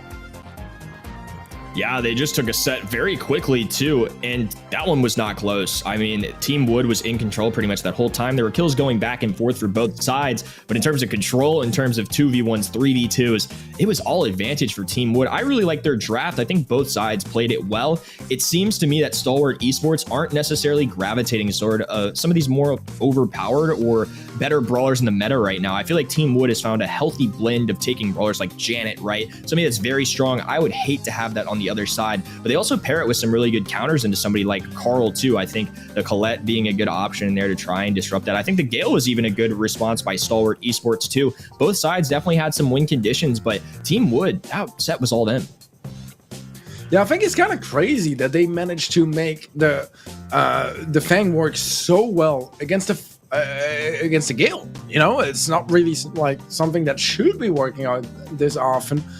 Colette also, I mean, Response was playing her formidably, staying alive pretty much always, like really high survivability. And I mean, the Janet plays from Jay were ridiculous. Really, really good stuff from him on the Janet. So I like what I saw here from Team Wood a lot. And I would have to say, from the two sets we've watched so far, I mean, Team Wood looked better overall. I mean, they've won 3 games, 2 for the side of Stalwart, as they only won the 2 from the first set and none in knockout. But still, I mean, it's a close affair, and Team Wood are not looking far behind, if they even look behind at this point.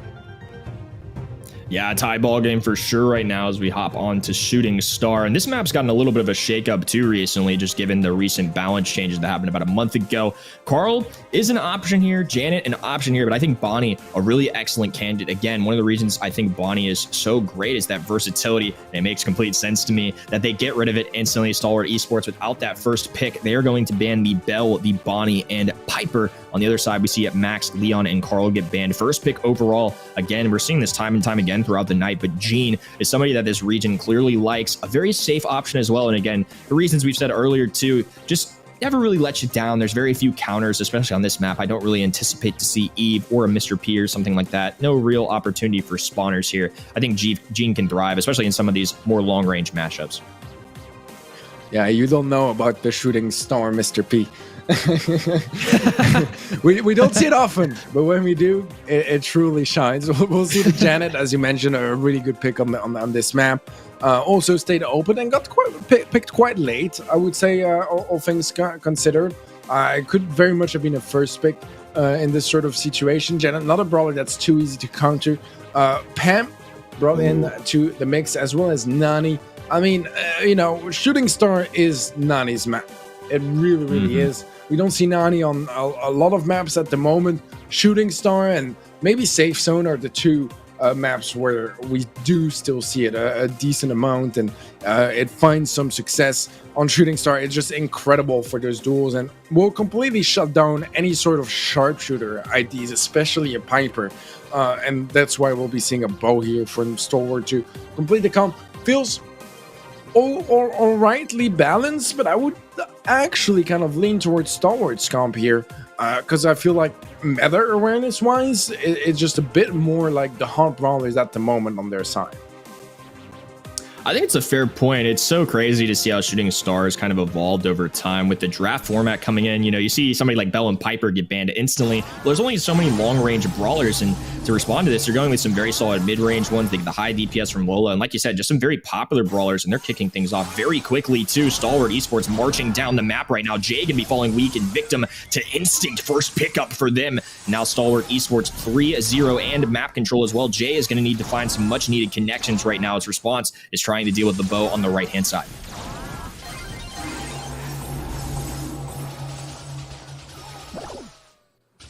And some Unreal tags coming in there as well from Sergeant. A lot of value going down as now the Nani Peep is in motion. They're trying to find a connection here. Going to be breaking those walls. No kills, but at least getting a little value off of that. And I would say the side of FA Team Wood with Jay are going to be looking for that extra range. Good dodge from Instinct there. Pull from Response. Look at the play. Oh my goodness. 3-2. And giving FA Team Wood a little bit of hope here. However, Jay's going to trip over these mines. He needs to back up. Instinct finds it just in time. And 5-2 here with a little less than a minute to go. All right, already so much action across the board. Such a good pull from Response, but Stalwart still with a 3-star lead. However, Response is another pull available. That could be big. He does get stunned by the mines. He goes down. Coop the Ace somehow survives that peep as well as he flies away to New Horizons and gets back to safety. Healing Station plays down, but not going to be the most useful. An 8-star lead now in favor of Stalwart. Team Wood got tons of work to do. Yeah, they got a long road ahead of them with about 15 seconds to go. CZK now flanking down this left-hand side. Sergeant with a super ready to respond, though. CZK is going to fall. Nice pickup on the Coop to Ace. Still 9 stars available. They need to play this nearly perfectly. Pull coming through, though. 12-8. Wow, they need to take down Instinct, but this is going to be challenging. Not going to happen. It is going to be Stalwart to take the game in the end. Wow, what a good play coming in there. I think my Wi-Fi or internet may have cut out there at the very end. Thanks for picking that up. But what an intense moment there in such a close round. A good comeback to try and get Team Wood very much in this picture. I think this is very much a competition, especially after a slower start. Team Wood really almost made the comeback there. All right. Blue Star again picked up by Stalwart. And I mean, they should always be winning that race, especially if they want to use Janet Gadget. But Jay gets the connection with that super onto Instinct, and that's going to be instant death. CZK does get traded out. Surgeon is able to trade it once more, but Jay, to complete the loop, eventually will be falling to Coop the Ace. And we're only about a minute into this game, and we've already had so many different kills. A 2-star lead in the end, though, in favor of Stalwart, and some nice dodges of the peep, but eventually it does connect onto Surgeon. They trade each other out. Coop with a big kill and is able to pull out of their intact as well. 4 stars in their favor now. I mean, Coop Days, some incredible dodges there. Jay was right up in his face, and he managed to get away with 2 wonderful dodges to get himself backed away. Now going to be falling low HP once again. Good pick up there. Response getting a takedown to Coop Days, and now it's 14 all. Nani Peep inbound as well, looking for the bow at the moment. They get the tag, the connection, and I think even the pull animation sound went off there too. Sergeant trying to get on this left-hand side, but with 30 seconds to go, a 2-star lead for Team Wood, but they're being backed into their spawn. Yeah, the pinch is so strong, and in the end, I mean, they're both so low HP, but none of them go down. Coop getting back to safety as well, but the Blue Star still gives the upper hand to Team Wood. 15 seconds left, a big pickup there from Surgeon. CZK is low as well, he's next to go down with that 2-for-1 trade. That's the lead for Stalwart. Oh, and the connection on the Coop to Ace, but he was still invulnerable. Oh my gosh, such a close call there, but Stalwart able to get the final strikes to get some takedowns. Instinct threw his head back a little bit there. What a thriller of a set. There was just so many moving parts going down there. I feel like there was the bow flanking on the right, player in the mid, player on the left. Everybody was scattered and trying to win their individual matchups. And honestly, Coop to Ace was somebody that struck me as a very solid play there. I mean, some insane dodges on that Nani with 4 stars on his head at one moment. That was some crazy stuff in there for both sides. I think Team Wood really showed what they've got, but at the end of the day, Stalwart going it to be taking that set. Yeah, a good one from them too. I mean, it got close, man. It got really, really close, but they do manage to make it work in both games. And I do feel like they kind of had the comp, to be honest, as well. And Team Wood, they try to adapt and make some adjustments, but it just didn't quite work out in their favor this time. But some good attempts. It was close, and I feel like, I mean, Team Wood, they've shown to us that they can win those games. They can win sets against Stalwart. Like, they're capable of it. It's not a doubt. The problem is, in a best of 5, it's a long series, and do it consistently enough to pick up 3 different sets is a big challenge. That so far they are still struggling with. And now we're set behind. I mean, Stalwart, they need one more to close it out and secure their spot in the grand finals. Just for context, for everyone watching at home, especially if you haven't been following this region as closely, Stalwart X3 win agents, they still have quite a substantial lead. But if they were to win the monthly final today, which right now we're in semi, so it's not the end of the day just yet, but they could really drastically increase that lead with the double points, and that would make things really, really tough for any other teams to catch up. Not impossible, but getting into that, area of very, very unlikely. And on the other hand, if Team Wood managed to win this match, those 200 points would go such a long way in catching up. So it's an important day, not just for those two teams, but for the region's development in general. Agreed. I mean, this is such a huge one for both sides. Stalwart Esports could really secure themselves in a world final spot here, or FA Team Wood, the second place team in the region right now, could be very well within striking distance and prevent Stalwart Esports from getting any further points on the day, especially taking out the third seed as well. FA Team Wood likely the last hope for trying to get a stab at that Stalwart Esports spot right now. Bands coming through as well. It's going to be Ims, Carl, and Daryl on our left-hand side. On the right, Surge, Ims, and Colette. Very interesting ones coming in as we see the Colonel Ruffs as the first pick. Yeah, Ruff's first pick that we've seen happen so often in the past. Happened, I believe, just once today as well, but still something quite classic, as it is a brawler that is just so versatile and doesn't get hard countered too much. Worst case, you just switch gadgets, and that's probably what he's going to be doing now, because sandbags against a Penny, not the best, but I do like the idea of the Bull here being brought in as well, because the Ruffs could really have used their sandbags against the Bull, but probably not gonna be going that gadget now anyways because of the Penny. So I like the idea of it quite a bit on the side of FA Team Wood, and some strong brawlers in the mix.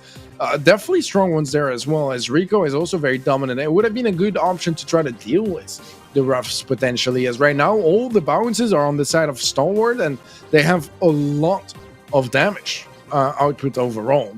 Between the Lola and the Rico, that's a whole ton of damage that they can inflict on a safe if they manage to have the right control for it.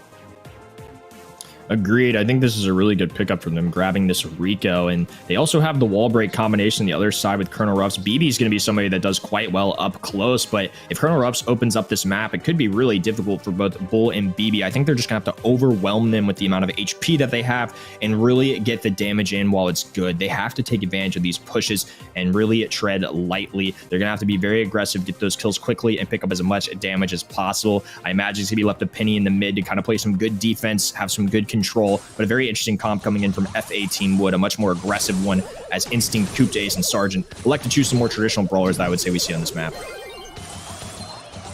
All right, jumping in game already, some heavy tanks from Coop as a super available as well. Gonna be opening up the map, buffing himself up, and that's gonna help him deal with that shielded BB.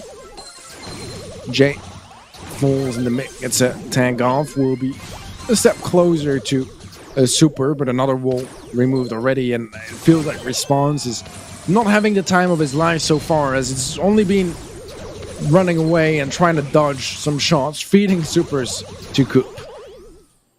Yeah, that's going to be the biggest problem for them, as as this map opens up. They do have some high DPS between Rico and Lolo. This can get out of hand very quickly for them. However, Jay is now moving down the mid a little bit. The Lola ego taken down. Coop to Ace has a power-up down, is super available. CZK diving in as well. A dash forward from Bull, now finding some damage onto that high safe. The Lola ego helping them out on defense a little bit. They managed to find a takedown on that. Penny getting whatever damage she can, and now things all of a sudden are very tied up. But Sergeant and Instinct, with a great pinch there, are going to be able to get a little offense going here for the side of Stalwart Esports. Instinct getting some good damage off, trying to deal with the Penny mortar as well. Will do so quite successfully, and the ego is very problematic there, as it's just gonna enable Jay to pierce through it with his shots and deal an absurd amount of damage to Instinct. Control now back in favor of Team Wood. Mortar does get destroyed by Surgeon, but it is a 2% lead in favor of Team Wood with about 40 seconds left on the clock. There's still plenty of time for things to evolve. but things are not looking too bad here for Stalwart as they're pushing upwards. They have a good position, and Surgeon is getting some nice bounced shots onto that safe. Yeah, and the problem is Coupe Days also found a pickup there too. They're just going to leave Sargent and elect to go for more of a base race mentality. It's going to be left to Jay to play some defense here. Coupe Days continuing to harp down on defense. 45% to 31%, 15 seconds to go, and FA Team Wood are going to have to move quickly. Surgeon finds another victim. CZK gets hit by the supply drop, and Response is the sole member remaining that can deal some damage on that blue save, gets shut down himself, and Stalwart Esports on match point. What seemed like a winnable match for FA Team Wood is getting steadily out of hand here as Stalwart have their opportunity at ending the match right here, right now, and locking in yet another final. Well, if you're a fan of FA Team Wood or just a fan of chaos in the region, give them all your support in chat. They're going to need it. Taking on the Titans of this region. Jay stepping forward, being taken down immediately, though. Response, the only one left standing for Team Wood, doing his best to dodge out some shots there. But BB can only do so much in the wide open when the enemy is hitting. And CZK now not able to do very much here. He's going to be forced forward with that gadget play from Coupe Days. They've been taking advantage of that. Good pickup on the Instinct. Sargent going to be playing some defense, but there will be an opportunity for Team Wood to gain some control here and find some damage. Yeah, positioning is looking good here. A nice bubble as well. Gets a connection on Surgeon, and what, 3 hits on the save, I believe. That's some good value. 35% lead is exactly what FA Team needed. But, I mean, Stalwart's comp just gets better over time, right? When players start getting buffed up, it's when things start getting complicated for FA Team Wood. And Ego is, again, gonna help funnel some shots towards Instinct. Has to be really careful as he nearly goes down there. Pops the shield on it as well. Gets tagged down to 67 HP. Love that interaction for Jay, really demonstrating why even if Lola pops that ego, it won't do a ton of damage, but that is a non-moving target that Penny can just get her extra shot through. One of the advantages there, as you can see, it's going to get a little bit of damage on the safe as well. Nice barrel going down there over the super from Coupe Days, putting a lot of pressure there. CZK once again stepping forward, damage raining in as well, and this game has been all FA Team Wood so far. Stalwart Esports, though, with a big Rico super raining down, will be able to gain some control here, and it's going to be left a free agent Team Wood to play some defense. Could be tough considering they have a shotgun brawler and BB, but a charge forward from CZK. He's looking to get onto the offensive. Yeah, what a dominant statement here from FA Team Wood so far. 30 seconds left, and it's still them pushing down onto that blue safe, getting some extra percentages. And Stalwart Esports, they need a miracle at this point. Every player, I think, is either buffed up or has damage gear, so damage is there. They could potentially make a comeback, but there's just so much space being created by the tanks. And that's a strength of the tanks as well, right? Is that you respawn, you're shielded, you have high mobility because BB runs fast, Bull could, come charging down with a super, and then you have so much HP that just buys time for your other teammates to respawn and create space, and it's just so hard to reset fully. But yeah, Team Wood was a game that they very much needed. Still a match point for Stalwart, but FA Team Wood, they could push things to a 5th set if they pick up this game.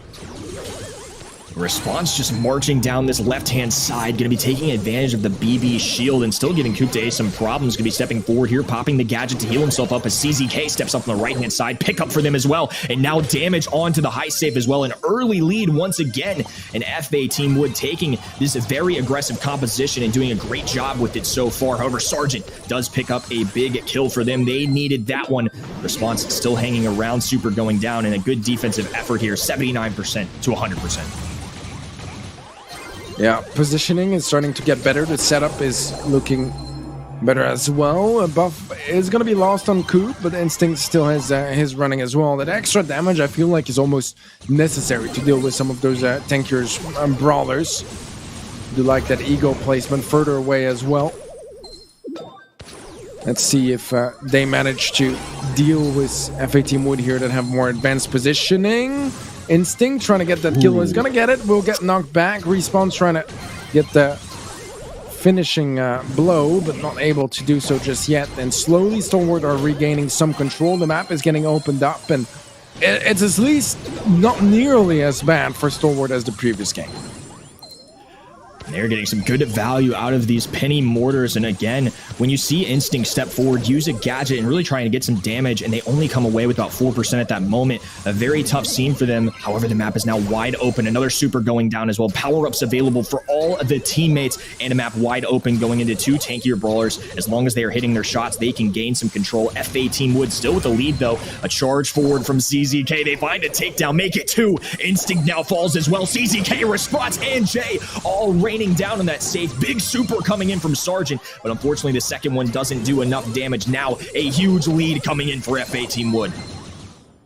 Yeah, this is exactly what they needed. CZK was the dash in. Even if you were to go down, it creates so much space, and Respawn knows it.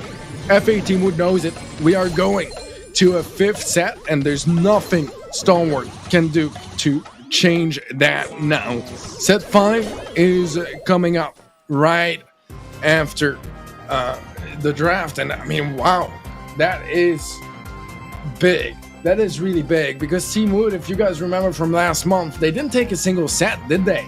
Against back then Free Win Agents, now Stalwart. Now they might just take the match. We're going to set 5. They take 2 sets. That is much, much better on their end.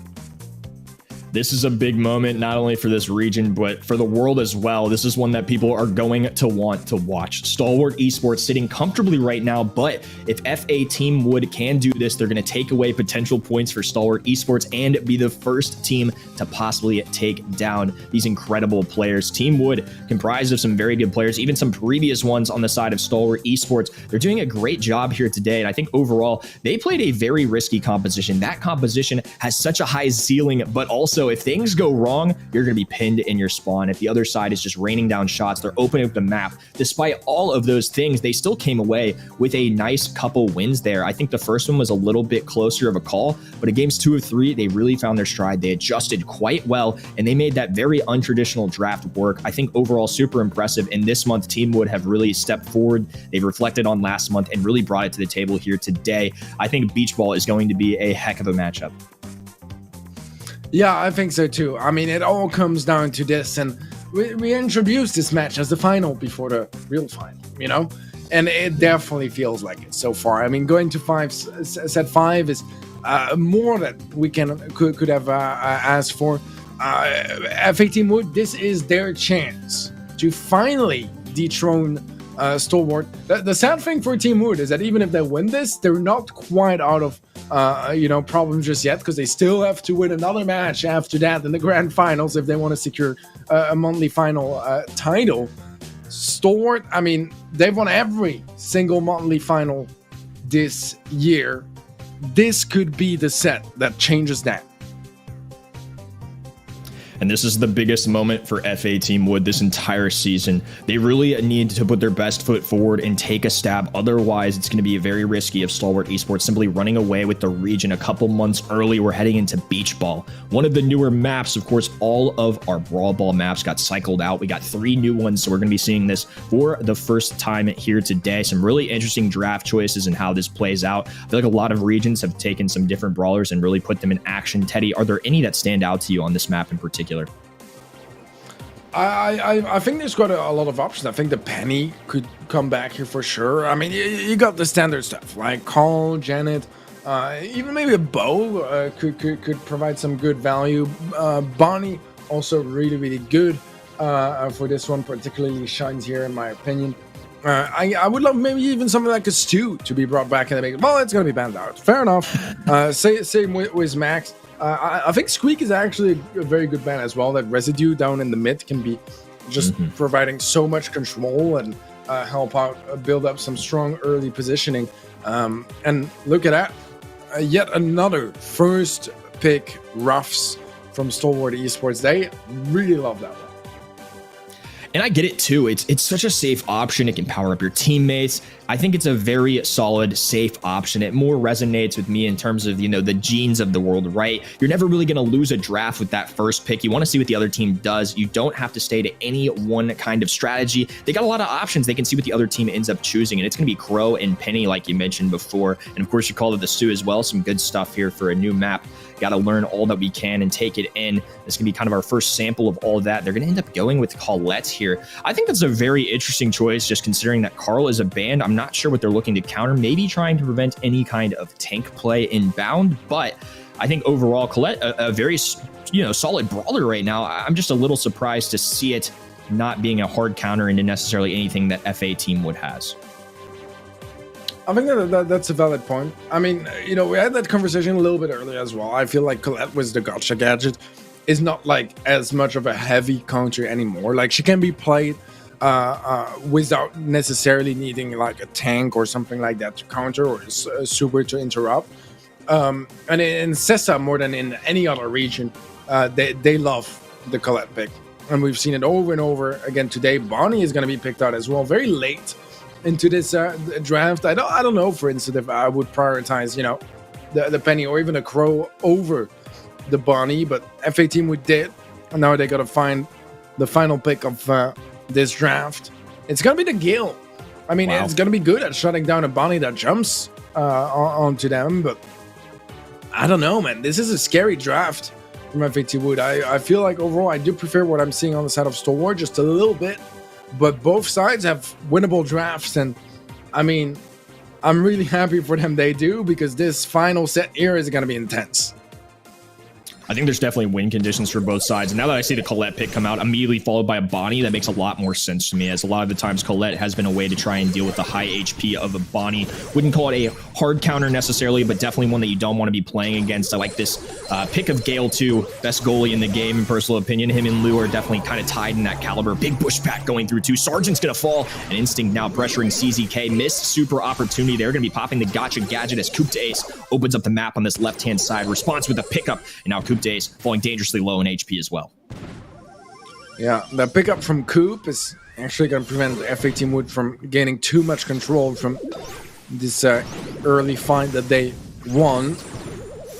Spons has a super as well. He's going to get the connection on the Instinct, and I mean, that's the strength of the Gale super. You hit it, it's pretty much a free kill. Shot forwards, but obviously still a line of walls here to block off that ball. The team wipe does come true. Instinct trying to stop that. And wow, he will get the super in time. That is going to slow things down just a little bit, but FA Team Wood, they got really good control. Yeah, and the more they open up this map, too, I think it is going to make it a little more difficult for FA Team Wood. They have Penny, who is, I guess, more in that sharpshooter kind of category, but Crow and Gale definitely more area control, taking advantage of these walls, and also the Penny turret not going to be able to be as great of a defensive help for them. And now a really big step forward for Stalwart Esports, who are finally gaining a little bit of momentum here. They do have to worry about getting this ball forward as well, but they are looking for some good positioning. Now being kicked off to the left-hand side. ZZK holding the line now. Does have a gadget as well, which can slow down the enemy teams. They've got a very good defensive roster. However, picking up a kill under response, this may be the opportunity they're looking for. Yeah, Jay gets turret for his team. About 35 seconds left on the clock. And no clear winner in sight just yet. Overtime might be required to set those teams apart here. Sergeant does have a super. We have two supers on each side, actually. That could be a long way. Go a long way in opening things up. Oh, what a super from Instinct. That's a big kill, but it does get traded out. He does have the jump available too. Going to be taking the shot right into Sergeant's hands. It looks like Instinct going to be picking this up at this final moment. And I would say Stalwart Esports definitely the favorite here in overtime. They do pocket this ball. FA Team Wood does have positioning, but much more capable of long range battle here. They're going to be dropping this Penny mortar on the right hand side where that ball is. Good connections on the Instinct, who's being slowed down, and now it's a 3v2 situation. A stun on the Sergeant. Jay picking up the ball. It's going to be a kick over. Coupe Days picks it up though. They're not going to have an opportunity quite yet. They need to get their hands on this ball, and what a huge opportunity drop there. They're going to be forced away. Good defense there from Stalwart Esports. They are able to take advantage of the mishap. CZK manages to slip through that BLITZ super by jumping out. Doesn't get hit on the way back. 15 seconds left, and Bull is still cornered for Stalwart. This might be a draw here, unless that final push pays off, but the stun doesn't quite connect onto Coup. Double kill, however.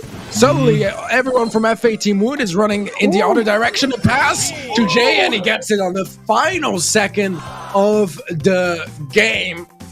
Wow, what a big game to pick up here for FA Team Wood. That's match point in their hands. Oh my gosh, I couldn't help but to shout almost. What a crazy last second effort. They were so close on that goal. And if you're a FA Team Wood fan, it probably broke your heart for a moment there, but they step up their game. They find the final kills, and you can't quit till the game's over. They step up there. However, Stalwart responding quite quickly. Super going down. Oh, the Gale Twister on this left-hand side will cut them out. And a takedown under response paves the way for them to get a goal. Nicely done there. And they're the Titans of the region for a reason. 1-0 lead in about 30 seconds. Surgeon has super as well. He is quite low though. He's gonna super the ball away to the left hand side. Surgeon gets a pickup on CZK. Somehow it's a team wipe. That could just be the goal that gets it to double match point, but Coop is not gonna commit, and rightly so. It's a Gale in his palm now. Buff provided over to Surgeon. And a gadget from Coop onto Jay, but really finding any connections there. Good news is for Stalwart Esports, they do bait out another Twister. I mean, almost a little unnecessary. I think a little bit of a panic play. Super shot over the right-hand side. They're actually going to leave this wide open since CZK jumped. A very tough play there, and now a double match point. FA Team Wood are within striking distance of being the first upset of the year onto this roster. Instinct, razor focus. This one is a huge game to win. 100% win rate in monthly finals for 4 months in a row on the side of Stalwart Esports. That could all end with 1 or 2 goals from Team Wood in this game. But Stalwart, I mean, they can do pretty much the same, but extend their dominance furthermore in this season of the BSC response.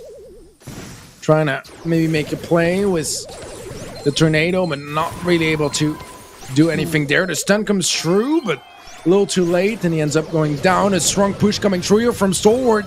This should be a goal. Oh. Yeah, he's gonna slot it straight through response, goes deep into the net, and Stalwart get the first goal. 1.5 minutes remaining.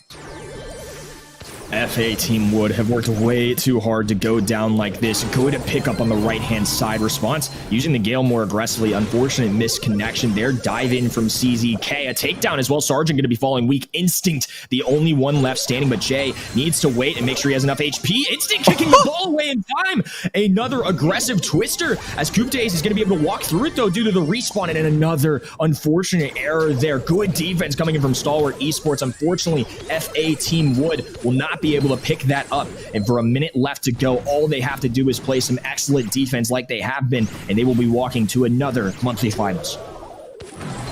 That was such a massive defense here for Stalwart. 50 seconds on the clock. That shot from Coupe d'Ace just going around the mortar to get that connection. Response does get a stun. Oh, Response nearly gets 2 there, but time is ticking, and FA Team Wood, they need a goal, or it's going to be the end of their journey for this month, and they won't be the first team to beat Stalwart this year just yet. And for the sake of this region, they have to step up here. It is the last hope in terms of really making the side of Stalwart Esports uncomfortable. Our countdown is beginning. 15 seconds to go. Penny Barrel going down, but the pressure is unreal. Low HP. CZK, though, with a decent bit. Pass forward to Coupe Days, who's actually going to pass it right to the middle. I'm not sure what's up with that. Thankfully, they get the takedown. 3 seconds to go. Super available. Not going to have enough time. Stalwart Esports continue the reign of terror. They are going to pick up and go to yet another monthly finals. Man, things got close time and time again here, but it is going to be Stalwart that just keep dominating through the region. And sure, this match wasn't a dominant win. It was close as it gets, really. But I mean, it's looking more and more likely that it's going to be 5 months in a row of monthly finals going straight to their side. It's super impressive how consistent they've been across the year. But I mean, they're not done just yet. They locked in their spot for the finals, but they have beaten the teams that have, you know, given them the most runoff for their money so far this year. And even though they're in the finals, they haven't quite won them yet. It's a strong showing from them that they still managed to win those, even when those matches get incredibly close. And it almost felt like Team Wood might take this one. Yeah, again, another really insanely strong semifinals appearance going against Stalwart Esports. We saw it last month with Wiggly Spoo and the side of their roster. I think it's just an overall incredible showing. This really did, like you mentioned, feel like the finals before the finals. We got a 3-2 matchup. It is very likely, I mean, very arguable that Team Wood would have been the best bet to try and take down Stalwart Esports. Again, though, let's see how this lower bracket plays out. Definitely not free yet, but if you're Team Wood, this is every opportunity that you wanted. You know, you get them earlier on. If you beat them early in the bracket, you've got a chance to really knock down the amount of points that they have for potential, and now they're going to be guaranteed some second place points. That's also points that Team Wood can no longer acquire either, and Stalwart Esports already has a pretty big lead in terms of the standings overall. Things are looking really good for them, even if they end up losing. Still a pretty insurmountable lead. It's going to take some miracles here for the SESA region to really step it up. And when we look back on the day, they've had to overcome some very good teams. I mean, this region has been incredibly competitive. This has been definitely one of the more memorable monthlies. And on the bottom side of the bracket, we're going to be moving forward into Serinity versus FARKN. This one's a very personal matchup again. This is the previous roster of Serinity playing against the now Serinity roster. But what a day we've had, Teddy. Any thoughts as we move forward to our other semifinals matchup? Way too many thoughts. Way too many thoughts. I mean, you know, I had a feeling that this could be, you know, the time that Team Wood make it happen, and that Stalwart lose their first monthly final match of the year. But it's not quite going to be today unless the winner of Serinity versus Arcan is able to make the miracle happen. But Serinity versus Arcan, as you mentioned, is going to be up next. And this is going to be an interesting one for sure, as well as, you know, we talked about earlier. There is that history between both teams. And I can bet you that Arcan, they want to prove to Serinity that they picked the wrong team. Yeah, this one most certainly is going to be a little bit of a grudge match, I imagine. I'm sure it's all good between the players, but obviously a huge motivator here when you're taking on your previous organization. And I look, overall, both these teams had to overcome some pretty tough matchups. We had it before that, you know, this lower bracket, all the 1, 2, and 3 seed are in your upper part of the bracket. In the lower, we've got some teams that are in the mix. They're in the hunt, trying to prove themselves. And again, even if Worlds isn't necessarily an option for all these teams at this point, certainly a prize pool on the line. I mean, we always have a very good chunk of change. And again, these are professional players. They're looking to show off their skills and really get some good practice reps in. They want an opportunity to be the first team to beat Stalwart Esports in this region. I think both of these teams, very strong showing earlier today. I think it's going to be a very interesting matchup to watch. And thankfully in this next set as well, and throughout this duration, we're going to have some of those newer maps that we haven't yet seen. I'm very interested to see how these BSC teams adjust to it. Yeah, it's always a challenge, you know, with some map pool changes. The pros, they need to adapt and adapt faster and better than their opposition. For this matchup in particular, dude, it's a tough call. It's really a tough call. I feel like Arcan just had a little bit more of a wild factor to me. Like, they had some very impressive plays at time, and I feel like when they pop off, they are going to be my favorite. But when they like struggle a bit more and they're a little bit more quiet, and we don't really see like high mechanics and those big pop-offs, I feel like, you know, Serinity is a little bit more consistent. So it's a really tough call for this matchup. Yeah, this is a really tough one to call. If I have to pick a winner, I'm gonna go, I think, with RKN, but it is a very tough one to call. I mean, again, we've had some very 50-50 coin toss kind of matches. So chat, if you're making predictions, definitely feel free to pick a number 1 or 2 and just kind of roll with it. I really do think both sides have a strong opportunity here. Like I mentioned before, Open Zone, gonna be one of our newer maps. This one's been very interesting for me to see develop at a pro level. I've seen some crazy strategies come out here. You know, I think when people first take a look at this map, it's wide open in the mid. There's only a little 4-pronged wall, but there's a long stretch on the left and the right-hand side with some grass. I've seen people take some sharpshooters, some kind of traditional, what you would expect, right? But I've seen some crazy compositions too. For NA, for example, Lou is somebody that's been practiced here quite a bit as somebody that can gain a lot of control. Remember, his super can absolutely surround that. He's somebody that's been played in Ring of Fire in the past, another hot zone map. I think this one's been very interesting. I've seen some max gameplay. I've seen some Amber for the easy auto aim kinds of shots. What have you seen on this map? Have you seen any interesting development here, brawlers that, you know, you wouldn't normally see? Yeah, I mean, you know, there's stuff that is somewhat expected on open maps. I think Crow is an absolute threat on this map. Really, really is. You know, all the standard stuff. I think another interesting shot would be Amber that I've seen played here a couple times, particularly since, I mean, you can, you know, do quite decently in a 1-zone map, but also you can burn down some of those bushes on the side. And once you do that, you just have that extra layer of information that can go a very long way towards achieving victory. Well, we're going to see the Byron get picked up as pick number 4. Very interesting to me. I mean, Byron, a very solid brawler, don't get me wrong. I haven't seen it in quite a bit now. Ever since his nerf, you know, he's not necessarily the one-man band that he used to be. He was one of the most flexible, if not the most versatile brawler in the game, just between the heals that he could dish out, his super, the gadget, which heals himself as well. Byron, a very excellent brawler before kind of that nerf that he got about a month ago. I think it's going to be a long-range brawler. I'm curious to see if they kind of pair it with anything more tanky. They're going to go with the Squeak here. Very interesting choice. I don't think Byron necessarily synergizes with these two brawlers, but if they believe in it, if they're a strong Byron, can certainly work. A Carl pickup at the end. Not too often you're going to see Carl slide down to that 6th pick. I'm with you. I really like Crow in general too. I think Crow a very excellent option here. Bell for the long range shots and going to do very well into that Lola ego. I think some very good stuff coming in for Serinity, but if the FARK inside can make it work, they certainly have a winning composition as well. I think some very good matchups though for the side of Serinity.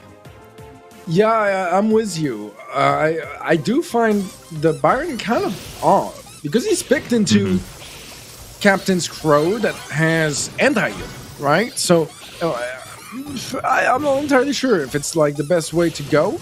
However, I mean, Captain is going to be very low HP. We'll end up going down to Lark, and so far the start isn't half bad for RKN. Pratik, though, looking to turn that around as it's very close. A bit of a misdodge from Harry. He ends up going down, but Captain is in the zone, going to try to catch up a little bit and get a couple of percentages for Serenity's side.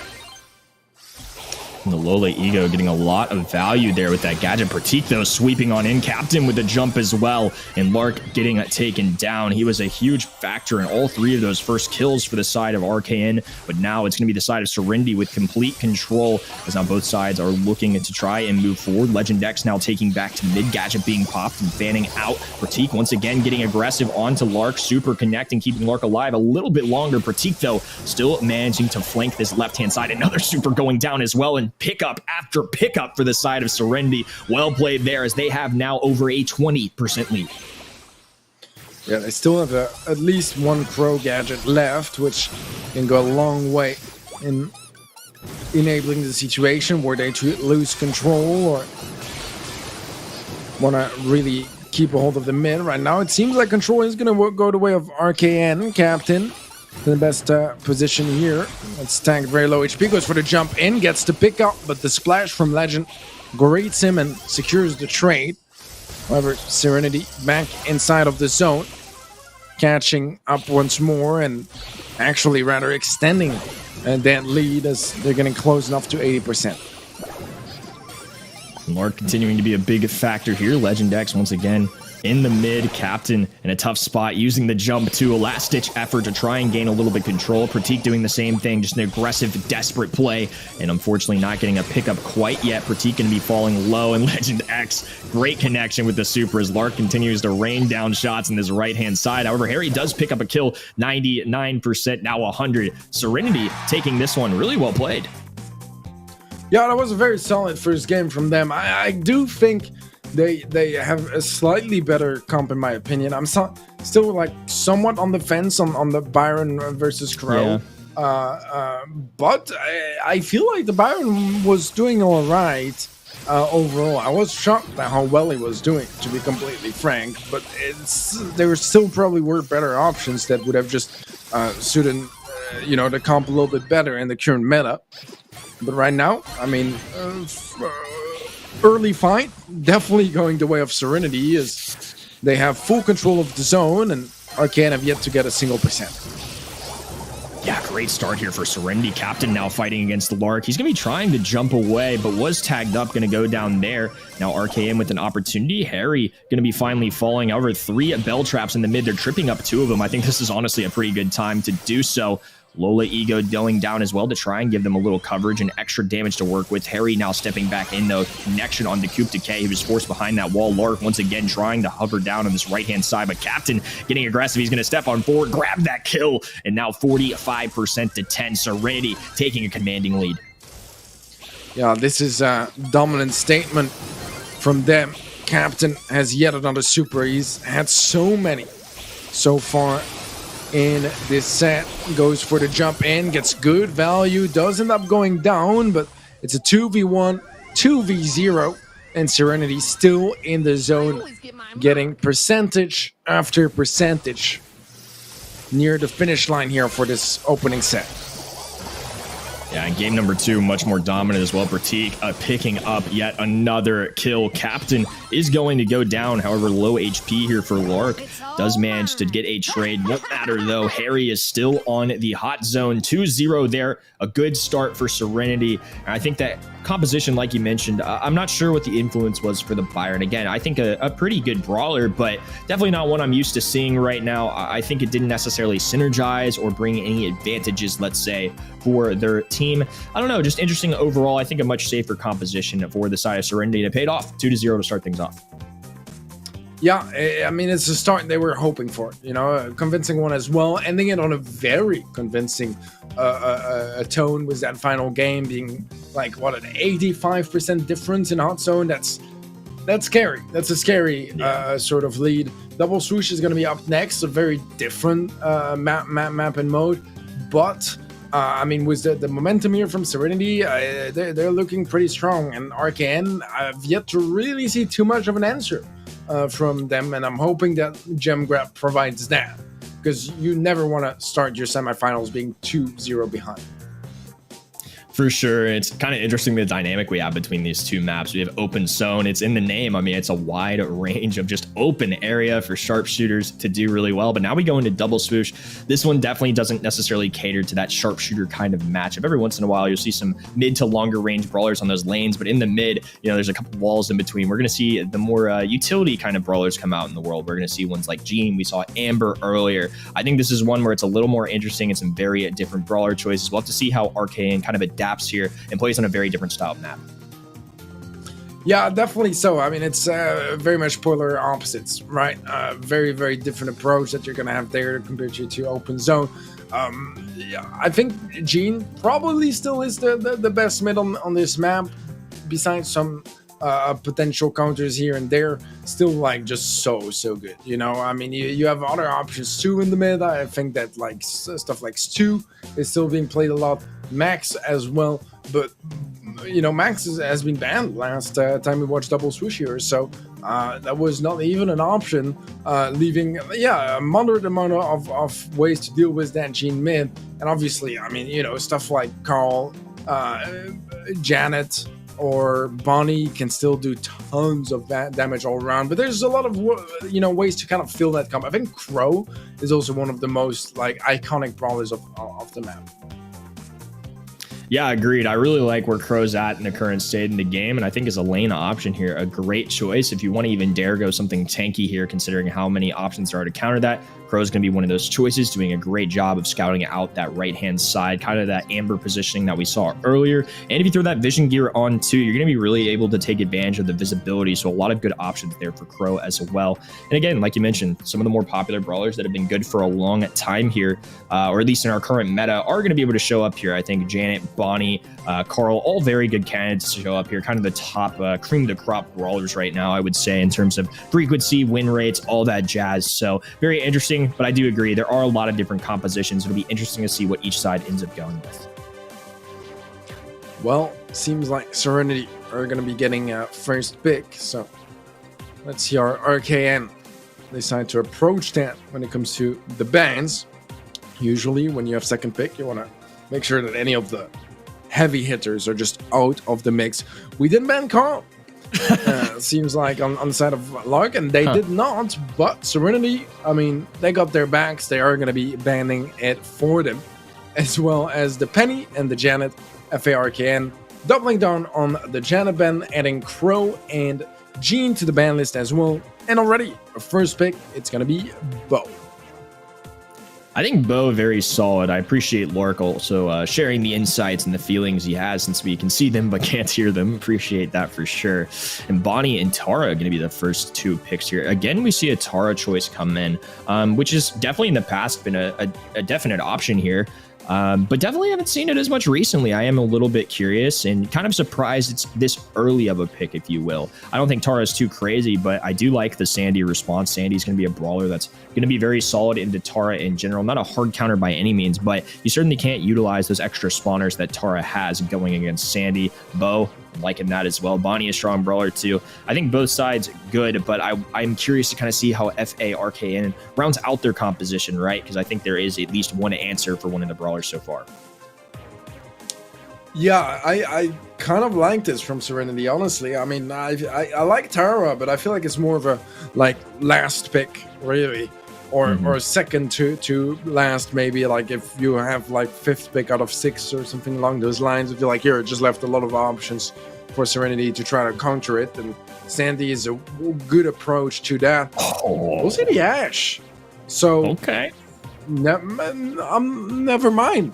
This may kind of have worked out. I mean, the idea behind it as well, I don't know if it's the case. I'm kind of like extrapolating here, but Arcane could have gone Tara to try to force in something like a Sandy that is going to be quite miserable against, against the Ash. So that could have been part of the plan here all along for Arcane. We may never know.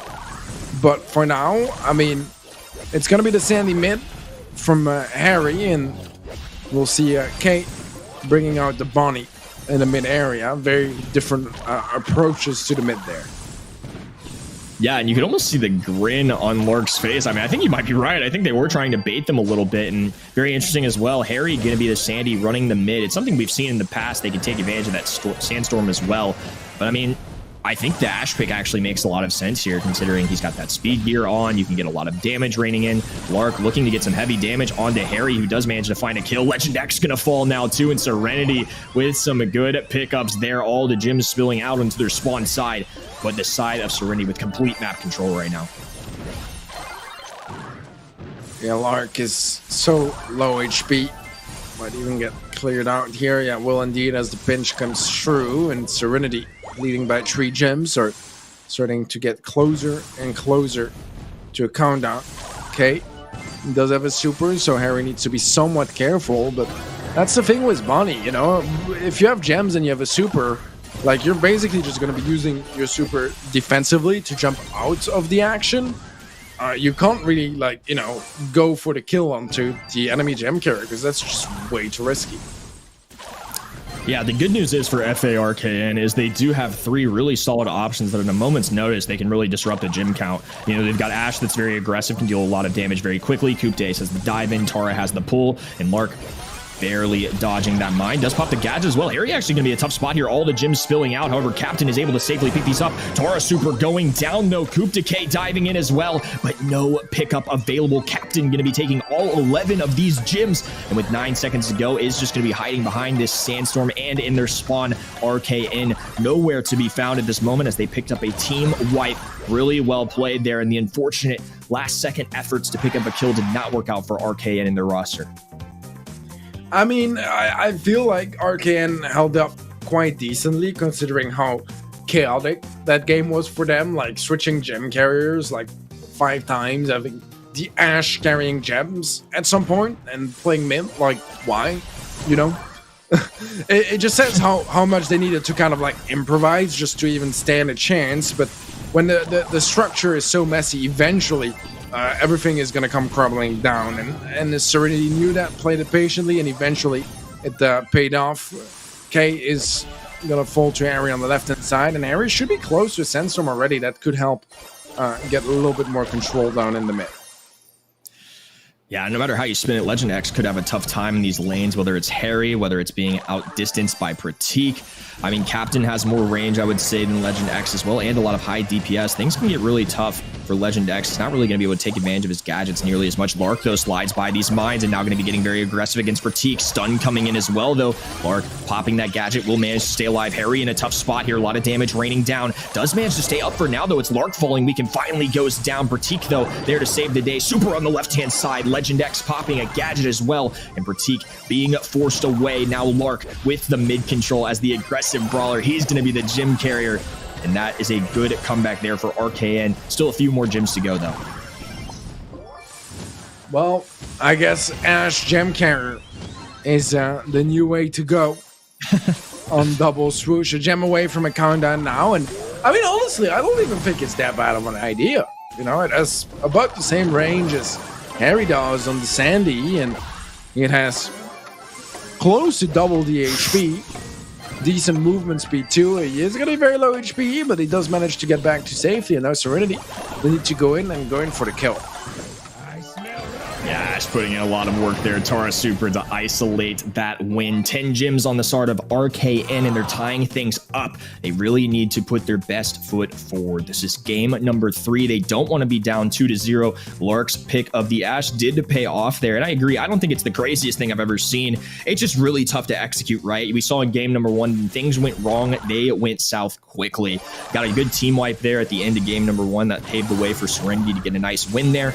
Now we see in game number 3, it's going to be all tied up. Lark stepping forward for the first gym for their side, even extending it for the second one that spawns on the side is Serinity. Strong start here as now Harry's trying to get more aggressive and pushing back Legend X. Lark with low HP as well. Coop Decay holding down this right-hand side. Needs to be careful, though. There are mines in play as Harry's looking to get a pinch play, but with so much HP, Coop Decay is able to survive. Pratik, the one that's actually going to end up falling here. And RKN really doing a great job of holding this control and now finding a second kill. My goodness, the Ash mid is just working out, and we have some trades here and there, but still, I mean, it's a 5-gem lead now for RKN. Harry trying to get up close and get a bit more control. We'll be able to get a couple of gems in a row, but it's still 3 in favor of RKN, and it's going to be a challenge for Harry to get Legend out of that position. The pull as well as baited out. Harry's one shot ends up going down, and it's going to dispatch some of those gems to Captain. And the countdown is close to starting. The bow mine, though, are going to catch Lark off guard. He goes down. Legend is able to get a gem or two from there, but it's going to be Captain to pick them all up. What a steal. And Lark probably had no idea those were even there. Good tag, but once again, going to be tripped up by the mines. Pratik's bow mines clutching up once again. 15 seconds to go. They do have a Tara Super available. Captain is all the way in the back of the spawn going for the Tara pull. Not close enough. Harry even popping a gadget too. And Lark, honestly, I thought they had control the entire duration of that game, but one mishap can go a long way. GG, Serinity now with a 2-0 lead. However, I think we got to give that Ash pick some credit. It really paid off. He got very aggressive, found some kills, and it's just very unfortunate that the bow mines randomly on the way back were the thing that tripped them all up. What a disaster, Kenny. What a disaster. I mean, I love the Ash mid. I think it's smart when you think about it. I could see it as being brought like more often to double swoosh, but the mine, I mean, that one bow mine single-handedly ended Lark's career. It really did. Like, wow. I feel like this was their set, but it's not gonna be. It's gonna be Serinity 2-0 now, and no room for mistakes whatsoever from RKN. Yeah, they're going to have to really go hard here for these last 3 sets. And again, that it really looks like they were in favor there. I mean, genuinely, that bow mine was probably the only thing stopping them, and just a very unfortunate mishap there. Probably didn't even realize they were there, just walking his way back to his spawn. If he makes it behind those walls, he's probably sitting pretty and just holding on to them. They're only 1 or 2 gems away at that point. And what a lucky break for the side of Serinity. That has to hurt if you're the side of RKN too. Again, this is their previous organization for these players. You really want to come in and show them that they were wrong, and Serinity now with a 4-1 game score, 2-0 set lead, are looking really good in the standings. They're gonna have to just try and get this reverse sweep going. But the good news is for the side of RKN, if you're a fan of them at home, they are going into another set. They looked really good in that last one. Again, just one really big mistake kind of cost them, and I definitely think they still have an opportunity here, but a reverse sweep is tough for any professional team. It certainly is, you know. I mean, the mental aspect of those professional matches are just so important, you know, being able to keep the morale afloat for the entirety of the team, and the long duration that those matches and those tournament days can be. It's challenging, but this is the moment where it gets, like, you know, trial the most, because right now they have their backs against the wall. This set was, they kind of should have won, I think, but it just narrowly escaped through their fingers. And this is as much of a disaster as you can get, really. I mean, very few moments that I've watched in competitive brawlers were as heartbreaking as this one was for RKN fans. And now, I mean, they can't mess this up anymore. Don't know if we'll still be seeing any dabs from Lark or a sign. Maybe it is time to focus solely on the gameplay right now, because that's what they need right now. Yep, and it looks like they're going to be engaging in some good conversation here to see what they want to end up doing. We're going back to Gold Arma Gulch here. Very interesting bans. We're going to see Janet, Penny, and Bo. That side doesn't surprise me. However, we do see a Frank ban on the side of RKN, along with the Janet and the Carl. I'm not really sure what's up with that. I honestly don't know if I've ever seen Frank be played on this map. Not as far as I can remember. I'm not too sure. I mean, it might be something that's like targeted, or maybe they just like forgot to ban. But I think that if you forget to ban or pick on the tournament API, you get kicked out of the lobby, or like the lobby gets like reset. So I don't really know. I have no like rational explanation for that. But it is FARKN. Don't expect rational. You know, expect dabs. We have the Gene. First pick from RKN, second pick and third pick on the side of Serinity are going to be the Bell and the Ruffs. Yeah, and we're going to get a Sprout in response to this. I think a really good choice on their end, and they're actually going to pair this with a Daryl too. Daryl is somebody that's very aggressive, could actually deal quite well with the Sprout. And in addition to, I think Sprout's going to be a great brawler choice going into both the Bell and Colonel Ruffs, unless Colonel Ruffs just finds some very crafty angles, you know, gets the masterful shots in. Sprout, traditionally, it does it very well into these brawlers. However, Pam, not an easy matchup for a Sprout. Even if you land all 3 of your shots, not an easy kill at all. So I think this is honestly a really good pick. I do really like the idea from RKN and their side. However, the Pam pickup at the end, I think is going to be a very clutch brawler for the side of Serinity. Early on in the year, when Daryl was very at the top of the meta, even now he's still strong, but Pam was really the best way to address that with the Scrap Sucker gadget. The healing station, if Daryl rolled in, it was a good way to stop it. And now they have a brawler that is tanky enough to kind of withstand these Sprout shots, which is a weakness from their other 2 picks. Good starts. Now there's some really early aggression going down. Harry ends up picking this kill as Lark was looking to try and pick up on Harry, but that's just a tough matchup in general. I'm very surprised they get that aggressive this early. All right, well, so far things are starting off amazingly for Serinity. First round pretty much locked in, and Pam super carried over to the next one. Yeah, Lark a little over aggressive on that super. I know he didn't expect necessarily to deal as much damage to Harry, but Pam gadget was really problematic for him to have enough ammo to just lock in that kill, and the healing station pretty much sealed the deal. Another healing station available now. Legend does have a pool. Lark is going to take out the healing station. The pool from Legend connects. Ooh. It should be a kill or not. Okay. Well, I guess it's a double kill going the way of Serinity. K is able to get one traded out, but that's pretty much all that Serinity will let him take. Wow, and some good stuff coming in for Serinity. They already have one round under their belts, and now they're going to have to leave it to Sprout to really clutch up here, wall cutting them off. And still, Harry with just so much HP and Coup Decay now going to be in a very tough location on the map, especially as the storm closes in. Another wall going down, just trying to bring hope to his team any way that he can. He's going to need to land basically every shot here, though. Harry with 7,900 HP. Now Coup Decay falling low. Pratik with the final blow. And that's going to be game number 1 for Serinity. They are 1 game away from moving to our monthly finals. Wow, match point for Serinity. RKN, there is no room for any sort of mistakes anymore. Need 2 in a row here and knock out, and then they need to take another 2 sets if they want to see the finals. Legend is going to get quite a couple of tags off onto Harry. We'll be close to a pool quite early on in this game. We saw earlier his pool resulted in the death of himself and Lark. So I think he should be very careful with how he decides to use them. For sure, and now they have a supercharged up on Lark's side. He's looking to get aggressive. If he gets up close, it can be dangerous, but again, Pam going to be a really good way to address the Daryl. Both sides just trying to charge up supers. Lark kind of taking laps around the map right now. Flashing that super, looking for any opportunity, but going against Harry, especially with the healing station now down, could be a tough situation. Good shots now. Pratik landing the damage amplifier too, and this just got tougher for the side of RKM. A forced roll away as he fell weak. Now this is looking very bleak here for Serinity as the storm closes in.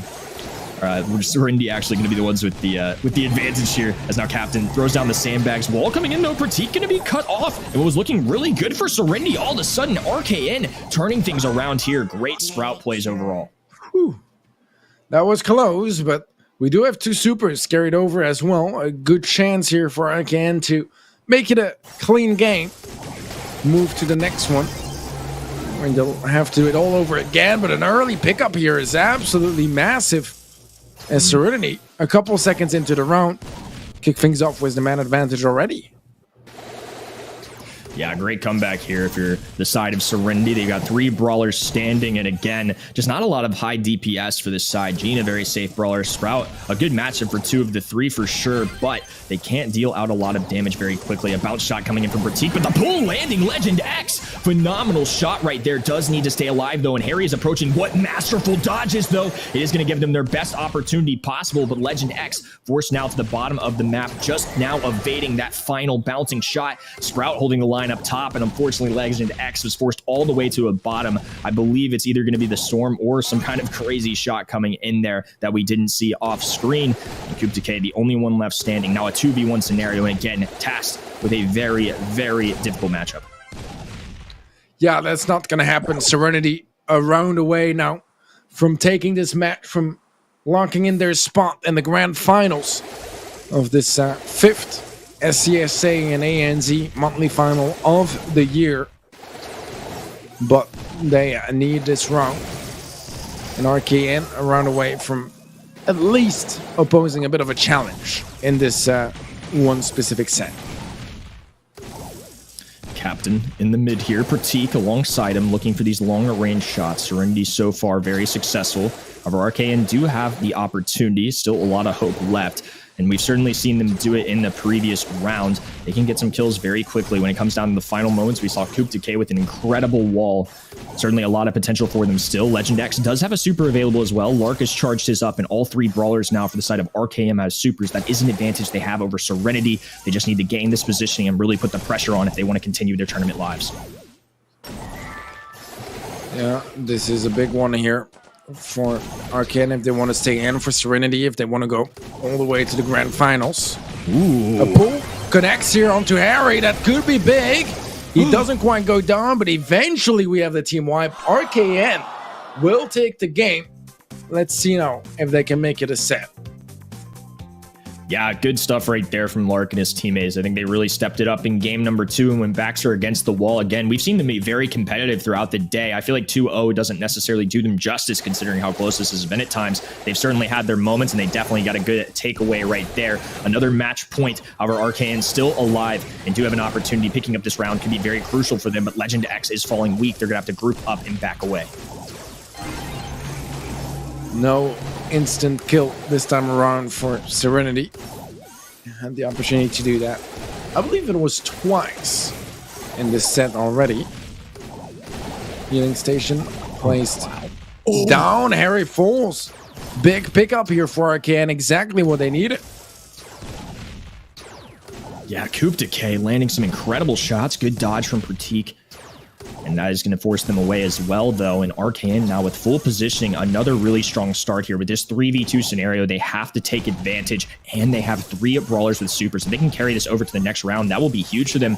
Coup Decay is flashing this, though. Remember, he does have Gadget. He can always get this back in the final moments. Bell trying to put some pressure down on this right-hand side, though. Lark squeezing on a buy. Pratik now going to fall weak as this wall has cut them off, and he's just going to go ahead and dash into the storm. I think a very intelligent decision. They don't want to give any more supers than they have to. Well played, and RKN once again doing a great job to get that round number 1. Yeah, I love how Pratik spotted for the information in the mid-bush using his gadget. The pool, oh, it's onto Pratik. That's massive. That might just win them the set. Wow. Wow. Yeah, I think we had the same thought there. I mean, just really good plays in RKN. Like I said, 2-0 doesn't do these guys justice, I don't think. They've really kept it close the whole time. They're now pinning Captain in the bottom-hand side. Lark with a roll forward. Nice bounce off the wall. Will find a pickup. Harry, though, throwing down the healing station. Legend X going to be weak as Coup Decay unfortunately doesn't land a shot there. Lark is damage amplified, but is slowing down the enemy. They actually managed to find a pickup here. Okay. Things could get a little scary here. Harry has pinned Legend X as well. He does have a pull. They cannot risk anything. Legend X is actually just have to find a way out of this. Going to be very close. 1200 HP, very surviving. And honestly, I think Harry actually has a very good chance here. Yeah, this is not half bad. I mean, he doesn't have a healing station, which would have gone a long way, especially in those final stages. Now the pool could probably lock in the kill. Is he going to just pull him in the gas? Oh, okay. Well, I like that. Fair enough. That works. Yeah, what an interesting kind of play there. I mean, it got scary for a second, but once that Sprout wall came down, I think it was going to be a very tough thing to come back from. But Lark, a little more action in him, I think very deservingly so. He's been animated all day, and I think, honestly, a good win there. I think this is just the bounce back they need, and they did exactly what they had to do, right? Backs are against the wall. They have to win every single opportunity that they get. And even with a match point at bay, they still managed to squeak on by RKN now getting a set on their hands. Now we're going to be moving into Backyard Bowl again. This is a really tough map to master. We saw it earlier today. It can get really tough. The drafts are a little more interesting now. It's been a long time since we kind of seen Backyard Bowl in this BSC setting. And this time around, we do have some drafts in play. It really changes things up. You know, earlier we saw it. It's not necessarily going to be the traditional sharpshooter paired with a couple really good lanes like Spike, Leon, Crow, things that do really well with the sharpshooter. We're seeing a whole lineup of brawlers that are very different. So many different options, and RKN once again are going to have to get creative and take advantage. Yeah, they will have to. I mean, they needed a bit of a miracle here to make the set work and remain in the competition. They got that. Now they got to do it again, and that's kind of the scary part of being 2 sets behind in a best of 5. Is you need to do that consistently if you want to reverse sweep. And RKN, consistent is not quite the word I would use to describe them just yet. Because even this set was a little all over the place. But, I mean, they took it. So now is the moment to capitalize, you know, ride off that momentum and try to turn a set into 2 and maybe even into 3. Backyard Bowl is gonna be a good map though for Serinity to try to, you know, slow down the pace again a little bit. It's a slow approach. Usually it's not like the most like thrilling Brawl map. It's a lot about playing patiently and capitalizing whenever you have those rare opportunities that show up. Serinity are gonna try to use that to the full extent, you know, by calming down things a little bit, trying to get that proper reset, and hopefully for them lock in their spot into the grand finals. RKN, I mean, they want to see the fifth set show up. Yeah, I feel like tempo has been a big factor on this map from the one set that we've seen today, and at least at a BSC level. You know, we saw one side go with some very aggressive brawlers. We saw some max kind of action, some stew plays. You can really get as aggressive as you want, take advantage of those pushes, and if you manage to find a takedown early, you can penalize people for that reason. But there's also the, you know, more traditional approach. You can go with some more area control brawlers. I've seen brawlers like Squeak even get played on this map, and even though it doesn't scream sharpshooter, you know, people can run things like Amber, Squeak. I think Crow is still a really, really great option on this map just to slow down any enemy offensives. You can slow down enemies, and again, just a brawler that synergizes really well with a lot of the traditional brawlers on this map. You know, in the past, Crow plus at the time Bell was really dominant back in the good old blind pick kind of days, but for good reason. If you slow down your enemy, the sharpshooters can line up a lot easier of shots. So I'm kind of curious to see which kind of option that both teams go with, and I'm sure the bans will determine a lot of that mindset. Yeah, first pick seems to be on the side of Serinity. That can go a long way, especially if we have some heavy hitters that escape through the draft process, which wouldn't be the first time. Maybe a sneaky Carl or a Janet or a Bonnie can go a long way in those early picks. I can't help but see like a grin on Lark's face. I feel like he's always having a fun time, but always just plotting something that's crazy and just might work kinds of combos. But these bans, very normal, I would say. They're going to take out the Bonnie. They're taking out Carl and Leon. On the other side, Carl, Piper, and Penny. First pick overall going to be Bo. I think Bo a very solid option. I think the days are just kind of long gone of long sharpshooter brawlers being the first overall pick. They're willing to go with Bo, get the additional mines in there, maybe a little bit more control. I think Bo a very strong option right now. Bell, Lola, but Jesse as a response, I am really surprised by this one. It makes sense going into the Lola ego, especially with Bell off the board. I am still surprised they pulled the trigger on this brawler though. I mean, we've seen Reply Totem get away with it. I don't know if Serinity or Reply Totem. That's you know what I'm saying? Yeah, I mean, I think that's very true. This is an interesting choice coming in a very wide open map too. You know, the thing that I struggle with Jesse a little bit is the turret is great, but you have to get it down, right? Not the fastest reload speed. The shot isn't, you know, lightning fast either. They do pair this with a Crow and a Bo though, which are two brawlers I believe in, but to finish things off, the Sprout, you know, this is a sneaky pick that we did see in the past in the blind format. It is a counter into those sharpshooter brawlers. All they have to do is keep up this wall. There's no wall break outside of those Bo mines, so as long as they don't feed Captain this super, I think Legend X can actually excel here. I think overall, some very interesting choices. I definitely see the mentality coming in from RKN, but some big pressure going down from Serinity. Captain going to pick up this kill on the Legend X. Kick over to the right-hand side. Captain looking to get a final takedown, though. Kuptik, hey, trying to stretch this ball, and a huge kill there. I think that was a little bit of a misplay. It looked like they tried to pocket it, but maybe he just wanted a little easier of a pickup as they find another kill. Either way, all works out, and now it's Harry backing away as Lark is flanking the left-hand side. Kill from Harry, but the cost of a turret and a gadget. Okay, quite low HP, does end up getting taken out by a Captain. I mean, so far Harry is hitting his shots quite surprisingly well, to be completely honest. Now Legend has a super as well. Wolves are going to be removed, so it will make things a little bit harder for Legend to line up some good walls. However, in defense, it can be a very strong way in keeping your opponents at bay and making sure that they are not in a position to score. Nice double kill now. Captain is next up for the team wipe, but this could be a chance maybe for RKN to get a goal. But the respawns are coming true, and that will shut that idea down, at least for a little bit. Well, Legend X manages to find the kill on Harry, an attempt at an escape there from Petite, but they're going to let go of this wall. The gadget helping him out. Super play available. Ooh, not quite finding the angle, but he went for it. I respect Legend X for going for the fancy shot. They do still have area control for now. However, with 3 brawlers versus 2, a little more room to operate with. Harry taking a lot of heat, and the Lola ego well behind that wall, so no bounce shot's going to pay off there. Now much more even. It's going to be 0-0 overall. Great defense coming in for Serinity. That was a close trick shot.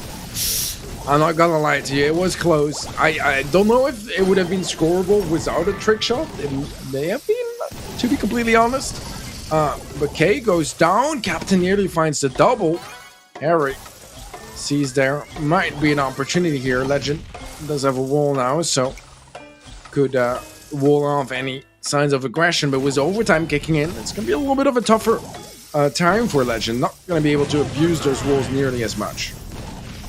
Yeah, Sprout is going to have to be on point here in overtime as it's a brawler that really takes advantage of those walls. A good damage amplifier connection on to Harry, who's going to fall very weak here, trying to take advantage of the bounce shot. Now an opportunity here. Pass over to the right-hand side. Captain with 9 HP. Legend X trying to find a kill. Unfortunately, not picking up. Kubzake should have enough time. The wide open goal, and RKN continuing to strike back. Well played there, taking game number 1 of set 4. Wow. I mean, you know, you'd think that the Sprout would struggle getting into overtime, but somehow RKN still take the game. And that means now that they're just a single game away from us going to a 5th set. That would be incredible if they can make that happen. But Serinity, I mean, they want to finish things now. They don't want to take the risk, don't want to take any chances here. Yeah, this is a very tough situation because all 3 Serinity brawlers are going to be very weak. They do have a little bit of positioning here. Harry does actually manage to find a pickup. Kubzake getting the finish, though. Another tag coming in from Legend X as well. And he's cutting off that mid-grass a little bit on that right-hand side. I think in the long term, that's going to help them out. Harry now going to be respawning. They need to be careful about placing this wall just in time, too, as if Captain was still, you know, kind of invincible there. He would have been able to walk right through it. Lark with a missed damage amplifier. Pratik going to fall weak once again, though. Dive in as well. Legend X getting hit, but not enough for a takedown. Captain, the only brawler left standing, but thankfully a turret on the left-hand side will keep them at bay for a moment. A good defense so far, but Serinity are in a tough position. All right. Push slowly coming up here for Serinity, but struggling to really find any openings just yet. That front roll is an annoyance for Harry to deal with. Really removes a lot of the playing ground and many angles for him to utilize. Ego will be shielded up. Captain and Harry so low HP, but they're still standing. About a minute left on the clock here for either side to open things up. Otherwise, it's going to be overtime again. Yeah, now Captain picking up a very pivotal takedown for them. Harry, nice shots raining down as well. Kubzake forced to kind of take 2 brawlers on it. One's mine's going down as well. He avoids being tripped up, but now a wide open in the bucket. Not going to be available. The wall coming in at the final moments. Legend X with an insane defense, and this is going to lead to the best form of offense. It's going to be a 1v1. Pratik not taking any chances. Dives on into the mid, and things are still going to be tied up. Serinity within striking distance of a goal there, but a clutch wall coming through. Well played by RKN and especially Legend X in that moment. All right, 10 seconds left until overtime. Let's see how this goes down as Legend gets a pick up onto Pratik. The mark is going to be missed by Lark. Captain does get triple tap by Lark right after. Pratik was a jump in, finds the 1. Might find some more value, but not just yet. Legend placed down a wall, but does get tagged up a little bit more. Some mines placed in the mix as well. Captain would have loved that super now, but Pratik was a chance to score here. Goes for the pass back to Captain, but Captain is so low HP, gets taken out as well. Feels like this is a bit of a missed opportunity here from Serinity. You're not going to be scoring. You miss 100% of the shots you don't take. And there, I mean, he didn't take any, so definitely a missed opportunity, I guess.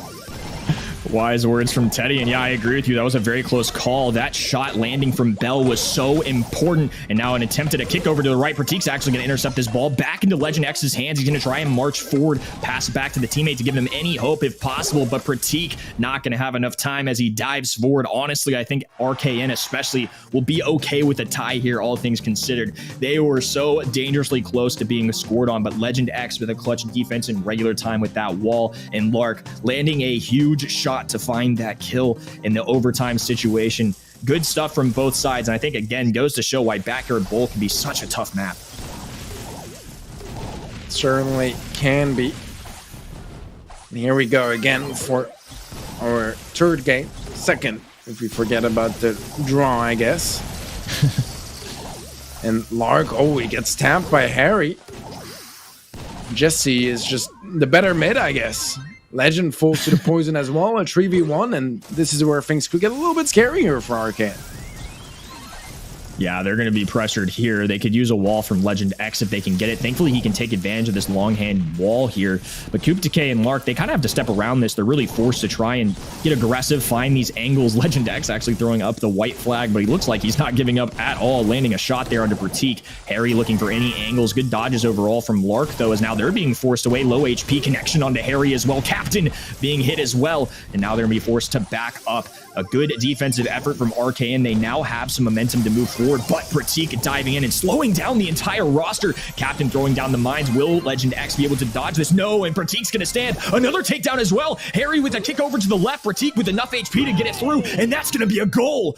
Effort from Serinity, unreal right now. Good team coordination, and now they make a good stab at taking game number 2. This is a big pickup here for Serinity. The match point to potentially show up if they can keep the lead. 50 seconds left for Arcane to reply. And they've done a phenomenal job in the past in those close moments, but this is a new level of a challenge, especially with a big pickup from Harry. The wall is gonna be removed, actually. Captain was the pass, and there's no way for Harry to score here. He does go for the turret. There could be some value, but he's actually not going to go for the ball, and K should be falling. Another turret. Harry's just chaining them, and look at them. They're just able to stop those goals from coming true, but eventually the team wipe is there. But Captain is not really going for the ball either. Time is ticking, so no matter what, it should be Serinity to pick this one up. I can't believe Lark stayed alive as long as he did, though, very carefully dodging those crow shots. But like you mentioned, that ball is way too high up on our map. RKN are now going to be facing a match point here. They once again are being called to step up to their full potential. This is win or go home kind of situation. Harry looking to close out this match and take on the Titans of the region in the finals. We're getting very close to it. 2-1 here. RKN, though, still with an opportunity to take this to a 5th set. All right, this could be where it ends if Serinity manage to take the win in this game. They'll secure their spot in the finals. A nice tap from Harry, but Decay on the left-hand side able to get dangerously up close, takes down Pratik. A 2-on-2, and the ball is still on the middle line. Yeah, and Harry ended up winning that mid matchup against the Bell. I think that's a really good pickup for them. However, there's still Sprout and Lola left standing. They were able to deal with that. I'm not sure what Legend X was attempting to do there. I think he accidentally got caught by his own wall, maybe anticipated being behind that. Either way, the defensive play works out there. And the turret going down as well. They will quickly be able to take that down, I'm assuming, for an attempt at a gadget, and one of the better placements for that. But unfortunately, the Jesse turret just hasn't been a major factor, I would say, in all the games that we've watched. Now, Captain going to be falling weak here as well. Coop Decay getting the finishing blows. Lark with a lot of HP. Pass forward, a kick over to Legend X, and good coordination there. They're staying alive, and now they've found a 1-0 lead. And it's going to be left to Serinity to try and prevent a set 5 here with a minute 15 remaining. Important goal for Arcane. That could be their ticket to a 5th set. Legend, though, is very low HP. Harry's been tapping consistently. Was that Jesse pick? One that many did not expect to be nearly as successful as it's been so far. Eventually, turret does get taken out, and right now, with about 45 seconds left on the clock for Serinity to turn things around, Arcane are getting closer and closer to that 5th set. Legend X landing some insane shots right there. I mean, just getting tap after tap onto the crow, and that wall was down. Pratik doing everything he can to dodge, but just taking advantage of those angles with the walls. But a lot of pressure raining in for Serinity. Lark is falling weak, but so is Captain with the damage amplifier pickup. And Harry is going to be managed to stay alive, is amplified for damage as well. Pratik trying to get aggressive, but what a wall coming through too. Legend X's defense just unmatched right now, as Coop Decay and Lark are now going to be advancing forward. They're just going to be playing some defense on this ball with 11 seconds to go. Captain finding a takedown, but they are isolated in this corner. Captain is going to fall. Pratik the only one left standing, and even a thumbs down coming out. The spins coming in from RKN as they have now forced a set 5. Don't go anywhere. This one is getting even more interesting than it already was. All right, set 5 is on the menu. It seems both our semifinals going all the way. And I mean, wow, what a performance from Arcane to still manage to make it work. And it's been a bit of a nightmare semifinal for them so far, but this has been their shot at redemption, and this 5th and final set could be what puts them straight into the grand finals, or likewise still a high chance for Serinity to make it work, as Layer Cake and Bounty is gonna be the final map and mode. Yeah, this one's going to be a fun one to watch. I imagine this one's going to be very intense, just like it has been through the entire day. A couple 2-1 sets. Serenity still keeping things competitive. I mean, this is by no means been all Arcane or Serenity. I feel like at times both teams have really shined, and that is why we're going to a set 5. It's been incredibly competitive. I mean, before this, we called it the coin toss almost. I mean, it was a 50-50, and I feel like, you know, Arcane has really proven that they've got it in them. But to be honest, this was a very tough way to go about it in terms of forcing a set 5. They've had to get 2 straight sets, which is a very difficult thing to do against any professional team. Winning a best 3 of 5, already a tough task for anybody. But now you're doing it against the team that's pretty evenly matched with you. I would say it's been a slugfest the whole way through. You already got a personal attachment to this playing the previous organization. Overall, a lot of emotion, I'm sure, going through these Arcane players, and they've really done a good job of staying disciplined, keep going, and now they're going to be asked to do it once again. Serenity, though, still very much in this. Again, I still feel like this is a coin toss overall. I genuinely think it can go either way. Oh, it certainly can. I mean, that's what set 5 is, you know? Even this 4th set was so close. The last 3 ones really were. And this begs the question as well, you know, I feel like Gem Grab was a bit of a steal. If, you know, Arcane secured that one, it would have been a 3-1 at this point, you know, a very different affair. But, I mean, I think both teams need to try to forget about the past and focus on what's to come. And what's to come is this 5th and final set, and potentially a grand final for either of those 2 teams. Yeah, as far as I'm concerned, this is a best of 1 right now. You got 1 set to prove it all. It's going to be 2-2, and basically a tie score means that Layer Cake is going to be our deciding factor. Some brawlers that could show up here, I imagine Sprout could very likely be a ban from the side of Serenity, just because of how well it did last time, and especially on Backyard Bowl, where I don't think it's the most expected thing. Certainly on a map like Layer Cake, they can take advantage. Serenity not wanting to deal with any throwers. They have that first pick available to them. No Sprout, no Tick, no Penny. On the other side, we're going to see the bans of Janet, Squeak, and Carl. And old Reliable is picked first once again. It's going to be Gene. All right, Gene first pick. I like that so far. Bo is pretty standard nowadays. Well, pretty much any map, any mode. He's a welcome addition to any roster. Not the easiest to counter either, so it's nice to bring it on early so you don't have too many opportunities for opponents to counter them. Lark seems confused, visibly, by something, but it is going to be actually Lola to be brought in for the ranks of RK. And so far, I mean, very familiar brawlers to the current meta. Agreed, and I feel like Lola's play rate's been really high. I mean, definitely a brawler that we've seen be elevated here in recent history, but I'm not sure it's been this much, at least even in other regions where it's really popular. I mean, like EMEA plays it a good bit. NA has really tried to implement it into their game. Now they're going to be pairing Max with Gene. That's a long time Brawl Stars synergy that does so well. The passive heals from Gene being paired with the Max speed. So much utility on this left-hand side. And to finish things off, they're going with the Daryl pick. This is a brawler we've talked about a good bit today. It's somebody that I feel like is a very solid option. There's no Carl available, but even still, Daryl is more than just a counter into Carl. He's a good standalone brawler too, and can pave the way for some very aggressive options. I wouldn't be surprised if they maybe go something like Gale here, just to slow down any Max offensives and be a great counter into the Daryl. Yeah, I mean, it's a good shot, you know, for a safe measure. You really need to make sure that the Daryl is not going to be able to shine too much, and the Gale is going to prevent that. But Daryl can still very much be a threat to the other brawlers if he manages to somehow catch them a little bit isolated between having to dodge those Daryl rolls and dodge some Gene pulls. There's a lot of dodging and positioning is going to be key here for Arcane in this final set. But here we are. It has started, and let's see which team makes it all the way to the grand finals as we have our final set that just started. RKN going to be having Legend X kind of shadow the Daryl. They do a swapping of the lanes right there. And I think getting the blue star for the side of RKN, they're not necessarily an aggressive group of brawlers. I think overall it's very nice for them that they can control this momentum. Now speed coming in from Harry, though. Pratik does have a role. Gadget being preemptively popped. Lark going to fall weaker. They do manage to keep him alive, though. Now a 3-0 lead. Coup Decay still managing to put on a lot of pressure. They need to be careful, though. Captain does have a pull. Great dodge coming in from Legend X, though. Narrowly escaping a death right there. And Lark with mines available as well. Strong start here with a minute to go for RKN. That is a bit of a disaster, that missed pull. It took a while for Captain to unlock one in the first place.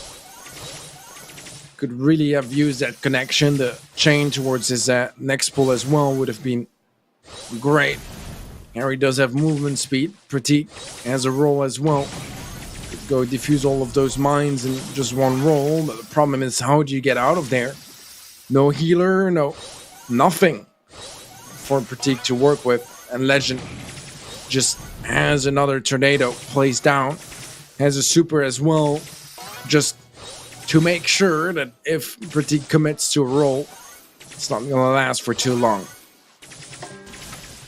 Yeah, one interaction that at least benefits Pratik is he can roll right on through this. They're going to trigger the first mine here. It's all coming down to the final 10 seconds. They want one good push here. Harry diving forward. A pull coming in from Coup Decay. Now Pratik rolling forward. The stun coming in from Legend X, though. Pratik going to fall there 7-0. And RKN are one game away from the epic comeback.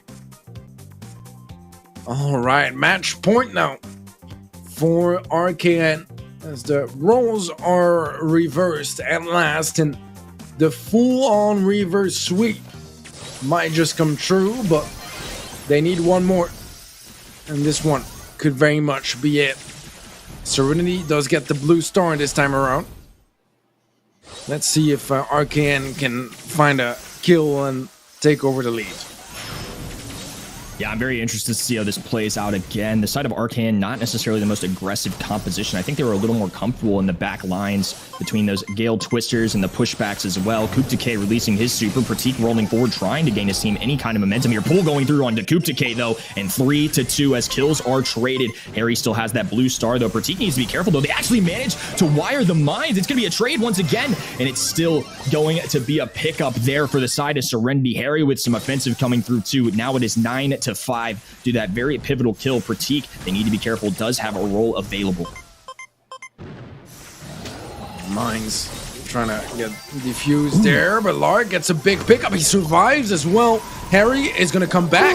Oh my goodness, Lark still gets to kill the mines as well. Eventually, Captain gets to trade, but it's only the blue star making the difference now. And they'll take that trade for sure. However, Harry is going to manage to get a takedown alongside Captain. The pulls being a major factor here. Pratik once again with a roll. About 30 seconds to go, and RKN are going to need to get the final strike here. They can take it home, trying their best not to bring this into a game 3. However, Serinity not making it easy. 2-star lead, 25 seconds remain. Another pull connects, and K is going to be the victim of that one. Nearly survives it off as well, but won't quite make it. Legend, 1 HP, does get 1 kill. It's still 4 stars, though. And RKN, they need a kill. Harry would suffice. They get a kill there, actually, but the trade is there. Captain gets the pull, should secure the elimination onto K, and Legend can only try, but he will not succeed. Serinity pick up the game. This is going to be double match point. We're going all the way as we are in the final game of the final set. And whoever takes this next one is going to the grand finals, joining Stalwart. And what a way to do it. This is for all the marbles right here, and I think getting that blue star is major for both teams. Good effort from both sides. This time it's Lark who's going to pick it up. Captain weak. Harry does need to take his time a little bit here as Pratik on that right-hand side going to be lurking. They're going to have Legend X scouting this right-hand side. That is a favorable matchup for them. They're going to be able to take advantage of the Twister and the Gale Super if they can get it. However, Legend X getting very aggressive here, but a crafty Twister going down. They needed that one. That could have gotten dangerous very fast. Legend X really pushing the limits on that right-hand side as now RKN are the ones with positioning.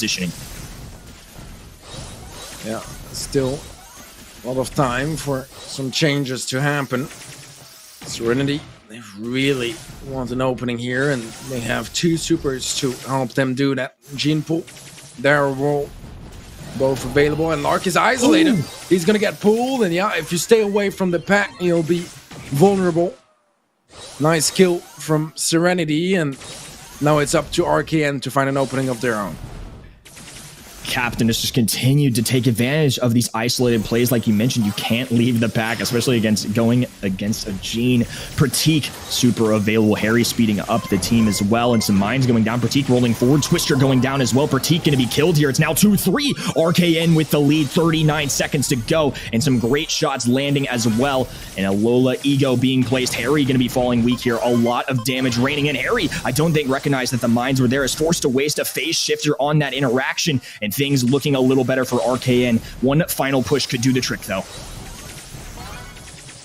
20 seconds left on the clock. Pratik has his roll. Harry has max speed, and max speed is pop. Roll in from Pratik, but he gets shut down. Doesn't find a single kill. Harry and Captain trying to go for a pinch. Captain has a pull as well. Gets the connection onto Lark, but no kill. And everyone survives for RKN. They are gonna be taking this one and secure their spot in the finals, and that is gonna be ANZ owns you once again. Wow, and that's such a huge win for them. Obviously, the reverse sweep is already enough, but playing against your old organization, that's got to go a long way.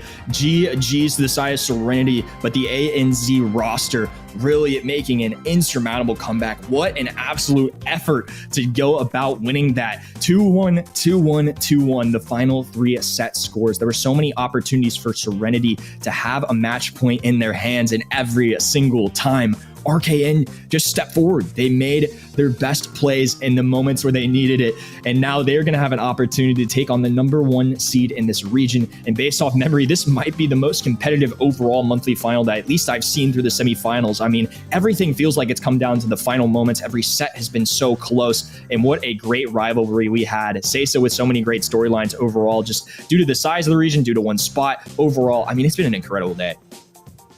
It's been completely crazy. It really has been. Like, out of the quarterfinals, I believe we had 3 2-1s. Semifinals are both 3-2s. Like, man, this is setting up some high expectations now for the grand finals. And knowing that RKN are going to be facing Stalwart, well, a little scary over there. So, yeah, I would be a bit scared if I were them. Stalwart have been playing incredible so far this year.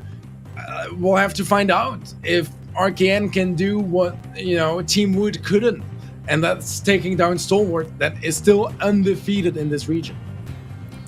Yeah, they're going to have a tall task ahead of them once again, but they did overcome a reverse sweep. Let's see what they can do. And when we take a look back on the day, like we mentioned, it's been so close overall for so many different matches. The only one was the first matchup of the day. It was Stalwart Esports, the current #1 seed in this region. Previously, FWA, who took a 2-0 win, but 2-1, 2-1, 2-1. And even FA Team Wood did push Stalwart Esports. And again, if you were a fan of Chaos, you were pulling for RKN right now. As Stalwart Esports, if they win this matchup, will secure another 200 points in 5 straight monthly finals in a row. This is definitely going to be one of the more memorable monthly finals for me of the year. Oh, yeah, definitely so. I mean, an incredible day already, but we got one more match to go, and it's not any match. It's going to be our grand final, Stalwart Esports versus FARK, and so much to love about both sides, so much to hate at times as well. But this is gonna be a true clash of titans, and Stalwart, I mean, they have to come in as favorites because they're Stalwart, free win agents. But FARKN, they've shown amazing stuff today already. I think the one thing that RKN deserves a lot of credit for is they stuck around that entire time. They kept it so competitive. They had some really, really good drafts. I think some interesting ones, but again, I've been really impressed with some of their logic and thought process. I mean, the Sprout play, for example, in Backyard Bowl is one that stands out to me. Really impressive draft overall. I think, a little bit of a risky pick. I don't think a lot of teams would be bold enough to try and take a thrower on a map like that, but it is an old brawler that used to be played a lot on this map, had a great success in the past. They end up making plays like that work. And again, that could have gone very differently too. I think, you mentioned it a little bit earlier. Gym Grab was a very memorable set. They came away with the very interesting Ash pick. It actually ended up working really well. I think we can both say that we were kind of fans of it by the end of it all, even though we had some question marks going in.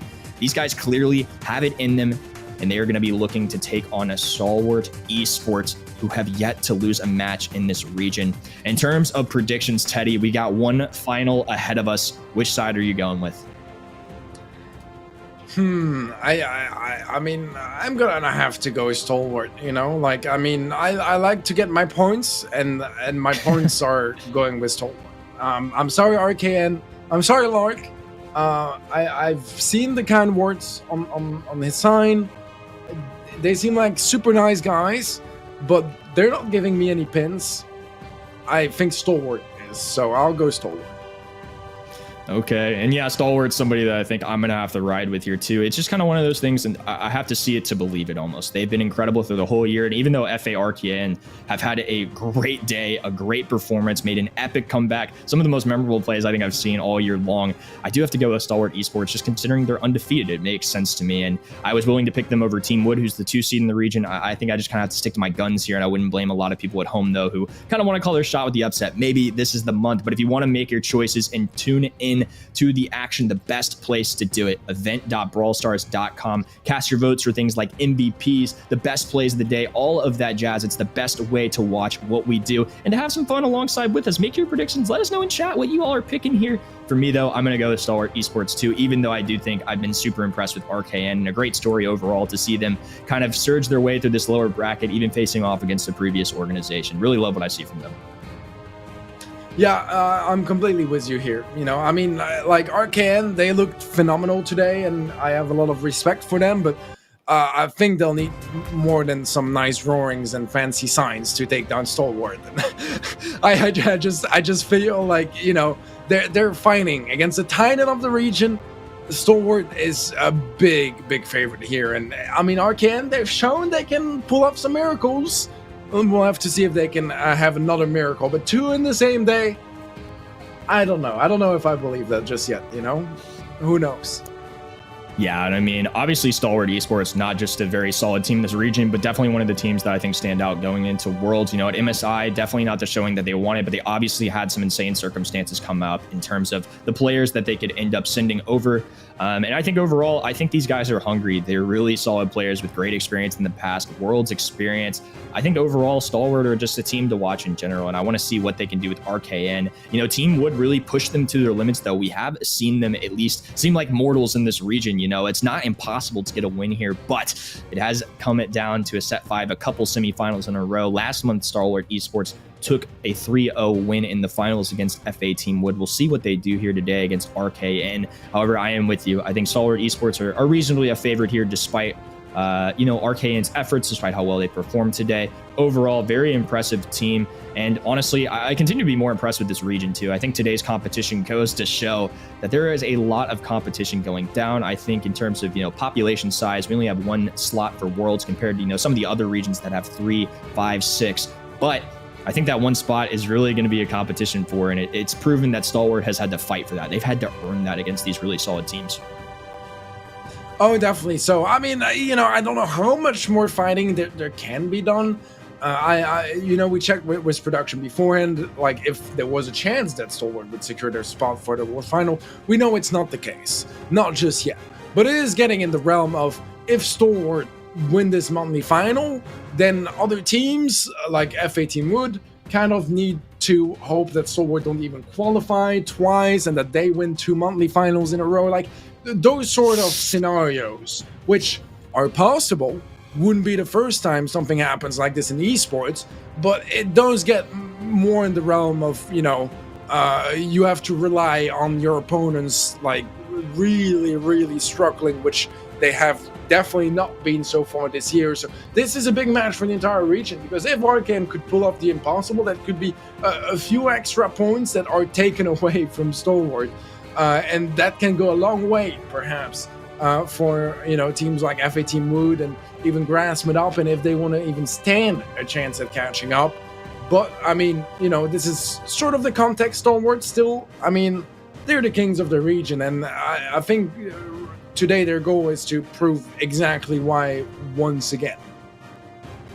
Yeah, I'm sure they're looking to continue their undefeated streak here. And again, this was kind of a control your own destiny situation. You know, they had a great opportunity with FA Wood playing against grassmuddoppin, the 2 and the 3 seed, and they have the upper bracket lineup. And I know for a lot of people at home, you may be thinking, you know, that's a tough matchup. You're going against the 1 seed, the undefeated seed in the semifinals. And especially after seeing that Team Wood matchup, it almost hurts a little bit to see that not be a final. But at the end of the day, you know, you have to play them a little early. I heard this from Bobby a long time ago in our NA region that sometimes it is a little bit better to play, you know, the top of your region early on. You can shut them down. If you get the win, you're also getting points for yourself and stopping your opponent from gaining points too. And this month, they were certainly within striking distance. You know, we know Stalwart had a very good lead coming into this, but again, it's double points. We saw a team like Reply Totem, 200 points, changes an entire region. They jumped from 7th to 2nd, and certainly anything would have been possible. I think it's going to be hard here, like you mentioned, but this one is more for some bragging rights, for some extra cash at hand too. I mean, there's a big prize pool on the line every single month here. RKN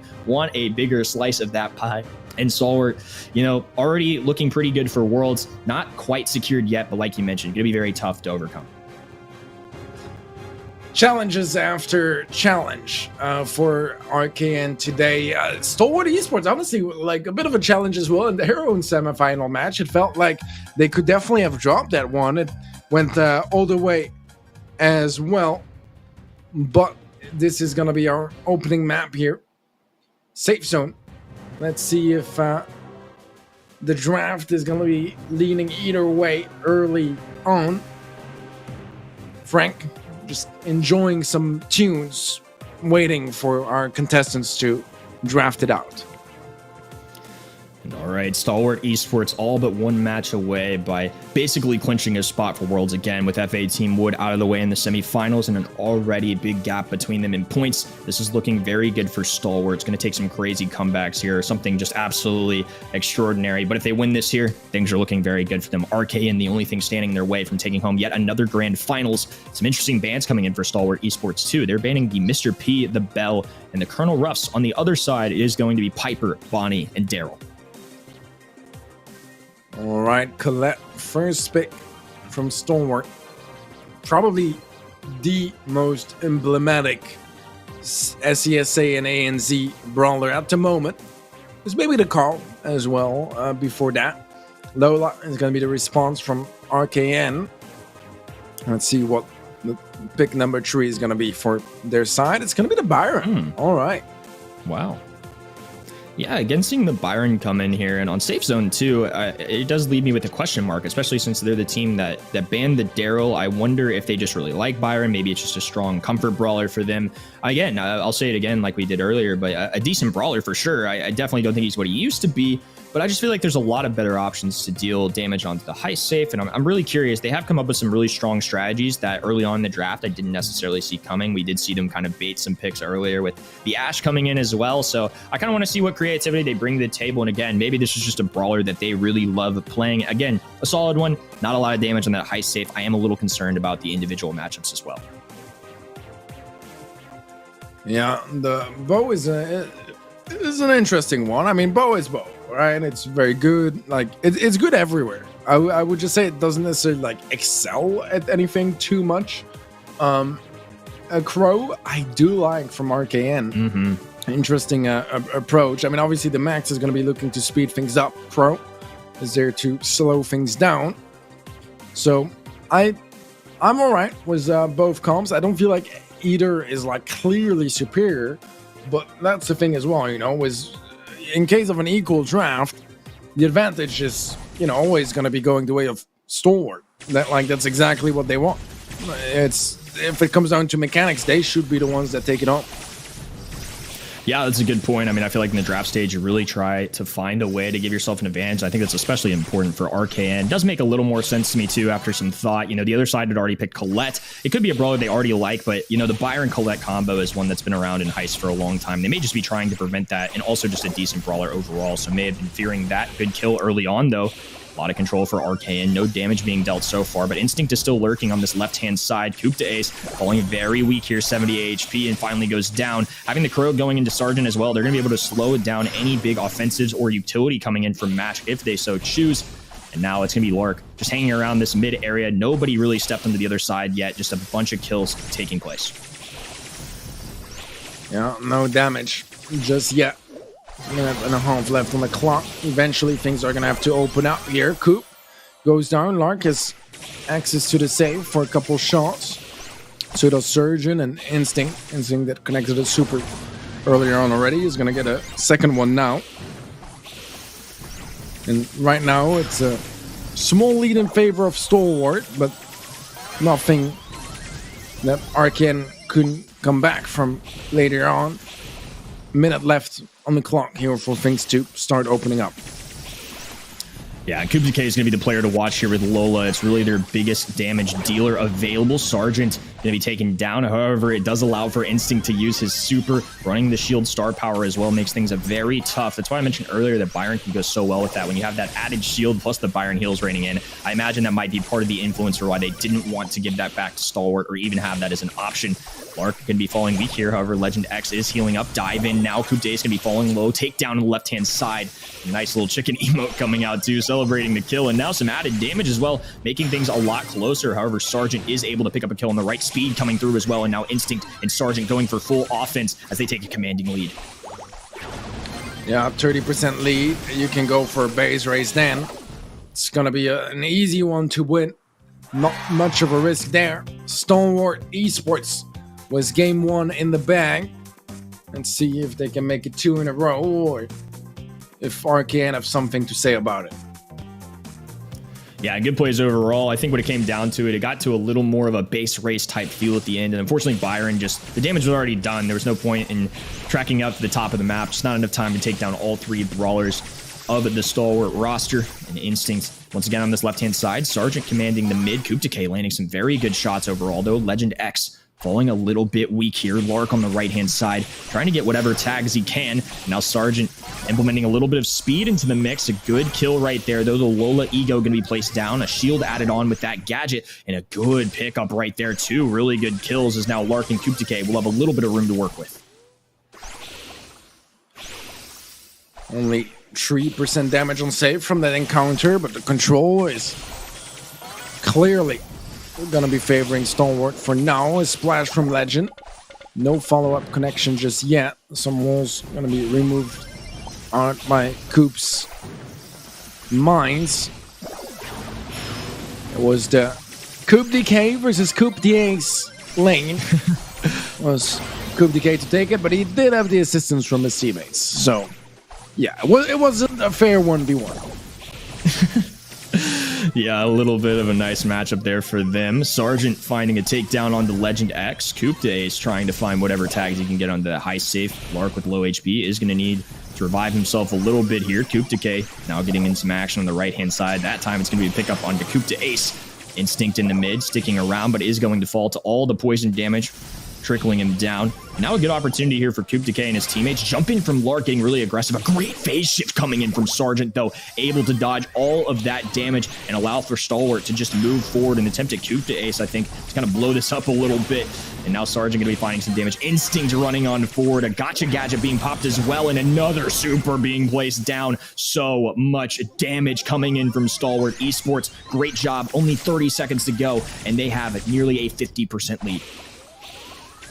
Instinct is brutal on the collect, and Legend X, seems like they're somewhat giving up here, knowing that this set, not much else that is going to result from it than more pain and misery for the red side. As Stalwart Esports are going to be picking up the opening set, convincing start of the match so far for them. Yeah, and those are the kinds of plays we kind of expect from Stalwart Esports, considering how well they've done throughout the year. Even a team like RKN, who performed so well here today, can even struggle into a team like this. I mean, anybody can. Anybody can fall victim to Stalwart Esports. I mean, they're doing a great job. Instinct on screen, still focused in, but they did have a little bit of fun there at the end, I would say, celebrating a good victory in the top left-hand side, getting a little party going.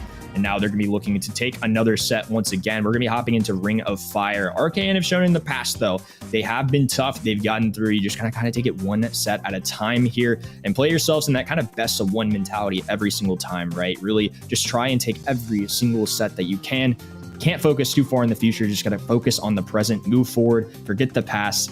It's just a very tough thing to do, especially in a win like that for Stalwart Esports and against some of the best players in the world.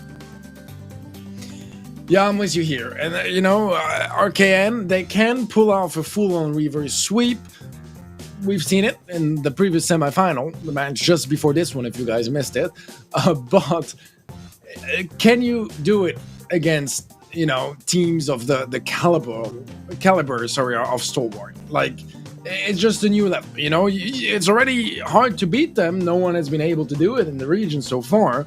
But if you're starting, like, 2 sets behind, like, is that really something you can still do? I don't know. And RKN, I don't think they want to find out. I think they want to win Ring of Fire so that they can avoid that sort of situation. And I think this set is going to be very important because of that. Because they definitely don't want, you know, Stalwart to run away with too much of a head start. Because they're already the favorites. They're already the better team. RKN, they cannot afford to put themselves in an even tougher position. They need this next set. Yeah, we saw him make the reverse sweep earlier, but obviously not the most ideal situation, of course, especially against a team like Stalwart Esports. You want to get as much legging as you can, and taking set number 2 would be really important. They don't want to fall victim to a 2-0 scenario where they have to just play perfectly the whole way through. You know, if they take one off the board here, puts them in a 1-1 spot, I think it puts them in a much better chance. You get to beach ball. It's all tied up once again, and you're just playing 3 sets after that if you can get there. I think overall, they've got a good chance at this. They're still putting up a good fight. I think Stalwart, still, again, the favorites here, but that's no secret. I mean, it's just a tough team, and again, one of the best teams in the world. We'll see what creativity they bring out here for Ring of Fire, though. We saw this map a little bit earlier. I think very interesting choices available. Again, I could see the Crow being an option here. It's a very solid brawler. We've seen some bow action on this map, on our last map, and in general throughout the day. And of course, can't forget about all of the top brawlers in the meta right now. We still got Carl, Bonnie, and Janet, who could all very likely be banned. Oh yeah, definitely so. That would not be out of place whatsoever. First pick on the side of FARKN to see how they utilize that, and how Stalwart react to it as well. If they want to leave some heavy hitters in the mix, like we've seen happen a couple of times already in their matches today, leaving stuff like Carl open, and it is going to be open as a matter of fact. So FARKN could go for it potentially as a first pick. We'll see. It's going to be the bow instead, one of the most popular first picks of the day, especially if Ruffs is banned. Probably the most popular first pick of the day. Just to clarify the bans as well, FARKN banned out Crow, Ruffs, and Janet on the side of Stalwart. They banned the Bell, the Squeak, and the Lola. Yeah, and we're going to see the Meg and the Stu in action along with Bo. Some interesting stuff coming in to finish off the draft for RKN as well. It's going to be a Spike and a Penny. Interesting. I do like the Penny pick, right? If you can get that turret down, it can be very valuable at applying a lot of pressure. They just need to be very careful, as Meg's going to have a lot of HP if she gets into that robot form. And now we're going to see Surge come in here too. In the past, the life plant's been a pretty good way to deal with Surge. Additionally, now a Penny barrel on the side of RKN as well. I think Surge, again, it's something we talked about in the past, but is a really high ceiling. But if things go south, you can't charge your super, it gets really difficult for you. So I think this composition with Stalwart Esports is kind of one of those high ceiling type comps, right? Stu, a mechanical brawler. Meg, somebody that doesn't get played here all the time, but I actually don't mind. I've seen it definitely work in the past, and especially when Meg was more meta. This was a pretty common occurrence. The speed zone going down on this right-hand side as well. They're going to be playing against the Spike. I think that's the best matchup for RKN, at least in that aspect. Instinct going to be popping that gadget to try and get a little extra range on his shot. Coop Day's already in that robot form, taking a lead here and a lot of control for his team. Coop taking a lot of damage. Stalwart Esports are trying their best to get back to the mid. But yeah, Meg is an interesting brawler to bring in. It's not one we see a whole lot at the moment. Coop is going to get reset as well on the heal, and so far just trying to heal up has been a challenging journey, and he gets reset again. He's just sitting there with his super, not really providing too much value, but he doesn't really need to, because Sergeant and Instinct were just duo holding the mid somehow. Yeah, despite all that, they actually ended up staying alive for a while. Sergeant did a great job of just kind of controlling this mid for a good bit. Coupe de is now falling out of the robot form. The mech is down. Now they're going to be gearing towards his left-hand side. Looks like it's going to be a pinch play, though. Coupe de picking up a kill as the spike. Unfortunately, Instinct is going to fall there. I believe still in that first form as well. And again, even though the side of Stalwart is doing quite well, Instinct still only at a power 1 surge. They really need to try and get that to a second if they want to have a good capability here. RKN taking a really, really good stab at this mid control, and now are going to be tying things up.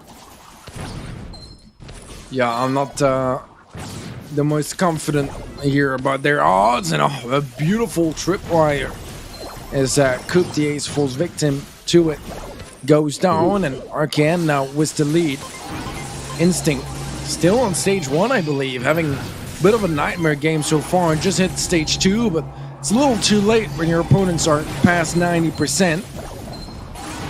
And this should very much be a comfortable game going the way of RKN.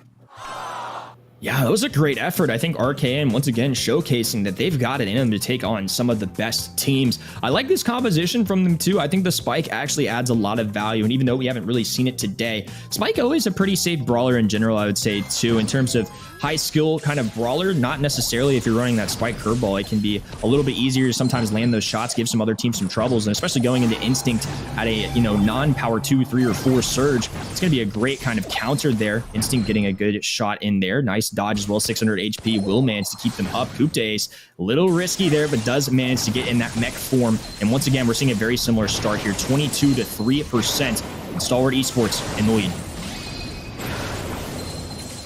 All right, well, Stalwart was an even better start than in the previous game, but in the previous game it wasn't nearly enough, as RKN, once they picked up mid control, Stalwart were just not able to retake mid area whatsoever. Lark is very low, but has a turret as well as extra safe measure in the left lane. And Coupe finally in the mech, gonna start dealing some decent amounts of damage and get a couple more percentages for his team. They're finding a ton of value with this Spike pick, and even though RKN are down quite a bit, I think they still have a chance here. They just got to kind of find their way back in this mid. This is still very doable for them. They're by no means on the side of Stalwart at that 80-90 percentile, still within a comfortable range. However, Instinct not making it easier on their lives. It's just Lark left standing. Instinct picking up a kill onto Coupe de Ace, and now the Penny Turret trying to gain them some control, but Coupe de Ace has now gotten his team to over 80%, and RKN need to act quickly before this really starts to get out of hand too much. Man, Instinct it's a complete 180 between its performance in the previous game and in this one. In the previous game, he got to stage 2 when RKN got at like 88%, sorry, captured. This time around, he's been sitting on stage 4 for a while, and he's getting kills left and right. He does get shut down this time around, but Legend is so low HP as well. Coupe not quite confirming that kill, but Surgeon will, and eventually percentage is gonna cap out here for the side of Stalwart. This is gonna be another game going their way. 1-1 now within this set, and this next game decides who takes it. And RKN, if you're a fan of them, they really need a win here. This would be very crucial for them to tie things up 1-1. And so far, slower start here. Instinct playing this very carefully. Sergeant holding back as well. Coupe de now getting in the mid as well, along with Lark. Sergeant is going to be able to march forward on this left-hand side. Coupe de going to try and address that immediately. Sergeant back and forth. However, Coupe de with a nice shot there. And Coupe de Ace now going to be receiving the tail end of that super coming in from Coupe de Instinct now on the offensive as well, already at that power 3 surge. What a play coming in from him. And we've seen it time and time again throughout this set. Stalwart Esports with an early lead. However, this time they are pinning them in their spawn. This is going to be a difficult situation to get out of. Yeah, this is the positioning that Stalwart were trying to achieve pretty much for the entire set so far, and they finally get it. And this is where things get out of hand for FA RKN. 50% captured already for Stalwart, and RKN have yet to hit double digits. Mortar not gonna last long. Instinct jumps onto Lark, picks up the elimination as well, and Coupe de Ace comes in from the flank to get both Legend and, oh, well, Instinct is gonna claim both kills. His shot spreads out and hits both targets. Yeah, this is just a difficult spot to be in for RKN. They're already at 90% now. Sargent is managing to stay alive. Find some really good shots on the Legend X, nearly a pickup, but now Coup d'Ace in the mech form does get shredded a little bit by the spike shots, but they're going to need to basically play a perfect match. 94% and only 20% for the side of RKN, roughly. Instinct now stepping forward. Sargent dashing back and forth, and that's going to be enough to give them a set number 2. RKN with a great effort, but Stalwart Esports are here to halt the momentum. That's a second set going to Stalwart Esports. And it's getting dangerously close to a 5th monthly final this year. That goes their way as well. Phenomenal performance from this team in 2022. RKN, they looked good today. And they've had their chances here. They took a game in this set as well. But now they are behind by 2 sets. And this is where I'm starting to kind of lose hope, you know, because they need a miracle, and they already played that card in the previous match. They managed somehow to get the reverse sweep, but you know, Stalwart, they're kind of the next level, and I don't know if they can do it, Kenny. I don't know if they can do it, and they have no room for mistake whatsoever. And Brawl can be a quick affair as well if Stalwart, you know, managed to get some early goals. We saw beach ball a little bit earlier today. I believe this was the map of set number 5 of our other semifinal where, you know, the side of Stalwart did end up beating Team Wood. And once again, they're going to get to play on this map and showcase what they've got. RKN's done it before, right? They've got a lot of potential and clearly shown that they can at least go toe-to-toe. They've made that second set pretty competitive outside of that 3rd game. I think they definitely have it in them for some strong performances. But like you said, Stalwart Esports, again, just haven't lost yet this year. It's going to be very tough to make a reverse sweep happen, but they've already done it once today. Maybe they can find that magic once again as we approach beach ball. We did see some interesting drafts from them from Brawl Ball earlier when they played on Backyard Bowl. I think they've got a lot of potential here. They just really got to outright win this draft, I think, and do their best. Again, this team is very solid mechanically. If RKN can at least match it and get a good draft with some good combinations, I think they can set themselves up for success here. A lot of their success, though, will be determined by how well they go into this next set. Yeah, it's do or die from now on for RKN. They can't lose a single of the next 3 sets, and that's a lot to ask for when you're facing a team that hasn't lost a match yet in the monthly finals. I can't stress it enough. You know, if you guys have been watching it for the entire broadcast, I probably said it 50 times at this point. But for the new viewers, yeah, Stalwart haven't lost a single match in the monthly finals in 2022. Their only losses this year really were during MSI, and it was an incomplete roster as well, as everyone was not able to make it on site. First pick is going to go the way of FARKN. Let's see how they utilize that. Again, there is some chances for Carl being open. Carl is indeed open. Stalwart just don't like banning that Carl. Yeah, and I see the Daryl ban coming in too. I imagine that might be part of the influence along with the Surge as well. I very likely think Carl will be that first pick. No, they actually go with the Gene, which I find very interesting because they banned 2 Carl counters in Daryl and Surge. Maybe they just trust that Stalwart Esports won't take this brawler, but if they leave it open and ban the counters, they're going to be left with limited options here. Stu, pick number 2 coming in, and pick number 3 still open. Could be a Carl, could go with a different brawler, but if RKN get this on the backswing, I find that a little surprising, to be honest with you. Oh, what? What? Poco? Why? I mean, great question. I have no idea. We haven't seen Poco in quite a long time, and it is a Poco pick. I mean, Poco is a very solid brawler, but you know, if they try and go with the tankier option, I would just be very shocked by this, and maybe they're testing a new strategy that I don't know about. But picking the Crow into the Poco, a good move overall. It might force a gadget change from what we regularly see from Poco. I'm very curious too. Maybe Stalwart are just feeling themselves. Maybe there's a strategy that they're waiting to unveil to us in this finals. Either way, some very interesting stuff. And an Ash pick coming in for the final one. No Carl so far. I'm just so surprised considering RKN banned 2 Carl counters, and maybe that was their plan all along, was to throw off the enemy team. We'll see what happens here, but a very interesting composition, I would say, for both sides. I don't really know what to think about the Poco. I mean, we've seen a couple appearances this year of Poco. I think Totem as well brought out a Poco using the protective tunes, I believe. Oh, okay. I mean, I don't know. I mean, I'm supposed to be here to analyze the draft, but yeah. I don't really have much to say about what I'm seeing now. Really, we'll have to see what works here. But I mean, Poco and Jackie probably like amongst the worst brawlers in the game right now. They are in the hands of some of the best players in the game, so maybe that can make it any better. It looks like it will. I'm not because saying Instinct it's is normal. scoring this one. Oh no, was he spinning a little bit there? I can't tell. That was way too close for comfort either way. A big jump in too. I mean, overall, yeah, I feel like we're just at a loss for words. Like, there's so much happening that I just don't know what to say. I feel like Instinct kind of gave up a goal there. I do see the logic of going the Jackie into the Ashe. I mean, again, like you mentioned, it's one of the brawlers that never, ever gets played. But I mean, I at least kind of see it going into the Ashe spawners plus the Poco. This is kind of crazy stuff right here, as now RKN are going to be marching forward. They will have an opportunity here. Lark is going to get taken down in the final moments. And again, we don't ever see Jackie and Ashe. I'm taking an educated guess that it actually could be a pretty decent matchup overall. Again, not something I recommend trying at home, but when they're in the best player's hands, maybe a little more reasonable. Yeah, don't do this in solo power league, guys. You will traumatize your teammates.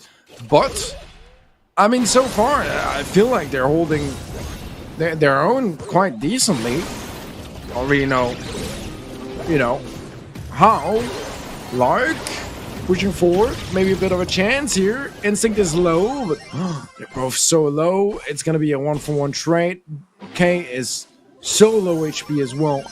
Forced back, Coop gets reset on the heel, knocked back, and the poison will take him out. Surgeon is playing solo Screech as well, I believe, so can't really heal up his teammate there. I mean, he could have gone for a super actually, but it was just not the way to go, I guess.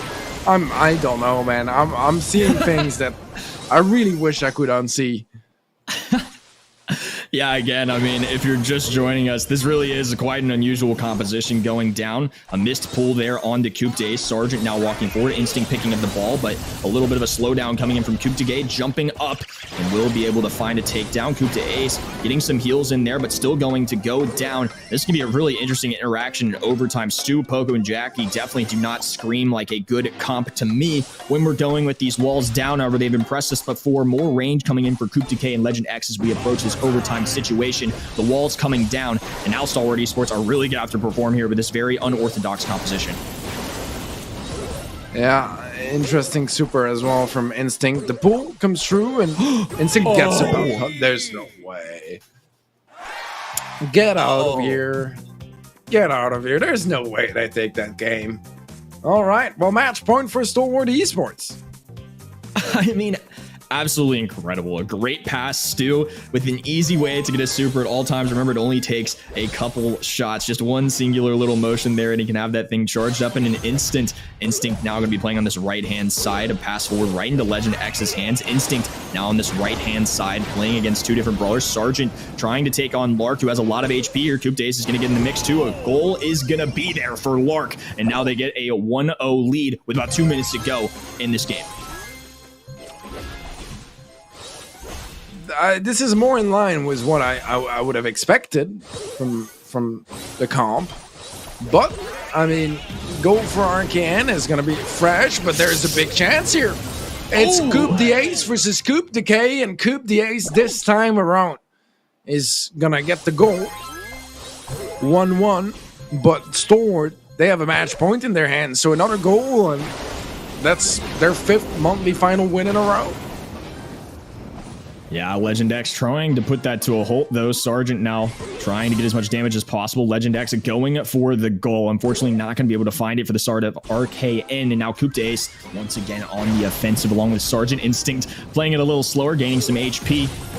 kickoff right into Lark's hands, and we'll be able to take advantage of the situation. Ash not having the time to shoot here, and Coup Decay really going for it right here. I imagine trying to get a jump and a gadget play possibly to try and lead to an open goal. They won't find it quite yet though. Coup de Ace being pinched here as well. Does manage to get a trade out of that situation. Now Instinct to be walking forward as a Jackie has a lot of HP. Super going down as well and trying to find a goal there. Not quite yet. Good defense coming in from RKN as now Instinct is going to be pinned. It's going to be a 3v2 situation with RKN dribbling the ball down the midfield.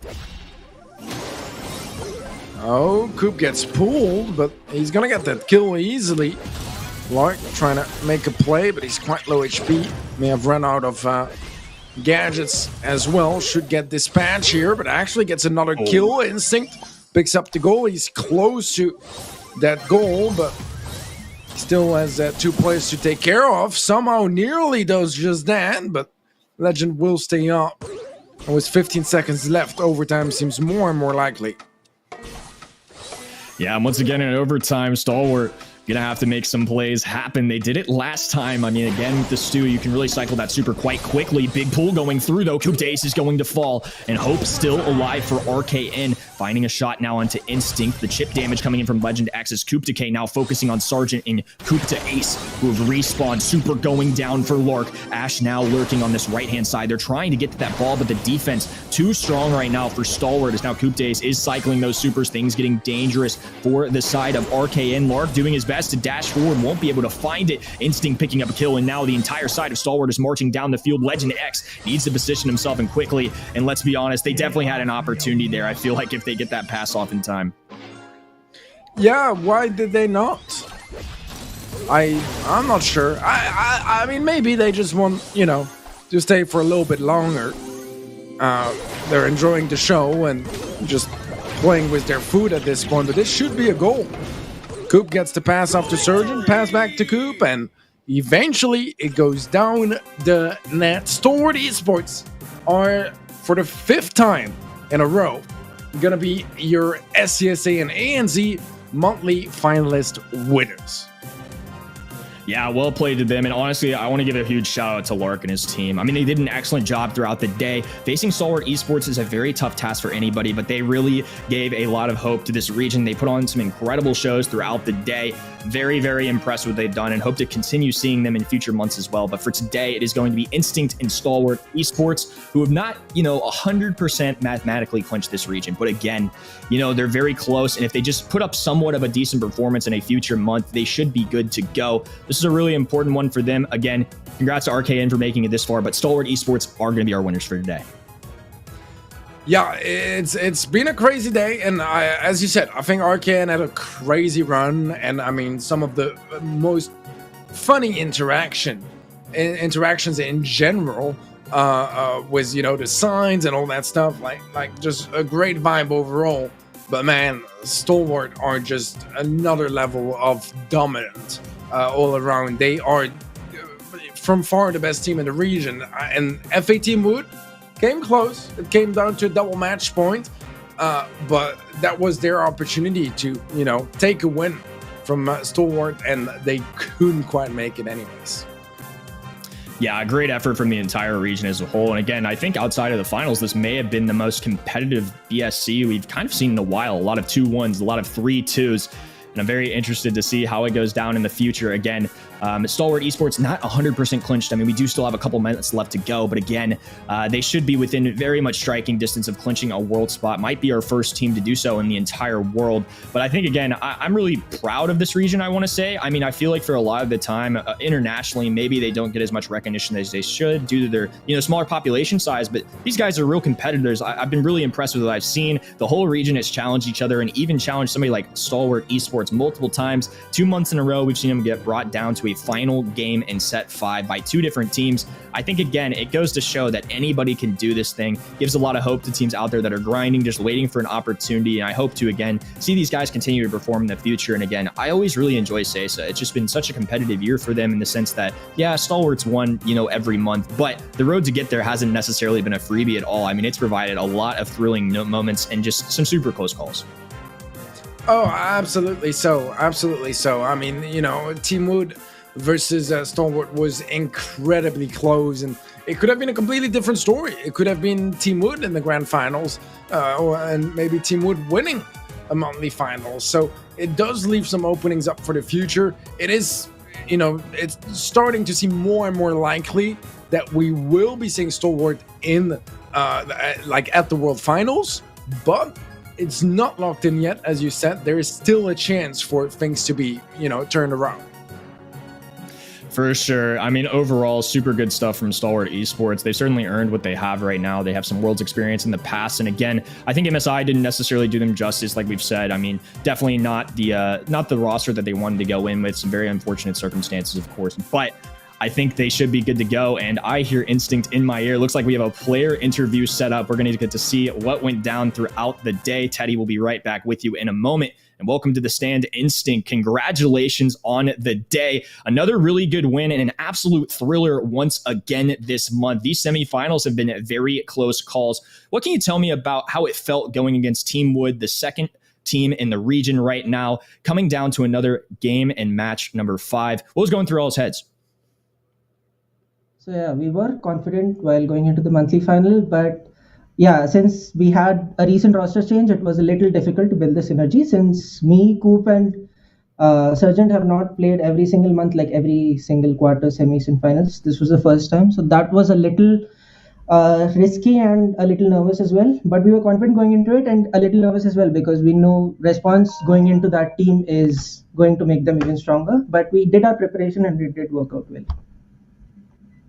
Yeah, I can totally understand that. I mean, any kind of roster change is always a tough thing to deal with. Y'all dealt with it really well. And again, not quite yet secured a spot for World Finals, but very much on your way to get there with another strong performance next month. I have a really interesting question for you, though. Was the Jackie Poco pick just kind of a flex on your all's skills? Was it a planned composition? Was it because of how the draft turns out? What kind of went through all's heads with that pick? That's definitely something I have never seen. I'm sure a lot of the people at home have definitely not seen on a brand new map like that.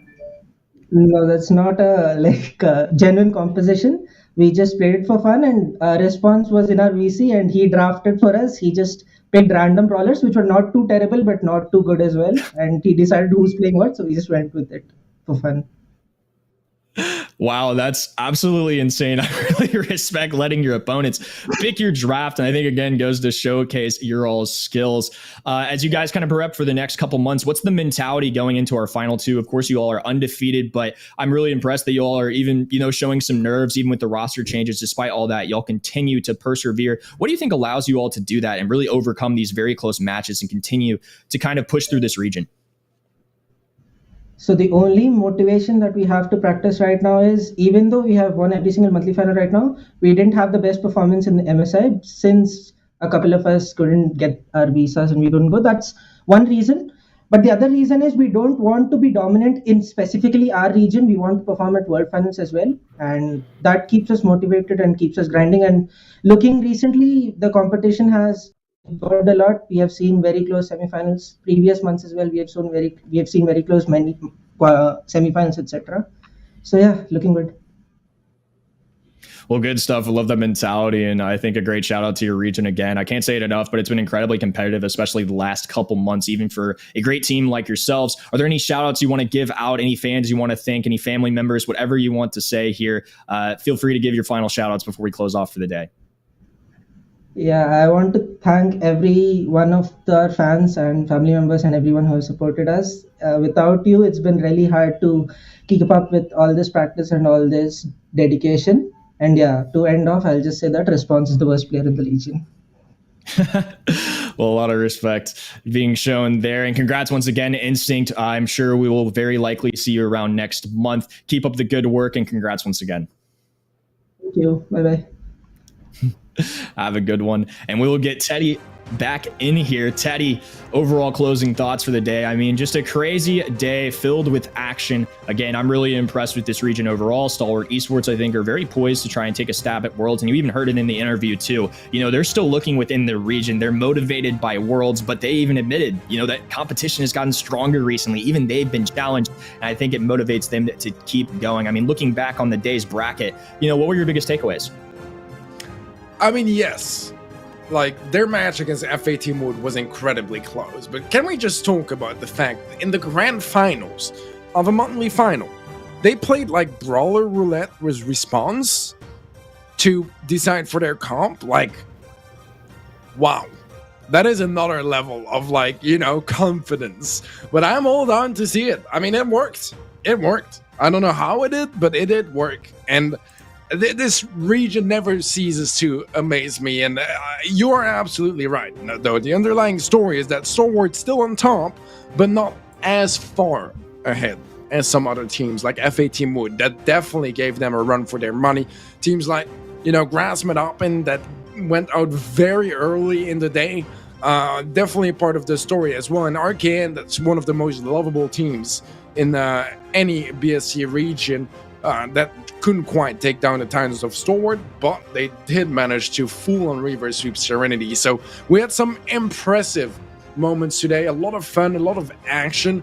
And I have to say, the type of Brawl Stars that is played in SESA and ANZ is just fun Brawl Stars to watch as well. You know, it's just filled with action and nervosity and just constant, like, back and forth. It was a really good day for competitive Brawl Stars and just a ton of fun matches to watch. And if you guys missed out on some of your matches today, look how close most of the scorelines are, and make sure you go watch that VOD back, because there are some quality matches all over the place.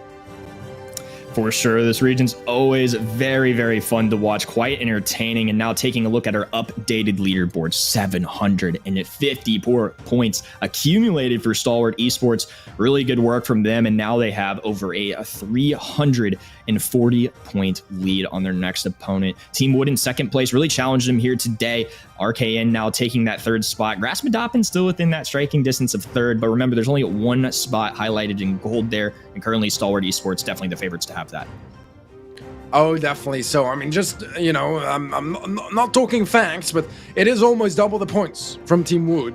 And with 2 monthly finals remaining, it could very much just be that if Stalwart Esports qualify in the next one, that they're qualified for the World Finals, or very close to it, at least. So it is getting very close for this BSC season to have our first World Finalist, and that despite double points. It's just ironic, you know, that this region is one of the biggest reason that double points is a great addition, and yet it's the region where, you know, Stalwart is just abusing that too, somehow taking all those double points into their own side.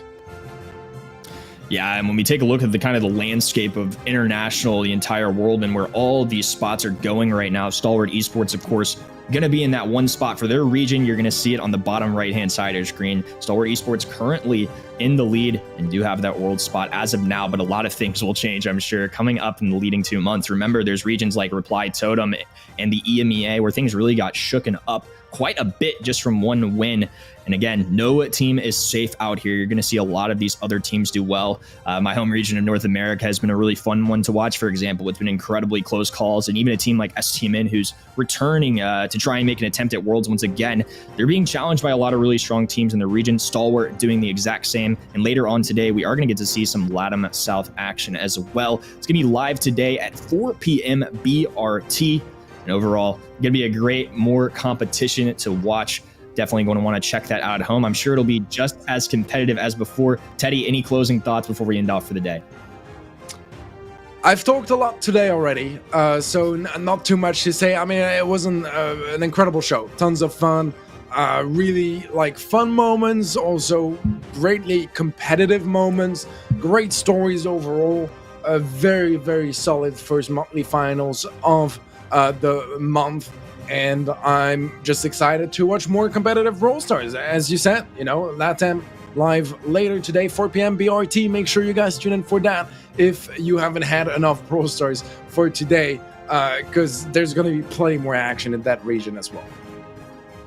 Yeah, it's going to be an awesome day to watch as well. Go watch our other casters take on that region. AQM and Chasma Gaming have been an exciting series to watch in that region, plus a lot of other good teams within striking distance. Big shout out to all y'all watching at home. Thanks for tuning in and making this a very memorable and a fun cast. Thanks, Teddy, for being alongside with me and all the production staff at home. We will be seeing you next time. Stick around to watch some LATAM South and next weekend to conclude our monthly finals. We'll be seeing you soon.